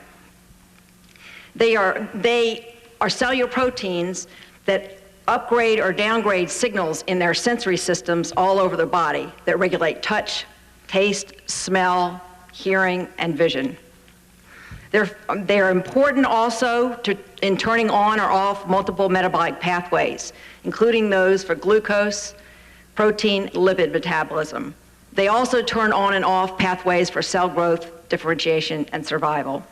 Close to the age of autistic regression, we are adding a second defect to the G protein, namely pertussis toxin, which completely disrupts these G protein pathways. The opposite G protein pathways are on without the off switch. In my research, I've discovered that some children are protected if they have the lipid-soluble form of vitamin A that found from natural sources. In those children, especially the ones who are breastfed, they will be able to some of those children get the early vaccines in spite of having the genetic defect and do fine. However, the measles, mumps, rubella vaccine at 15 months of age depletes the body of all vitamin A. When they get the DPT the same day or several months later, many of these children disconnect. Several metabolic problems that I'm seeing repeatedly in these children, the pathway to break down the storage form of glucose in the body is on without opposition. These children have elevated blood sugars. In the past week, I've been made aware of 4 cases of autistic children who developed juvenile onset diabetes. There's a 68% incidence of diabetes in the parents or grandparents. Lipid breakdown is turned on without opposition. I have many 2.5-year-old children that I've diagnosed with autism who have serum cholesterols of 240 and above. There is an incidence in 1 of 3 of these families of a heart attack, a parent or grandparent under age 55. And those were diagnosed with hyperlipidemia. Of great concern, cell growth, differentiation, and survival is turned on, which leads to uncontrolled cell growth. The first 60 families I examined, there were 62 cases of malignancies associated with the RAS oncogene in 60 families. I have also discovered that the measles antibody that the body makes once they're exposed to the measles vaccine cross-reacts with intermediate filaments. Intermediate filaments are the glue that hold the cells that line the gut wall together. So when they get that MMR vaccine, they develop a leaky gut. Intermediate filaments are also important in areas of high stress. And one of the areas of highest stress in the human body is the upper small intestine, right below the stomach. They develop a chronic autoimmune disorder at that point. The loss of the cell-to-cell connection also occurs in the blood-brain barrier and in the cells that surround the bile canicula where toxins are excreted from the body. So any toxins they're exposed to leak through the gut wall and they cannot pump them out of the body. The loss of cell-to-cell connection interrupts another process in the body that's very important called apoptosis, or the ability of neighboring cells to get rid of an abnormal cell. The MMR vaccine at 15 months precedes the DPT vaccine, which turns on uncontrolled cell growth, differentiation, and survival. Most families have reported cancers in parents or grandparents. The genetic defect found in 30 to 50% of adult cancers is a cancer gene, the RAS oncogene. This is the same defect that is the defect for congenital stationary night blindness. Okay. In Harrison's textbook of internal medicine, which is the standard textbook in medical schools all across this country, it is stated it is absolutely contraindicated to give the MMR vaccine or a measles vaccine in the face of vitamin A deficiency. I'm afraid that some of these children are facing that vaccine and they're already deficient in their vitamin A stores, and then they cannot reconnect pathways. Most of us in our current diets have the lipid-soluble form of vitamin A taken out. This lipid-soluble form is found in liver, kidney, milk fat, and cod liver oil. In low-fat milk products, however, it's taken out and another water-soluble form is added, which they are unable to absorb. Pardon me, Dr. Yes. Mexon. You heard all those buzzers? Mm-hmm. That means that I have to run to the floor and vote, or else I'll be voted out of office. Okay. Which I don't want to happen. So would you please bear with me? I'll get over there and vote and get back just as quickly as I possibly can, because I'm very interested in everything that you folks are saying, and I do want to get answers to a number of questions. Okay. I think we have 2 votes. I'll be back just as quickly as possible. So we stand in recess. Oh, God. There are how many votes? Always listening. I think everybody better get a cup of coffee because there are 4 votes. It's going to take probably half an hour before I get back, so I apologize. We'll stand in recess. Yeah, me too. Thank you. I'm glad that they left.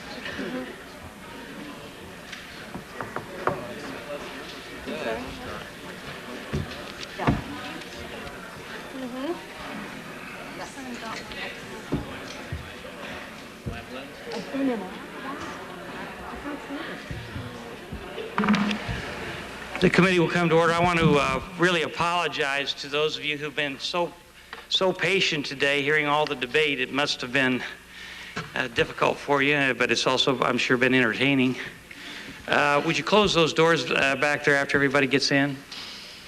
Okay, we left with Dr. Megson in a very impassioned moment of her talk. So, briefly, I was talking about in the vast majority of these children, I get a history from one parent or another of a disorder associated with a defect in these major signaling proteins, the G proteins.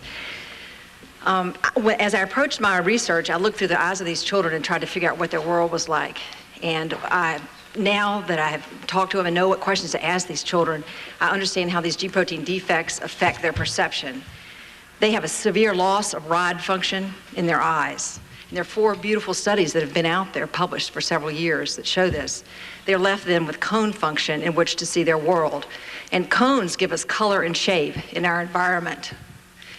The only situation I could imagine that having only color and shape to organize my world was those magic eye puzzles. You know what I'm talking about? That you look beyond, you back up, and then you get a box of 3D. That's the only place in their visual field where they get the 3D impression of objects. Correct. Only then when they look at a box like television or computer or a therapist who's sitting right in front of them, do they consistently hear the right words for what they're looking at? So most of the day, they're not hearing the right words for what they're looking at because they only have this one area of their visual field where they see 3D. I've treated some adults, and one adult I'm treating in Alabama calls me every week and gives me the measurement of his box as it grows and he gets better. It's really fun. And the other areas of perception and sensory perception are controlled by G protein pathways as well, and adding a second defect to these children who on a genetic basis probably have a first defect changes multiple sensations. Their avoidance of eye contact is an attempt to have light land off center in the retina where they have some rod function. So when they look at mom, when they look away from mom, they're actually looking at mom. And we make them force their pupils directly in front of us. We're making them look away from us. And on this form of vitamin A treatment, within days, they look right at you. The other things that happen in these children, suddenly mother's touch starts to feel like sandpaper on their skin because of modulation of touch. Common sounds sound like nails scraped on a blackboard. And these are words that autistic children have given me as they've gotten better. We think these children cannot abstract. We're sinking them into the middle of an abstract painting at 18 months of age, and they're left trying to figure out when the language they're hearing is connected to what they're looking at the same time. This defect for congenital stationary night blindness is on the short arm of the X chromosome, which explains the male to female ratio autism, and it affects cell membrane calcium channels that Dr. Goldberg just referred to in the hippocampus. These are the NMDA glutamate receptors in the hippocampus. These pathways are where major pathways processing language cross from the left side of the brain to the right. Pathways then go back through the hippocampus. The frontal lobe is where attention is added, executive function, inhibition of impulse, and all social judgment. When stimulated, these NMDA receptors, through their G proteins, stimulate other receptors in the nucleus of the cell, right there in the hippocampus. These receptors were discovered by Ron Evans in December 1998. In the animal model, when they are blocked, the mice are unable to learn or remember changes in their environment. They act like they have significant visual perceptual problems, and they have significant spatial learning deficits. Okay? Of great concern to me is that when the hepatitis B virus was initially isolated, the protein sequences were isolated, inserted into the gene for one of these vitamin A receptors, RAR beta. This is the critical receptor important for plasticity and retinoid signaling in the hippocampus in this area of major pathway intersection. This is what we'll have to look at the vaccine and see if there's any defect being produced by that related to the recent increase in autistic spectrum disorders. What I'm treating these children with is the natural lipid-soluble form of vitamin A. I'm giving their recommended daily allowance only of vitamin A in the form of cod liver oil to bypass these blocked G protein pathways and turn on these central retinoid receptors. In a few days, a lot of these children look at me, focus, they regain eye contact, and they talk about their box of vision growing. After 2 months on this vitamin A treatment, I give them a single dose of a medicine called bethenacol, which stimulates pathways in the parasympathetic system in the gut. What I discovered is that there are nerve receptors in the gut called acetylcholine receptors or muscarinic receptors that are blocked in these children. This medication mimics acetylcholine. It does not cross the blood-brain barrier. I give it to these children, and in the office sometimes, 30 to 40 minutes after the initial dose, after having pathways corrected for several months of vitamin A, when I bring them in, give them this medicine, observe them, they connect in the office. I've had children look at me, talk, act out, talk back to their mother, use vocabulary above their chronological age. This is a disconnect. And I've seen this again and again and again. Bill Walsh in Chicago has seen it, Woody McGinnis in Arizona. One child I've treated beginning last April, her IQ scores have gone up 105 points, from 60 to 165. This treatment improves cognition, but these children are still really physically ill. Their vitamin A stores are depleted, oftentimes before, if not before, at the time of the MMR vaccine, and they can't compensate it for these blocked pathways. Vitamin A has been called the anti-infective agent. It leaves them immunosuppressed when they're depleted. They lack cell-mediated immunity. Adding a second defect to this GI alpha protein blocks a very important pathway in the body where you convert retinol into something called 14-hydroxyretroretinol. 14-HRR is needed to turn on T cells. I give these children cod liver oil. Cold water fish oil is the only natural source of 14-HRR. The children get well. The parasympathetic nervous system, which is blocked in the gut, is part of what I call the peripheral nervous system. If we think of the nervous system as having two major parts, the central nervous system is the brain and spinal cord.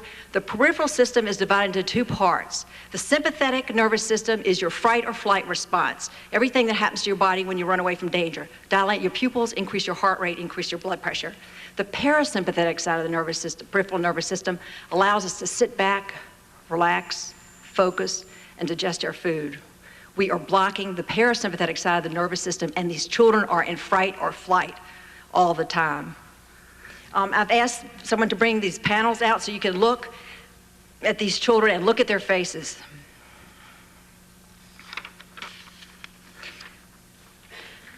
I live in a small middle-class neighborhood with 23 houses. I recently counted 30 children who are on stimulants for attention deficit hyperactivity disorder. 1 week ago, my oldest son, who's gifted but dyslexic, had 12 neighborhood friends over for dinner. As I looked around the table, all of these children but one had dilated pupils. After 2.5 months of taking his recommended daily allowance of vitamin A and D and cod liver oil, my son announced, "I can read now." The letters don't jump around the page anymore. He can focus, and his handwriting has improved dramatically. In a survey in his private high school for dyslexic students who are bright enough to go to college, 68 out of 70 of those children report night blindness. They see headlights like starbursts, and they get a whiteout when their picture's taken. I think we're looking at a national disaster right in the face, and I think it's affected thousands of American children. The children, in a way, with autism, ADD, dyslexia are lucky because they're identified. There are many other children out there who are not identified, who've just been disconnected. We must direct all of our resources and efforts to establish multidisciplinary centers to treat these children. Insurance companies should pay for these evaluations, both medical and psychiatric and treatment. For over a year now, I have been paying for speech therapy for these children. They are able to talk, but they don't know what to do with their mouth. I've had 10-year-olds wake up and talk, and insurance companies do not pay for rehabilitative services on these children. These children then are physically ill, immunosuppressed, have a chronic autoimmune disorder affecting multiple organ systems. We must get funding to look at the etiology of autism, identify these children prior to autistic regression, and prevent this disorder. Implementing vaccine policies that are safe for all children should be our first priority. Mothers from all over the country have brought pictures of their autistic children to Washington this weekend. Most of these children were born normal and lost to autistic regression. Look into their eyes, and you're going to hear their silence. Thank you very much. We're going to read the text of your comments very thoroughly. Thanks. Dr. Upledger. Yes, thank you. I'm John Upledger. I'm an osteopathic physician, and I thank you for inviting me to come and present. I should probably give you a little bit about my background first, because you'll understand that I'm coming at autism not in disagreement with anyone, but by adding another parameter to it. First of all, I used to teach biochemistry, so the molecular things are not new to me. But I practiced general medicine and surgery for about 11 years in Clearwater, Florida, and then got into some of the rather avant-garde things, and they invited me up to Michigan State University, where I became a clinician researcher in the Department of Biomechanics. Being a researcher in biomechanics, I was researching a system which ultimately became called a craniosacral system. And the craniosacral system is simply a semi-closed hydraulic system The boundary of the hydraulic system is the dural membrane, which encases the brain and spinal cord and provides sleeves for all of the cranial nerves and also for the spinal nerve roots. The fluid inside of it is cerebrospinal fluid, essentially. Of course, there's blood flowing and so on and so forth within vasculature, but it's not really part of the system. And it's called semi-closed because the control volume of the volume is controlled. Inflow, I'll be all right. The inflow of the volume is controlled and it's rhythmical, and the outflow is rather constant and it reabsorbs the fluid. So you have a circulation of fluid with a rhythmical rise and fall of fluid volume and pressure within this system. If one looks at advances as we go along, we used to think that cerebrospinal fluid bathed the surface of the brain, and that's what it did. And it's probably about 8 years ago when it was very definitely shown using radioactive tracers that cerebrospinal fluid is formed in the ventricles of the brain, and within seconds of its formation it not only bathes the surface, but it penetrates all the spaces between all the cells that form the brain. It also goes down the spinal cord internally as well as externally. More recently, in a symposium called Neuroprotective Agents by the New York Academy of Science, I came across a piece that had just been discovered, and that is that cerebrospinal fluid not only circulates nutrients and carries away waste products, it also has chelating agents in it, so it cleanses the brain of metallic deposits, which would be the mercury, the aluminum, that kind of thing. So it's very important, if you look at it this way, it's extremely important that cerebrospinal fluid flow be kept moving. Stagnation of cerebrospinal fluid is going to lead to brain dysfunction. Now, in my work at Michigan State developing this department, developing this whole system, what happened was it was decided that I would be working with now brain dysfunctioning children and see the applications. Autism happened to be one of the things that I was assigned to. So for 3 years I spent 2 days a week at the Genesee County Center for Autism, and I went in there not even understanding the first thing about what autism was. We did do work with what was called hyperkinesis in those days, and we found out on a structural level that the hyperkinetic child could be made, could be relieved of his hyperkinetic activity if we released a compression at the base of his skull between the first cervical vertebra and the base. In tracing this backwards, this happens a lot during delivery. The obstetrician, the baby's face down, the obstetrician assists the baby coming out under the pubes. The head comes anteriorly or forward, and the cervical vertebra goes that way, and they jam together. You release that jamming, and you get rid of your hyperkinesis in a matter of minutes many times. That isn't the only cause for hyperkinesis, but when it's there and you release it, it is very definitely going to show you clinically that it's over. We also found out that in newborns we could treat colic this way. Now, when I got into looking at autistic behaviors, there's several things that we noticed, and being a novice, I wasn't about to accept anybody's word for anything, and I went over there with a neurophysiologist and another fellow who's generalist in science, a design specialist, and we started going every week, Thursday and Friday. Our observations showed, first of all, that the kids were banging their heads, a lot of them. There was 28 kids in that first year we went there. And I noticed their head banging and they're chewing on their wrists. They get all the way down to the tendon sometimes. And we also were told they suck on their thumbs, and I saw that, but they weren't making an airtight thing with their lips. What they were really doing was pushing up on the base of their skull. So we thought about this a lot, and one would say, okay, they're banging their heads. And this happened to be a behavior mod center that we were working in, so I had them take the helmets off. And we let them bang their heads. I watched very carefully, and it looked like they were trying to knock something loose in their head, like something was jammed together. When we started looking at their wrists and everything, I thought, okay, maybe they're inducing a controlled pain for a pain they have in their head that is uncontrolled. because I think anybody here would agree that sometimes when something hurts and you just can't get to it, you'll give yourself a pain somewhere else and at least gives you some sense of comfort. And the other thing that might be happening is when they're chewing, they're inducing endorphin production and getting that natural analgesia, because endorphins are like a natural morphine. The thumb sucking clearly, to the point where it was causing the teeth to protrude forward over a period of time, the thumb sucking clearly was an attempt to mobilize the base of their skull. Now, anatomically, and now I'm in biomechanics, and so I'm thinking anatomically, and what I'm doing a lot of on the other days off is getting very fresh cadavers, dissecting them, studying membranes, and all of that kind of thing on the inside of the head.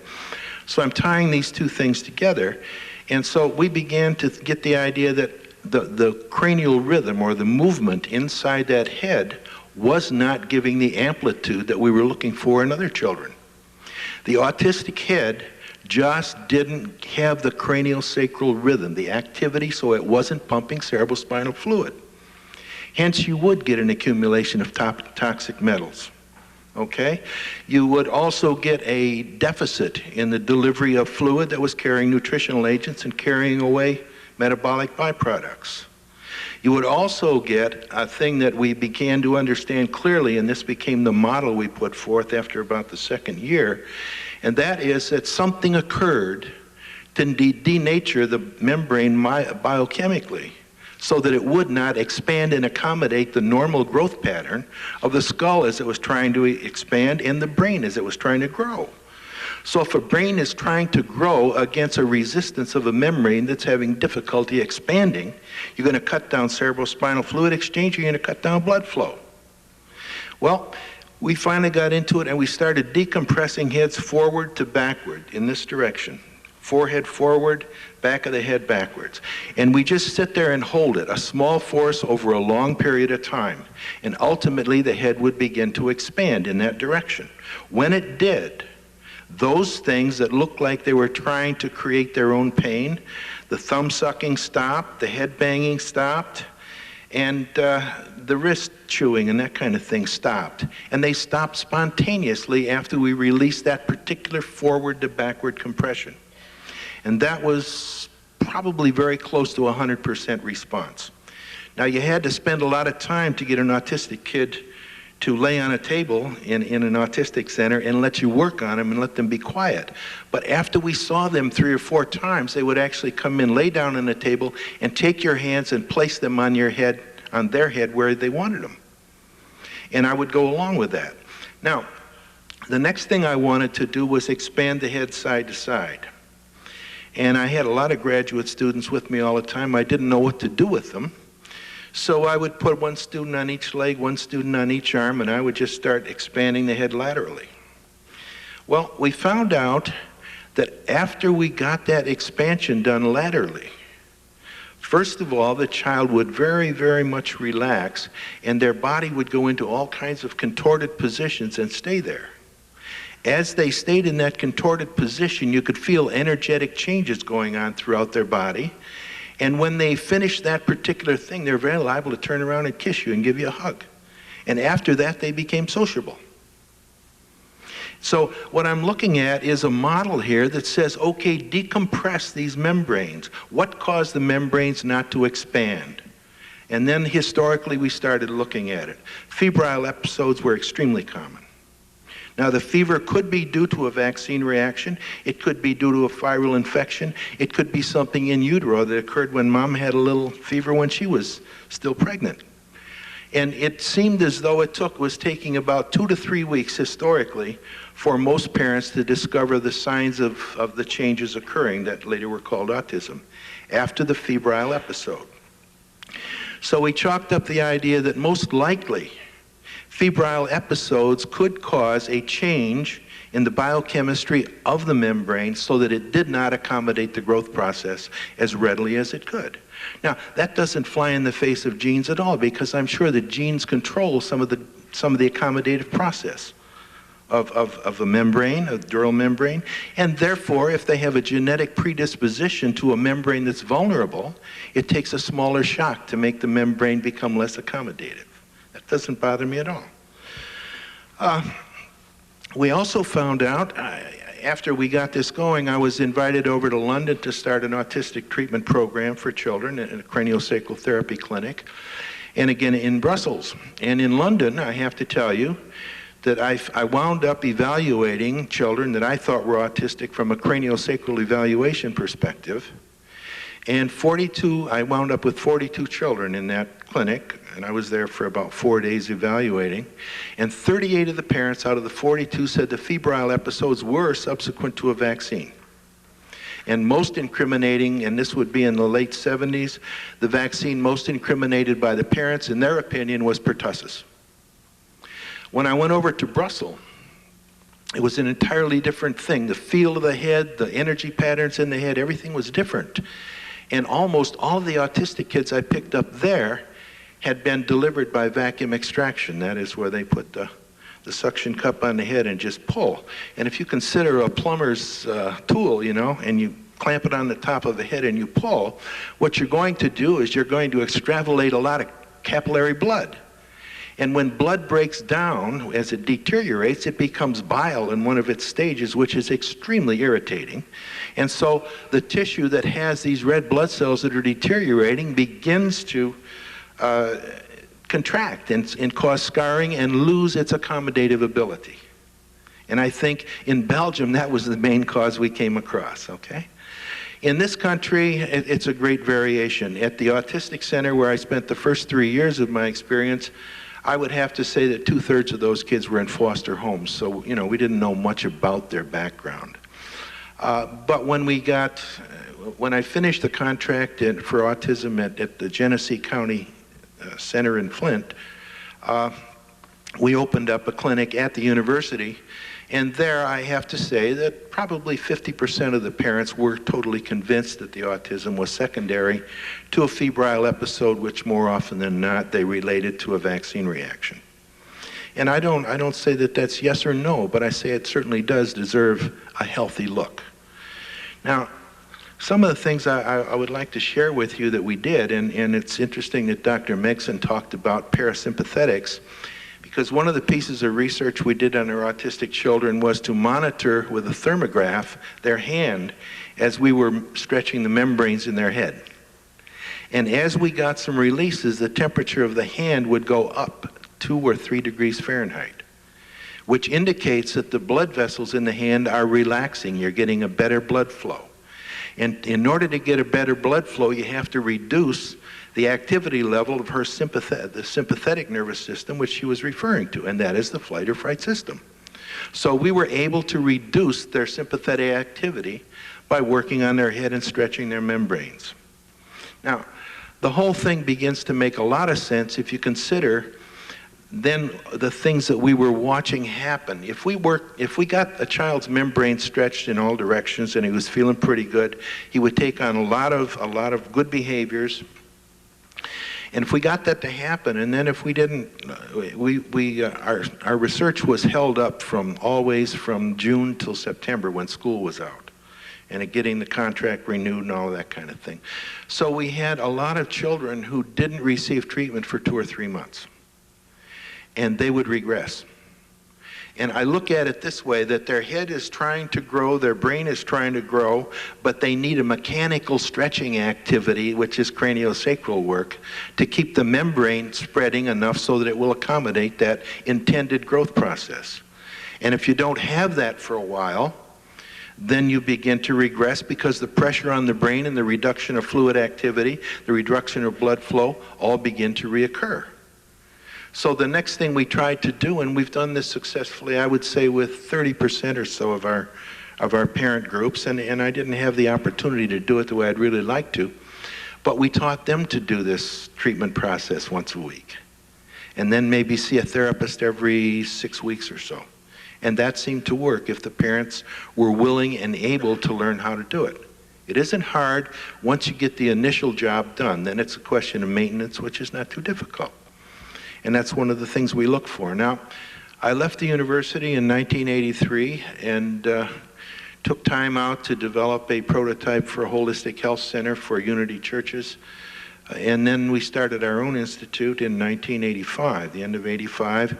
Since that time, the way we handle the problems, first of all, we don't focus always on autism, because the kind of difficulties we have with the craniosacral system can involve anything from autism to hyperkinesis to chronic pain. Seizure activity is a big one we work with, and all of those kinds of things. But about 4 times a year, we will have a special intensive program for just autistic children. And that's what we do, and we try to help the parents learn how to work with it. And when I say intensive, it's a week. It's from 10 o'clock in the morning till 6 o'clock at night, and it's hands-on work almost all the time. During that week, we get things pretty well taken care of.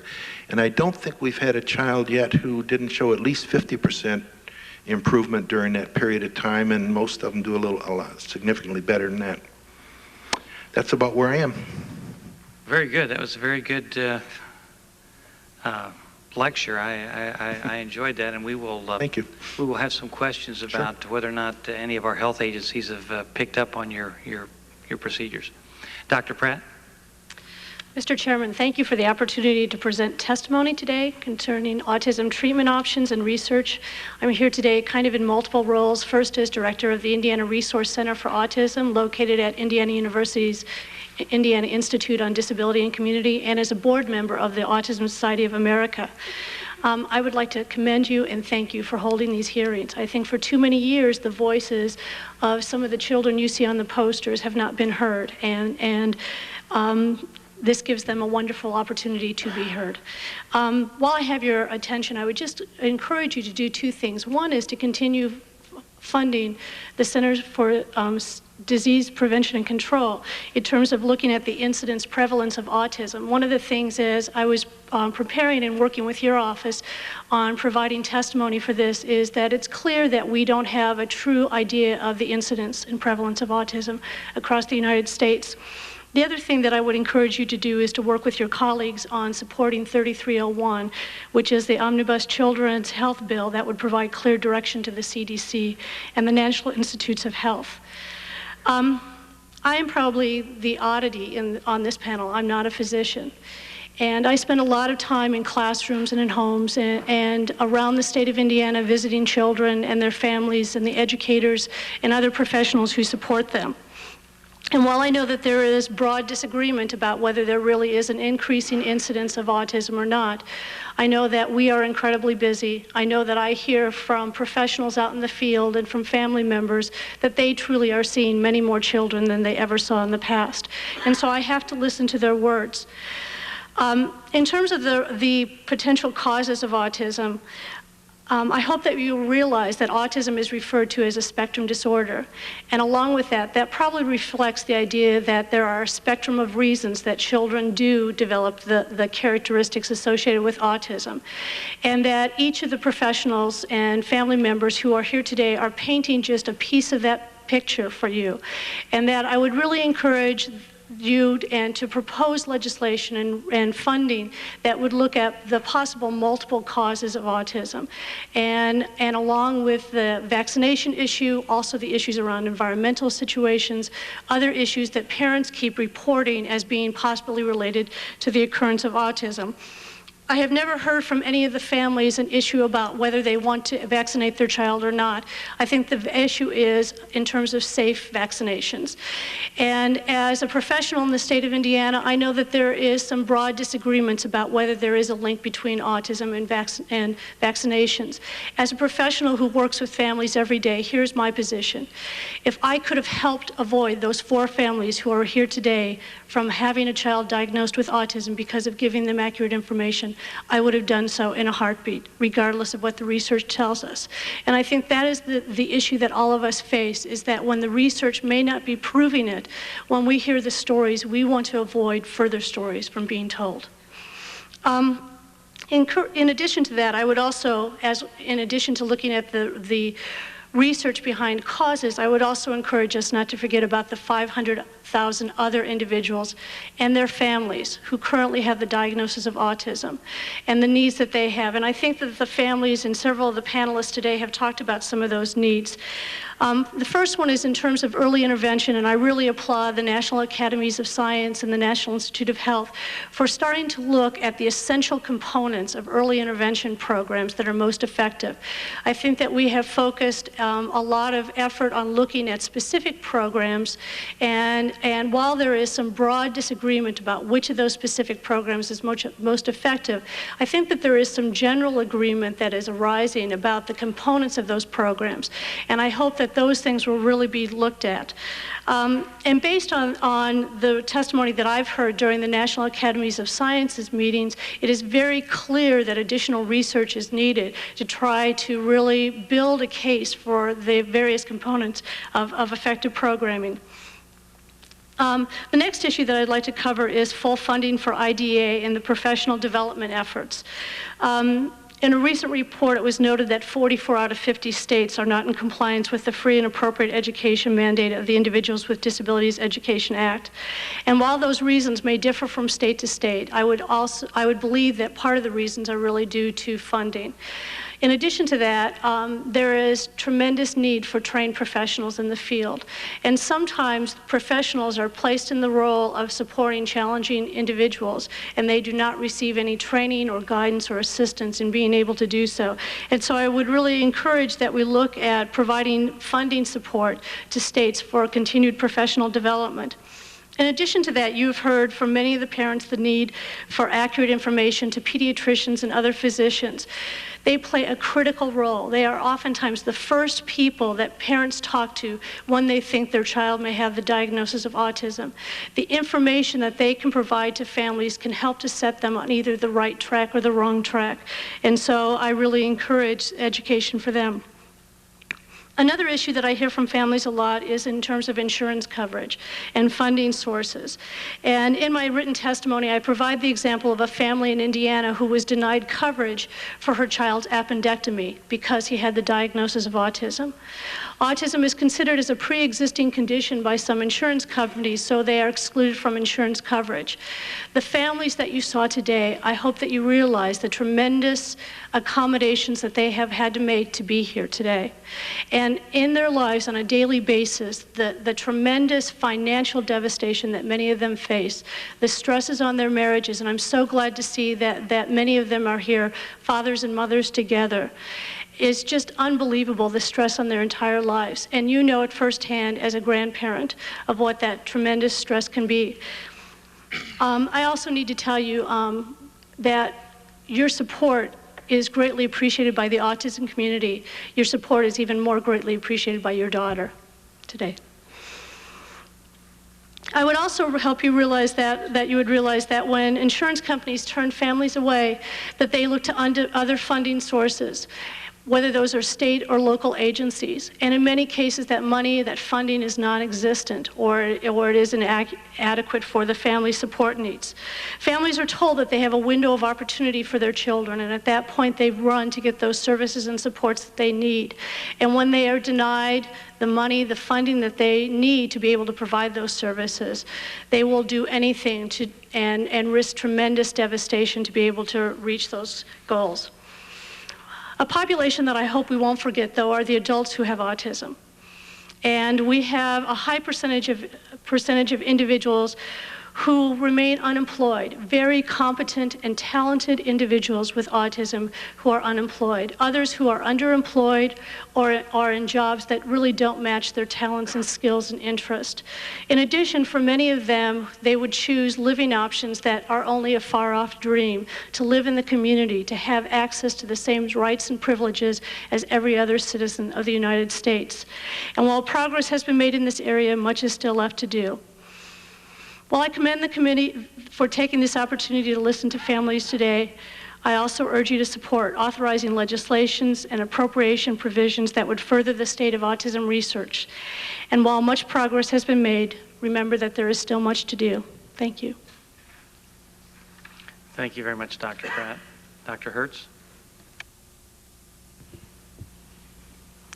Mr. Chairman, I'm Deborah Hertz of the National Institute of Neurological Disorders and Stroke, or NINDS, at the National Institutes of Health.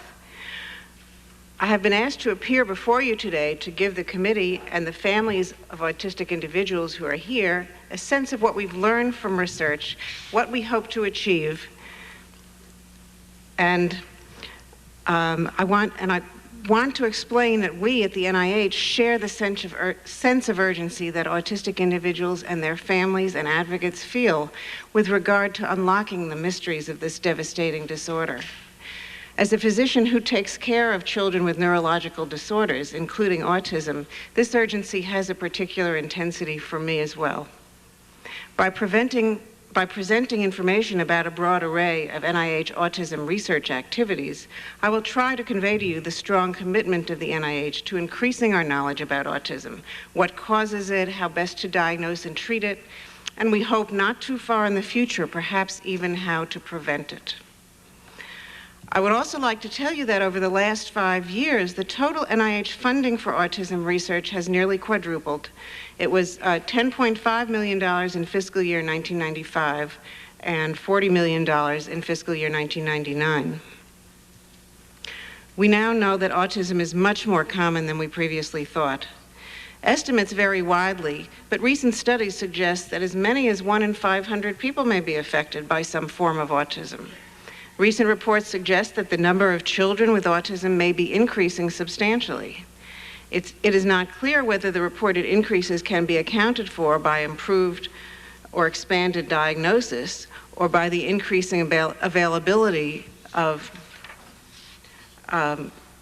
services for autism and the trends of that prevalence over time. The NIH recognizes the pressing need, the pressing need to look into these issues and to do this work, and is actively working to design studies that could give us the knowledge in these areas. Accurate and consistent diagnosis of autism is one of these difficult areas. To address this problem, and in response to the requests of concerned parents, the NIH sponsored a 1998 meeting of major medical and professional societies, parent advocacy groups, and federal agencies to review existing evidence for autism screening and diagnosis. Based on the assembled research evidence, a consensus statement is near completion as a practice parameter, which is a professional guideline for recommended procedures, criteria, and timing for screening and diagnosis in autism. This will be the first time that such a multidisciplinary group has reached consensus on screening and diagnostic procedures in the areas of autism. The specific practice parameter or clinical recommendations, once it's approved, which we expect it to be shortly by the boards of various relevant professional societies, will be published in widely read medical journals. In the vast majority of cases, no specific underlying cause of autism can be identified. A variety of genetic, metabolic, infectious, and unknown factors may be important. The NIH supports research directed at exploring the possible role of these various factors and is exploring the feasibility of a very large, multi-agency prospective study that could shed light on some of these questions. A working group convened by NIH in 1995 reached a consensus that for at least a significant subgroup of people with autism, there appears to be a genetic susceptibility that most likely involves multiple genes. And the NIH has conducted 2 major meetings on the genetics of autism. An exciting development this past year has been the identification of the gene for Rett syndrome, an autism spectrum disorder. In addition, genetic hotspots, potential chromosomal locations for more classic forms of autism have been identified. In another area, NIH is supporting a major pediatric brain imaging initiative to learn how the brain develops in normal infants, children, and adolescents. And this will provide important data for a comparison in studies of developmental disorders such as autism. Although there is currently no known cure nor treatment which can reverse all of the symptoms of autism, Interventions designed to alleviate specific symptoms are available. In November 1999, the NIH held a workshop in conjunction with the Department of Education on treatments for people with autism and other pervasive developmental disorders. The purpose of this was to evaluate the current biological, behavioral, psychopharmacological, and biomedical treatments in autism, and to identify critical research needs in autism treatment. The written reports and recommendations from the working groups at this meeting have recently been assembled and are currently being reviewed by the members of the NIH Autism Coordinating Committee, which is a group from various institutes involved that coordinates the NIH research activities, and also by the representatives of autism advocacy groups to see where we go from here in pursuing various avenues of treatment research. I have just very briefly described some of the NIH autism research activities. There's several more presented in my written testimony. I'd like to add that autism research is a major priority for the NIH, and we're committed to continuing to work to expand our efforts. I was trying to stick as closely as I could to the 5-minute limit, Mr. Chairman, so that concludes my prepared statement, but I'd be pleased to respond to any questions you might have. And your full statement will appear in the record. Dr. Cook? Thank you, Mr. Chairman, for the opportunity to testify on the topic of autism. I'm, as some have before, speaking as someone with 3 hats. Actually, first is the brother of the late Kenneth Wade Cook, who had many of the problems of children and adults with autism. I'm also speaking as a child and adolescent psychiatrist who cares for many patients with autism, and as a biomedical researcher trying to increase our knowledge of the causes of autism and, above all, to try to increase our ability to treat this devastating disorder. It starts with me recalling being an 8-year-old boy with a 2-year-old brother that my family had just realized was not developing normally. I remember the pain of my parents vividly. I further recall that we went to a meeting where, to my recollection, I won't speak for my parents, we were told that it was known from theory about what was known to the brain at that point, that patterning, a way of moving the arms and legs, a special diet, rebreathing through a mask, and related methods still practiced today in various forms would cure his problems. I remember our family being skeptical for the beginning of that meeting. However, by the end of the meeting, we and the other families in the group were sold on this treatment because it was too painful to accept what we knew was happening.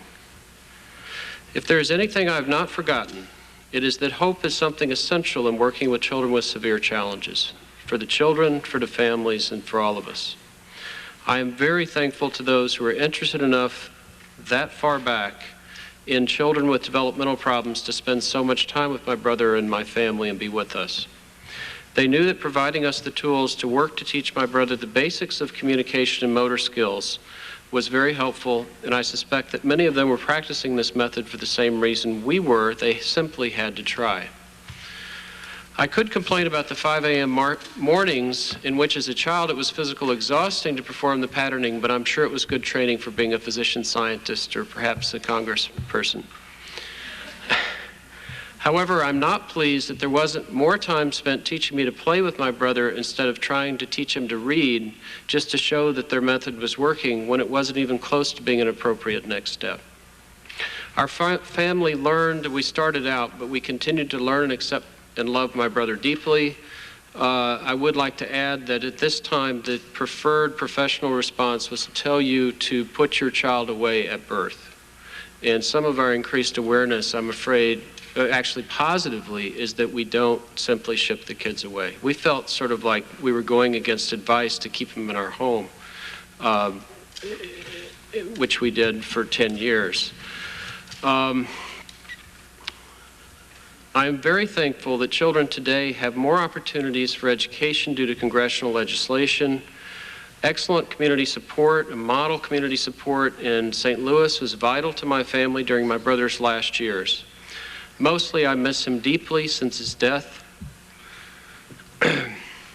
His death remains unexplained, as his original problem, although the two are certainly related.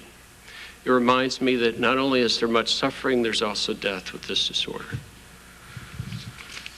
So obviously I'm also a physician scientist because I can't accept this even after he's gone. Having several hats as brother, physician, and scientist can be extremely painful. I recall my anger as a child when investigators found that patterning wasn't effective. As it turns out, I collaborate with people at the same institution at Yale today. But I wondered, how could they do such a thing, and how could I now be in their shoes now that I've studied secretin and have failed to find that it's working as much as initially claimed? The only thing in my defense, frankly, fighting myself here, is to say that I actually shed a tear when the data were analyzed for secretin. Because even though in the bottom of it there's not a lot of plausibility to it, I don't care. I wanted this to work deeply. And that's probably where my anger is all these things haven't provided what they say they will. And I'm the first one that wants them to work. So our laboratory, not being satisfied with the status quo, has worked on neurochemistry, neuroendocrinology, neuroimaging, and neurogenetics of autism. The reason for our current focus on genetics is the data, not our impressions or our wishes, show it to be the most powerful influence in the etiology of autism, and many have been studied carefully, maybe not carefully enough. It is not the only influence. I would agree with what was said several times. It's certainly not the only influence in autism. It is certainly not a simple single gene disorder. If it was, we would know for sure what that single gene was.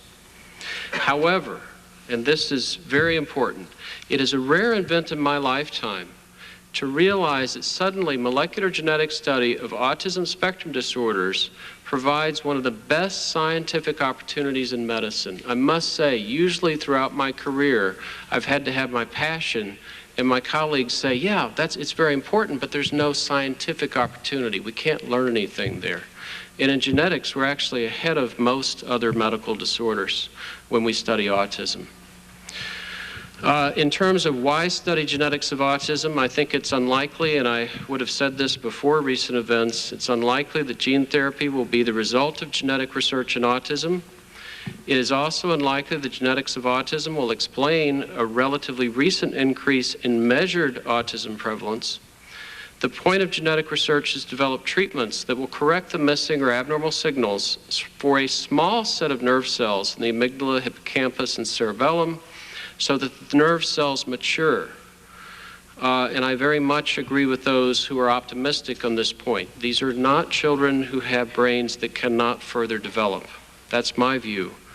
But it's a view as a scientist. You don't see the sort of changes in the brain that would make things not move forward. If we knew the signals, what has long been a too complicated puzzle of autism will become simple enough for us to understand. We're all challenged in a sense in trying to make sense of this.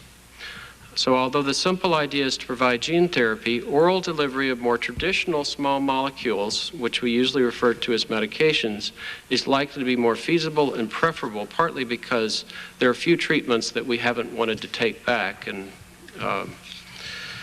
that's certainly something I've learned as a physician. I try things, they make sense, but if they don't work, it's time to stop them. Two recent developments in the broader field of developmental disorders show that complex situations may be better understood through molecular genetics. The first is the finding of the gene for FRAXA, or Fragile XA mental retardation. This is very relevant to autism since a substantial proportion of children with FRAXA have autism spectrum disorders. Although one wishes knowledge of a gene will lead to new treatments sooner, the results of a decade of research in FRAXA to understand the mechanism is leading to an almost exponential growth in understanding of complex interactions of molecules in the process of learning. Mentioned earlier, which is actually quite historic, is the recent finding of the gene for Rett syndrome, because this is actually finding a specific gene for an autism spectrum disorder.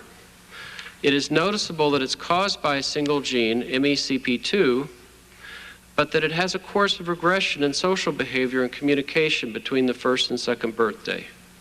Knowing the gene has led to a breakthrough in a systematic approach to investigation of Rett syndrome in terms of how it affects in the development of the brain, And this is going to, it already is moving us forward. Although we don't know the specific genes involved, and I would agree with that, it's definitely something that's personally frustrating to say. Several groups have been finding evidence that an extra part of chromosome 15 leads to a high risk for autism, especially if inherited from the mother.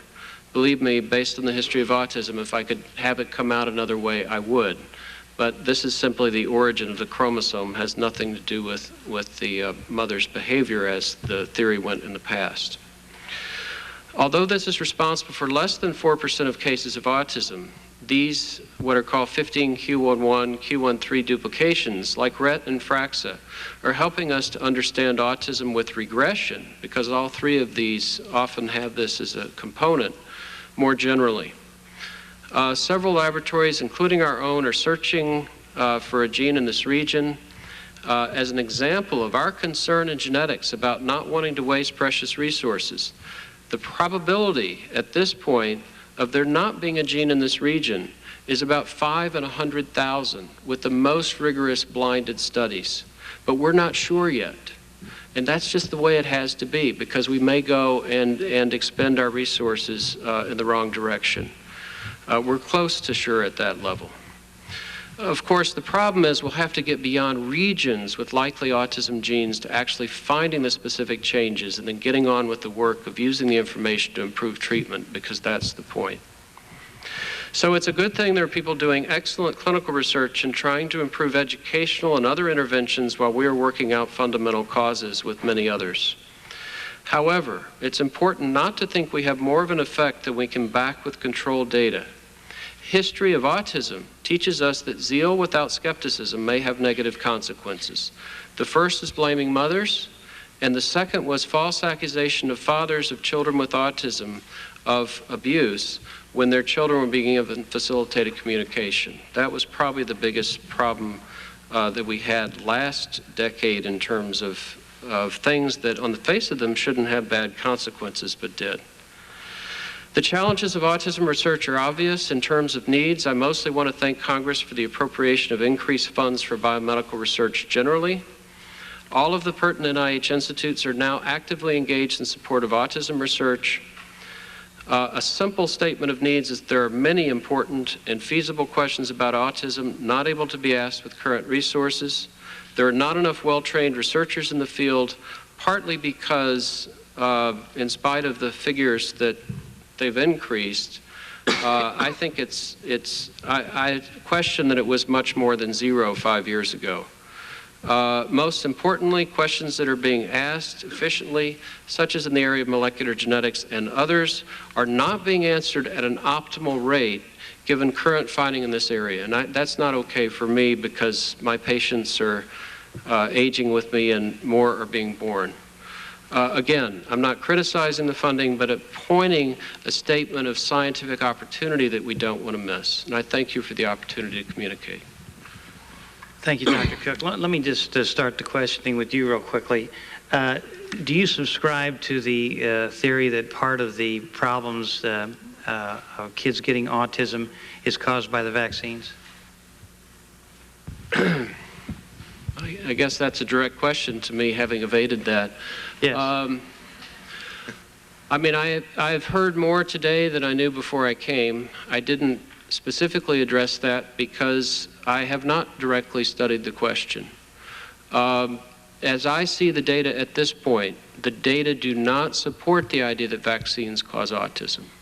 As someone who studied secretin as an example, I realized that I cannot prove the absence of something. For example, on secretin, all I can say is that I've proved the absence of it for myself. If somebody else wants to come and only treat a certain kind of child in a certain kind of setting, then perhaps our work will have helped them. What would you think, Doctor, of taking a hard look at what Dr. Wakefield and Professor O'Leary and Dr. Singh had conclusions they had come to with their research? What would you think? I mean, I know you work in genetics, but what would you think about looking at their research? Well, in some ways I work in the area of clinical trials. And so I can comment to why they fail to convince me that there's a connection.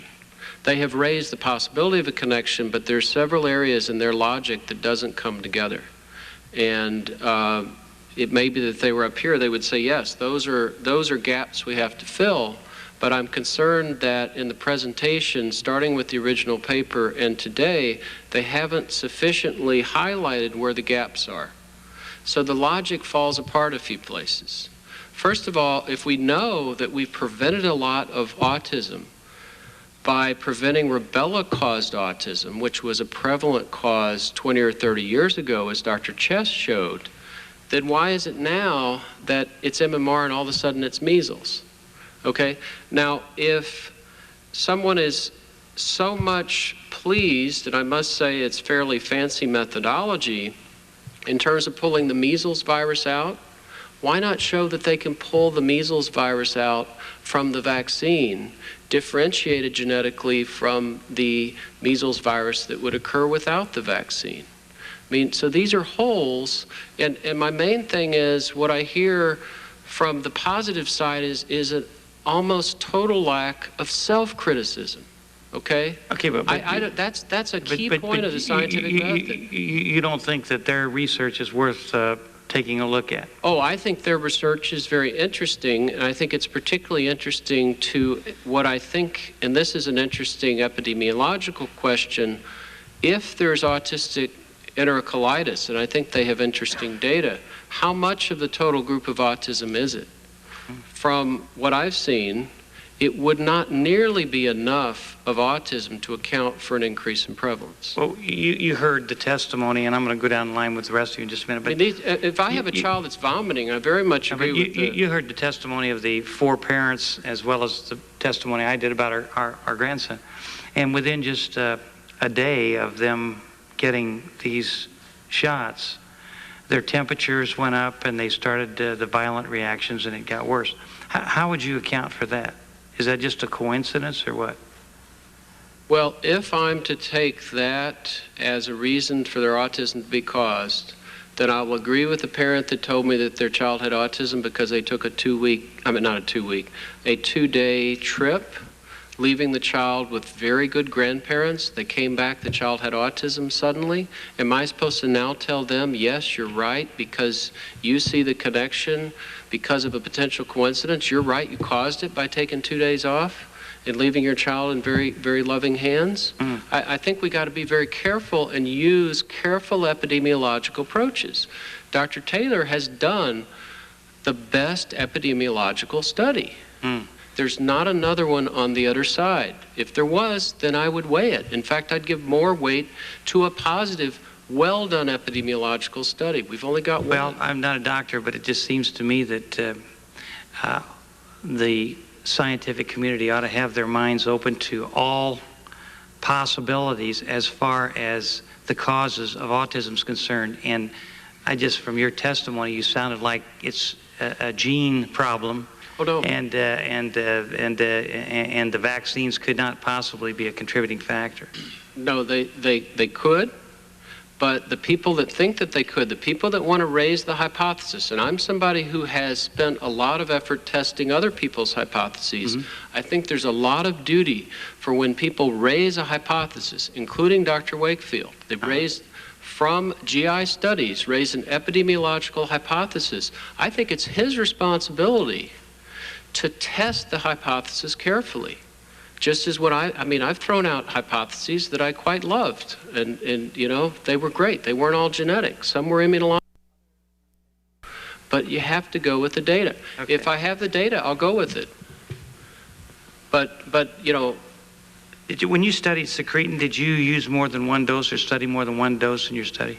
No, as a matter of fact, before we did the study, there was a meeting which included people who were convinced that secretin worked, who said it was one dose, and we used the dose it was supposed to be.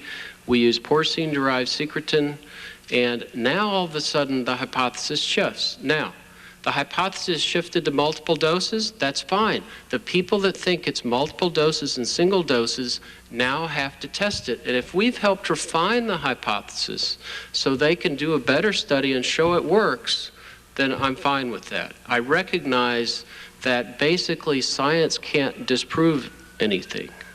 It's really meant to, you have to actually set up a hypothesis to tear apart to accept the other one. That's what I mean by part of the self-criticism of the scientific method. So absolutely, if this gets turned around, and particularly children with projectile vomiting, that's a very rare group of autism. But somebody with projectile vomiting, maybe 30 kids like that, Secreton would work wonderfully.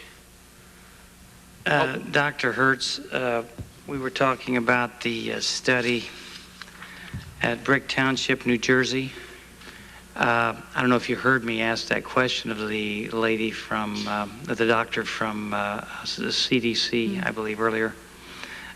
Why would you think that the National Institutes of Health and CDC and others would go into Brick Township, New Jersey, and look at all the environmental problems that may have caused the autism epidemic they have there, and when the parents asked that they checked to see if any of the vaccines had anything to do with it, why would you think that the health agencies didn't check that as well?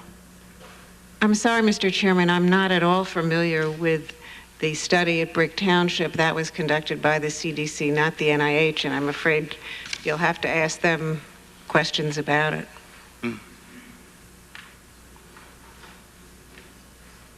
I'd be glad to tell you about activities that the NIH is doing in this area, however, if you'd like to hear some. What would you say about the NIH taking a hard look at the studies done by Dr. Wakefield, Dr. O'Leary, Dr. Singh, and some of the theses that Dr. Megson espoused earlier? I think that examining scientific evidence is always a useful thing to do. There's nothing wrong with that. I think that in terms of the vaccine issue, I'd just like to say that you are right. We do need to keep our minds open. I think we do have to. I do feel that at this time, the available valid scientific evidence does not support that vaccine is a cause of autism. You know what bothers me about a lot of this is Dr. Cook and you say if there's a hypothesis that says this, it has to be proven before we'll even take a hard look at it. That's the impression that I'm getting. And no, let me just finish. The problem is that there are a large number of children that have acquired this problem shortly after getting these vaccines.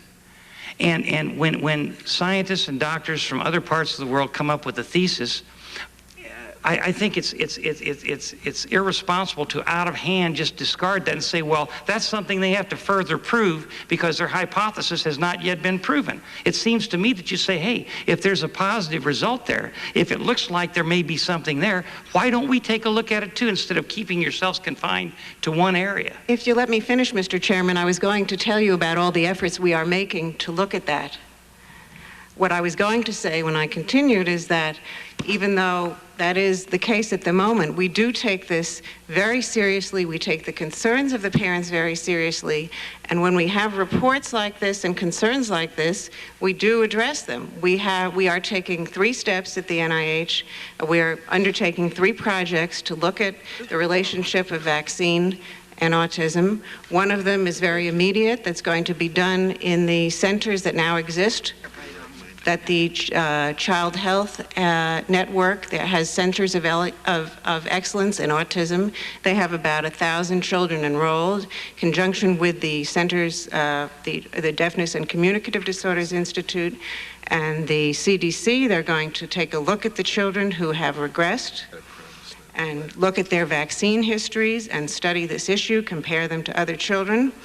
That's going to be done as soon as possible, hopefully this fiscal year.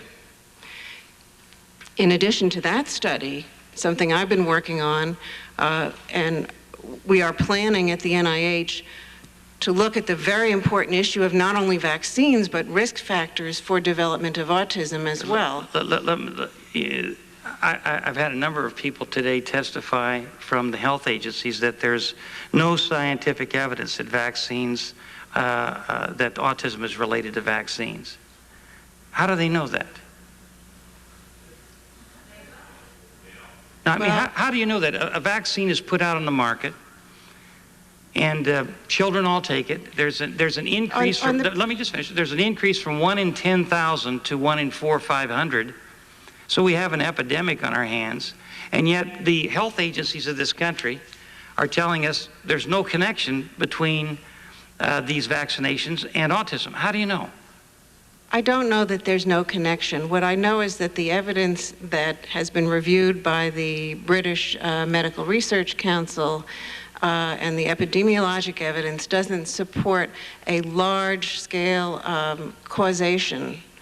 But I still think that there are, and there may be certain children who are susceptible, and that's what we have to go after. It's very important that we look for why children develop autism and whether there might be a small minority of children who have some susceptibility. You know, and we're not ruling that out. Yeah, one of the things that concerns me is, and pharmaceutical companies are extremely important. They employ an awful lot of people in my district and in Indiana. We have some great pharmaceutical companies that have saved a lot of lives and probably kept epidemics from happening around the world. There's no question about that. But there's so many people that work at the CDC, HHS, and the other health agencies, NIH, that have some kind of a connection to the pharmaceutical companies and are on these advisory boards. It causes one to wonder whether or not there's thorough research going into these things before they're approved. Does that concern you at all? The approval, at the NIH, we don't really deal with the approval process of the vaccines. I have,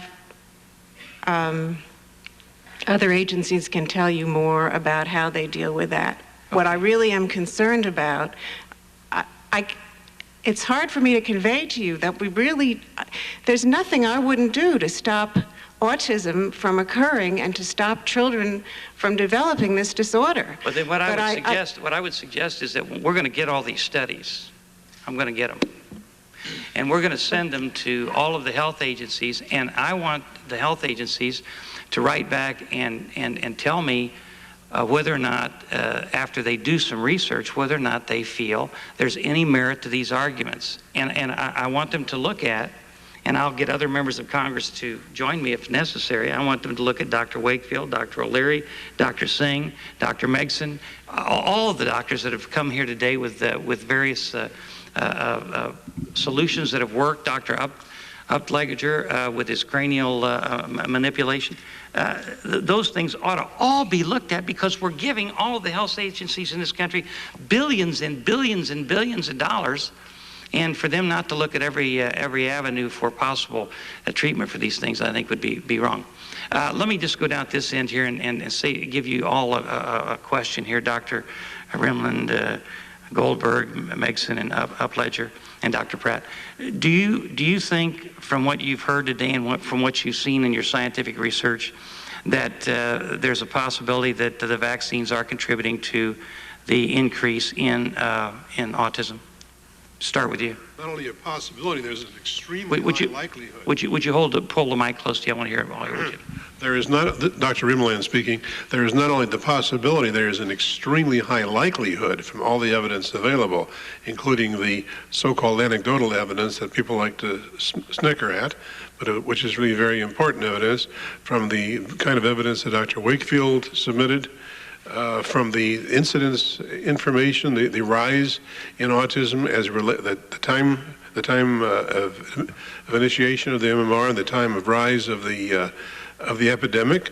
The data that I provided on my handout, which shows that the late onset autism started just at about the same time that the MMR was initiated. There's just a world of evidence that leads me to think that it's extremely likely that when the final answer is known, if it is ever known, that the MMR will be strongly implicated as an important cause of autism.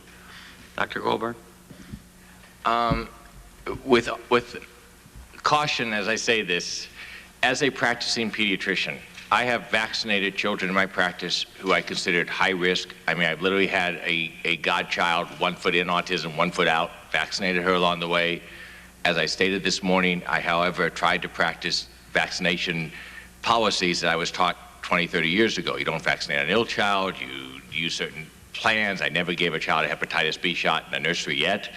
But I think that the effort to solve autism gets distracted by the fact that we do have a lot of children triggered off by some time correlation to the vaccine. As I mentioned in my testimony, I think if we're going to understand this, we need to step back and figure out why there is a wealth of science that says, hey, the vaccines don't create this or cause it. And then we suddenly have this epidemic going on. And I really believe the way it will come out in the end, whether we do it in the next 6, 8 months or in 10 years, is going to be this will all tie in from the 80s and 90s to what's going on in our population, and is not specifically the vaccine, but the vaccines are playing a role in it. Would play a role in it. Pardon? The vaccines Yeah, would the play a vaccines role. would play a role, but we need to understand why suddenly a population has become susceptible to those when they did so much good along the way. Dr. Megson? I'm seeing more and more families that are completely devastated. I know one mother's been very active in the parent support group in her local community, has had 3 children. The oldest, the first, is severe dyslexia, ADD. The second one died of SIDS within 24 hours of a DPT, and the third one's autistic. If my theories are correct, there's an organ in the neck at the base of the main arteries of the brain called the carotid body. We are disconnecting the pathway that when the oxygen level in blood goes to the carotid body, there's a signal sent to the respiratory stem and respiratory center in the brain stem, and we are disconnecting that pathway. Recently, they discovered, oh, if you put children down to sleep on their back, they don't die of SIDS. I mean, I think we really need to look at this. I don't want to be here. I've never gone against the grain. I'm not a vaccine researcher.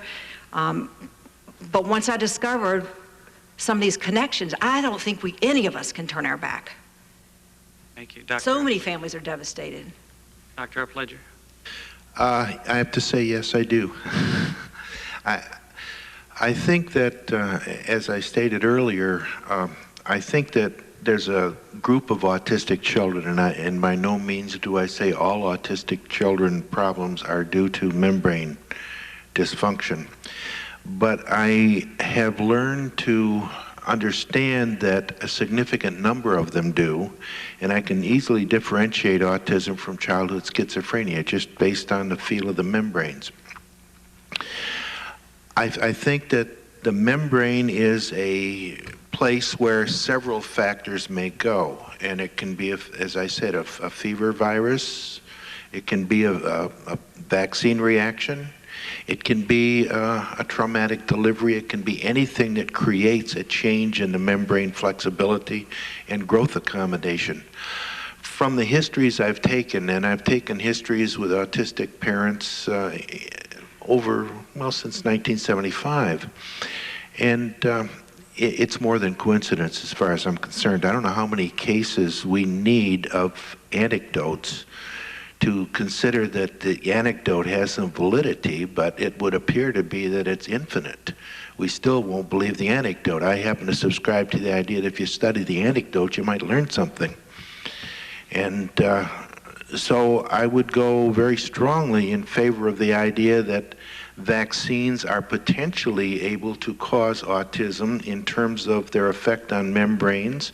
I think that membrane condition is probably largely influenced by genetic factors, along with nutritional factors, along with toxic factors, and so on. So you have a susceptible membrane. And I've opened up enough heads, that human heads that are not embalmed, that are maybe 4 or 5 hours old, and I can see the difference in the membranes, and you look at the diagnoses and you begin to put 2 and 2 together.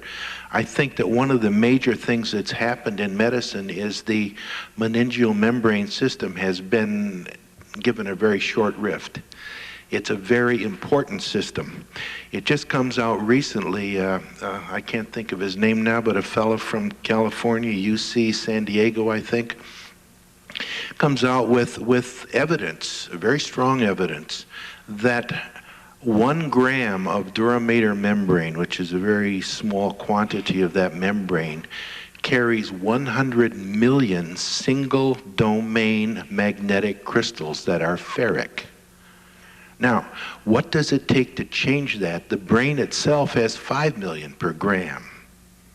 Now, anything that interferes with electrical conduction or magnetic fields is going to screw up that brain function. Why do we, when we stretch that base membrane laterally, why does the kid get better in terms of his emotion? Because I think we're improving the conditions under which his temporal lobes have to live. That's why. And you know, you can tear it all apart, and if you study temporal lobes, you can say, okay, temporal lobes cause autism. But what caused the temporal lobe? And what caused the membrane to not accommodate the temporal lobe? And when you start looking at it that way, you start looking at multiple factors, any one of which can be causal, and I put vaccine in that category. Thank you, Doctor. Dr. Pratt, do you have a comment? I think it's a very hard issue, and from both the Autism Society of America and the Indiana Resource Center for Autism, our job is really to provide information to families. And it's very hard when you listen to very well-respected scientists and researchers, you know, like Dr. Cook, who I have tremendous respect for, and I point him out because he is in the state neighboring Indiana, he's in Illinois. It's very hard when you hear the testimony and the research that says that there doesn't seem to be a link. And then when you hear from the families, their stories. And balancing that out is a very difficult thing. And I struggle with that because I don't want all of us running down one path, hoping that, yes, at the end of that path is going to be a cure or the reason or whatever. I hope that we all keep our minds open to all possibilities. I think, again, to be an ethical and a decent professional, I have to say to families, I'm hearing some stories, and there's a possibility for it. And for those families, and the families that you heard today, they really can't wait for the research to tell them conclusively that there is a relationship. I would say, in all likelihood, Congressman Burton, that if your daughter had another child, she would take a very serious look about the usage of vaccinations with her third child, regardless of what research tells her. And that is the complexity of the issue. So I hope that what you have heard over the last several hours today is a lot of different testimony and sometimes conflicting testimony. And I hope that what we will all focus on is trying to uncover the complex nature and perhaps the complex causes behind autism. Thank you. Let me just ask Dr. Cook one more question, and then I have a couple of announcements I want to make before we conclude. Dr. Cook, how do you account for these parents and these doctors finding the measles virus in the gut of these kids that have had the MMR shot? I'm very interested in that finding because I think it's a fascinating finding, even if it applies to 1 in 1,000 kids with autism. Each child is very valuable. So first of all, realize that Dr. Wakefield's talking about a very small group of autism with documented pathology, with vomiting, which, as I say, is quite rare in autism. I think that's an interesting finding and needs to be followed up. The next step of that may not be a link with vaccines and autism. It may be something quite more important in understanding what's happening with autism. So some of what was presented today, it was very good to see data ahead of time. It's rare. It's nice of them to share it. And there's something about their work, particularly seeing more control data than I've seen before, that is very interesting, and I'll be paying quite a bit of attention to because we need every clue that we can get. And thank you. Very good. What's that?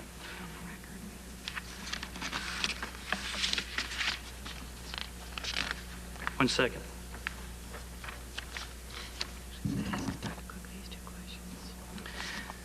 Let me just ask you a couple more questions. Where do you see the autism rates in the next 10 years? Do you see them pretty close to where they are now, or do you see them increasing?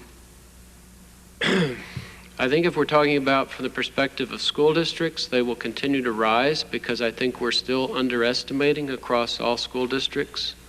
I think in terms of the actual prevalence, meaning all the children that have always been out there suffering from this, I don't see it going up that high. What I see is appropriately, and this is a very important, I think, almost civil rights movement, these kids and these families are being heard now. But I don't see this as an epidemic in the sense of prevalence. I see it as an epidemic in terms of a wake-up call that lots of kids and families have been suffering for a long time. So you're saying the 1 in 10,000 that was... It was never... It was always a lot higher than that? I don't know of a 1 in 10,000. I know of a 2 to 4 per 10,000 was what DSM-3 said, which was 80 to 87. 87 has been referred to as around the time of an increase. That's when we went from DSM-3 to DSM-3R. The reason is DSM-3 said the child had to have a pervasive lack of responsiveness. Now, I don't know who these kids were that had autism then, because every child with autism is related. They're just not related in the same ways. So now you increase the definition as of 87.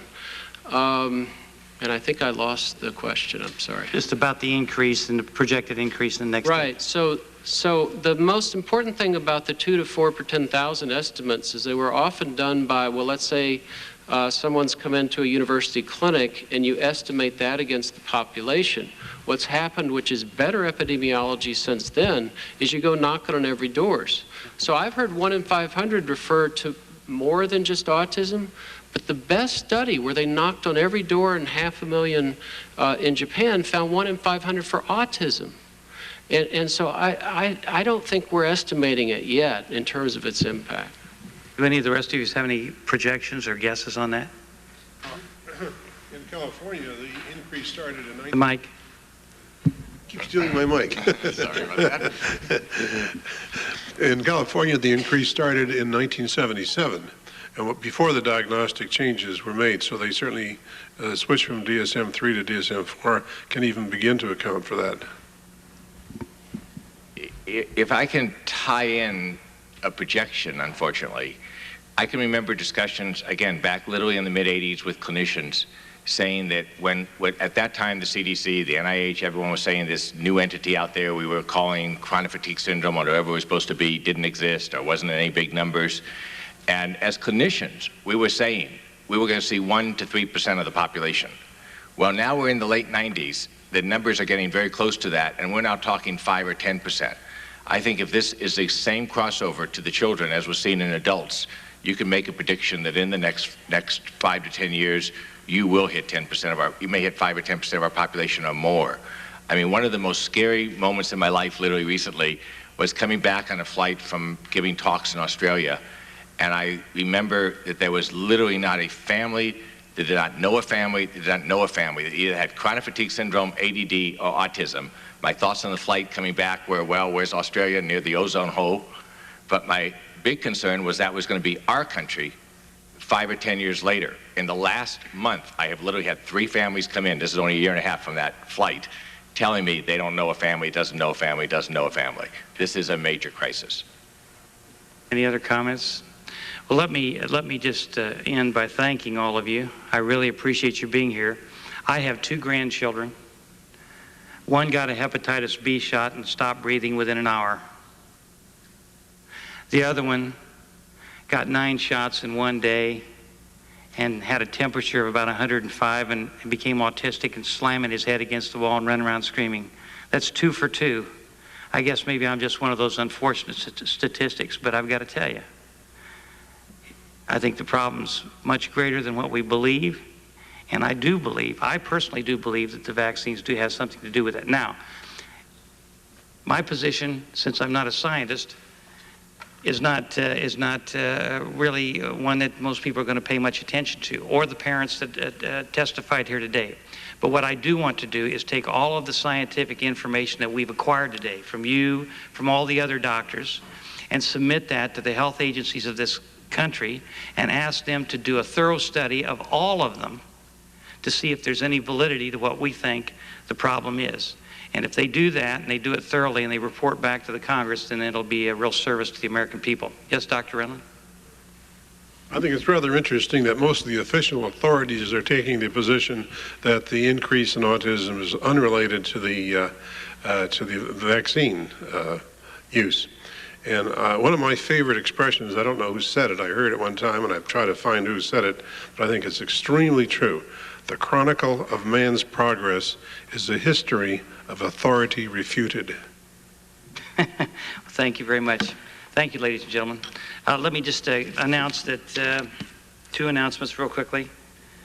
The NIH is having a meeting for parents of children with autism tomorrow morning from 10 a.m. to noon at the Natcher Auditorium on the NIH campus in Bethesda. So if you'd like to attend, you're welcome to attend that.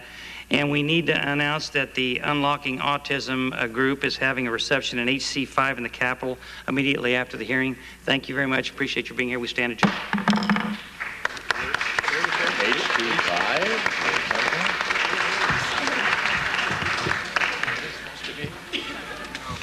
How are you?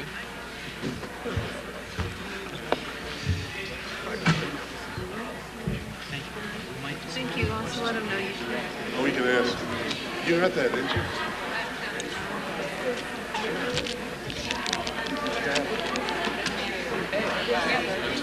Yep.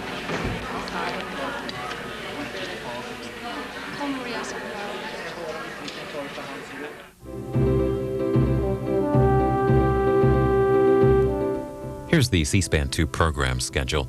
Next, a portion of Thursday's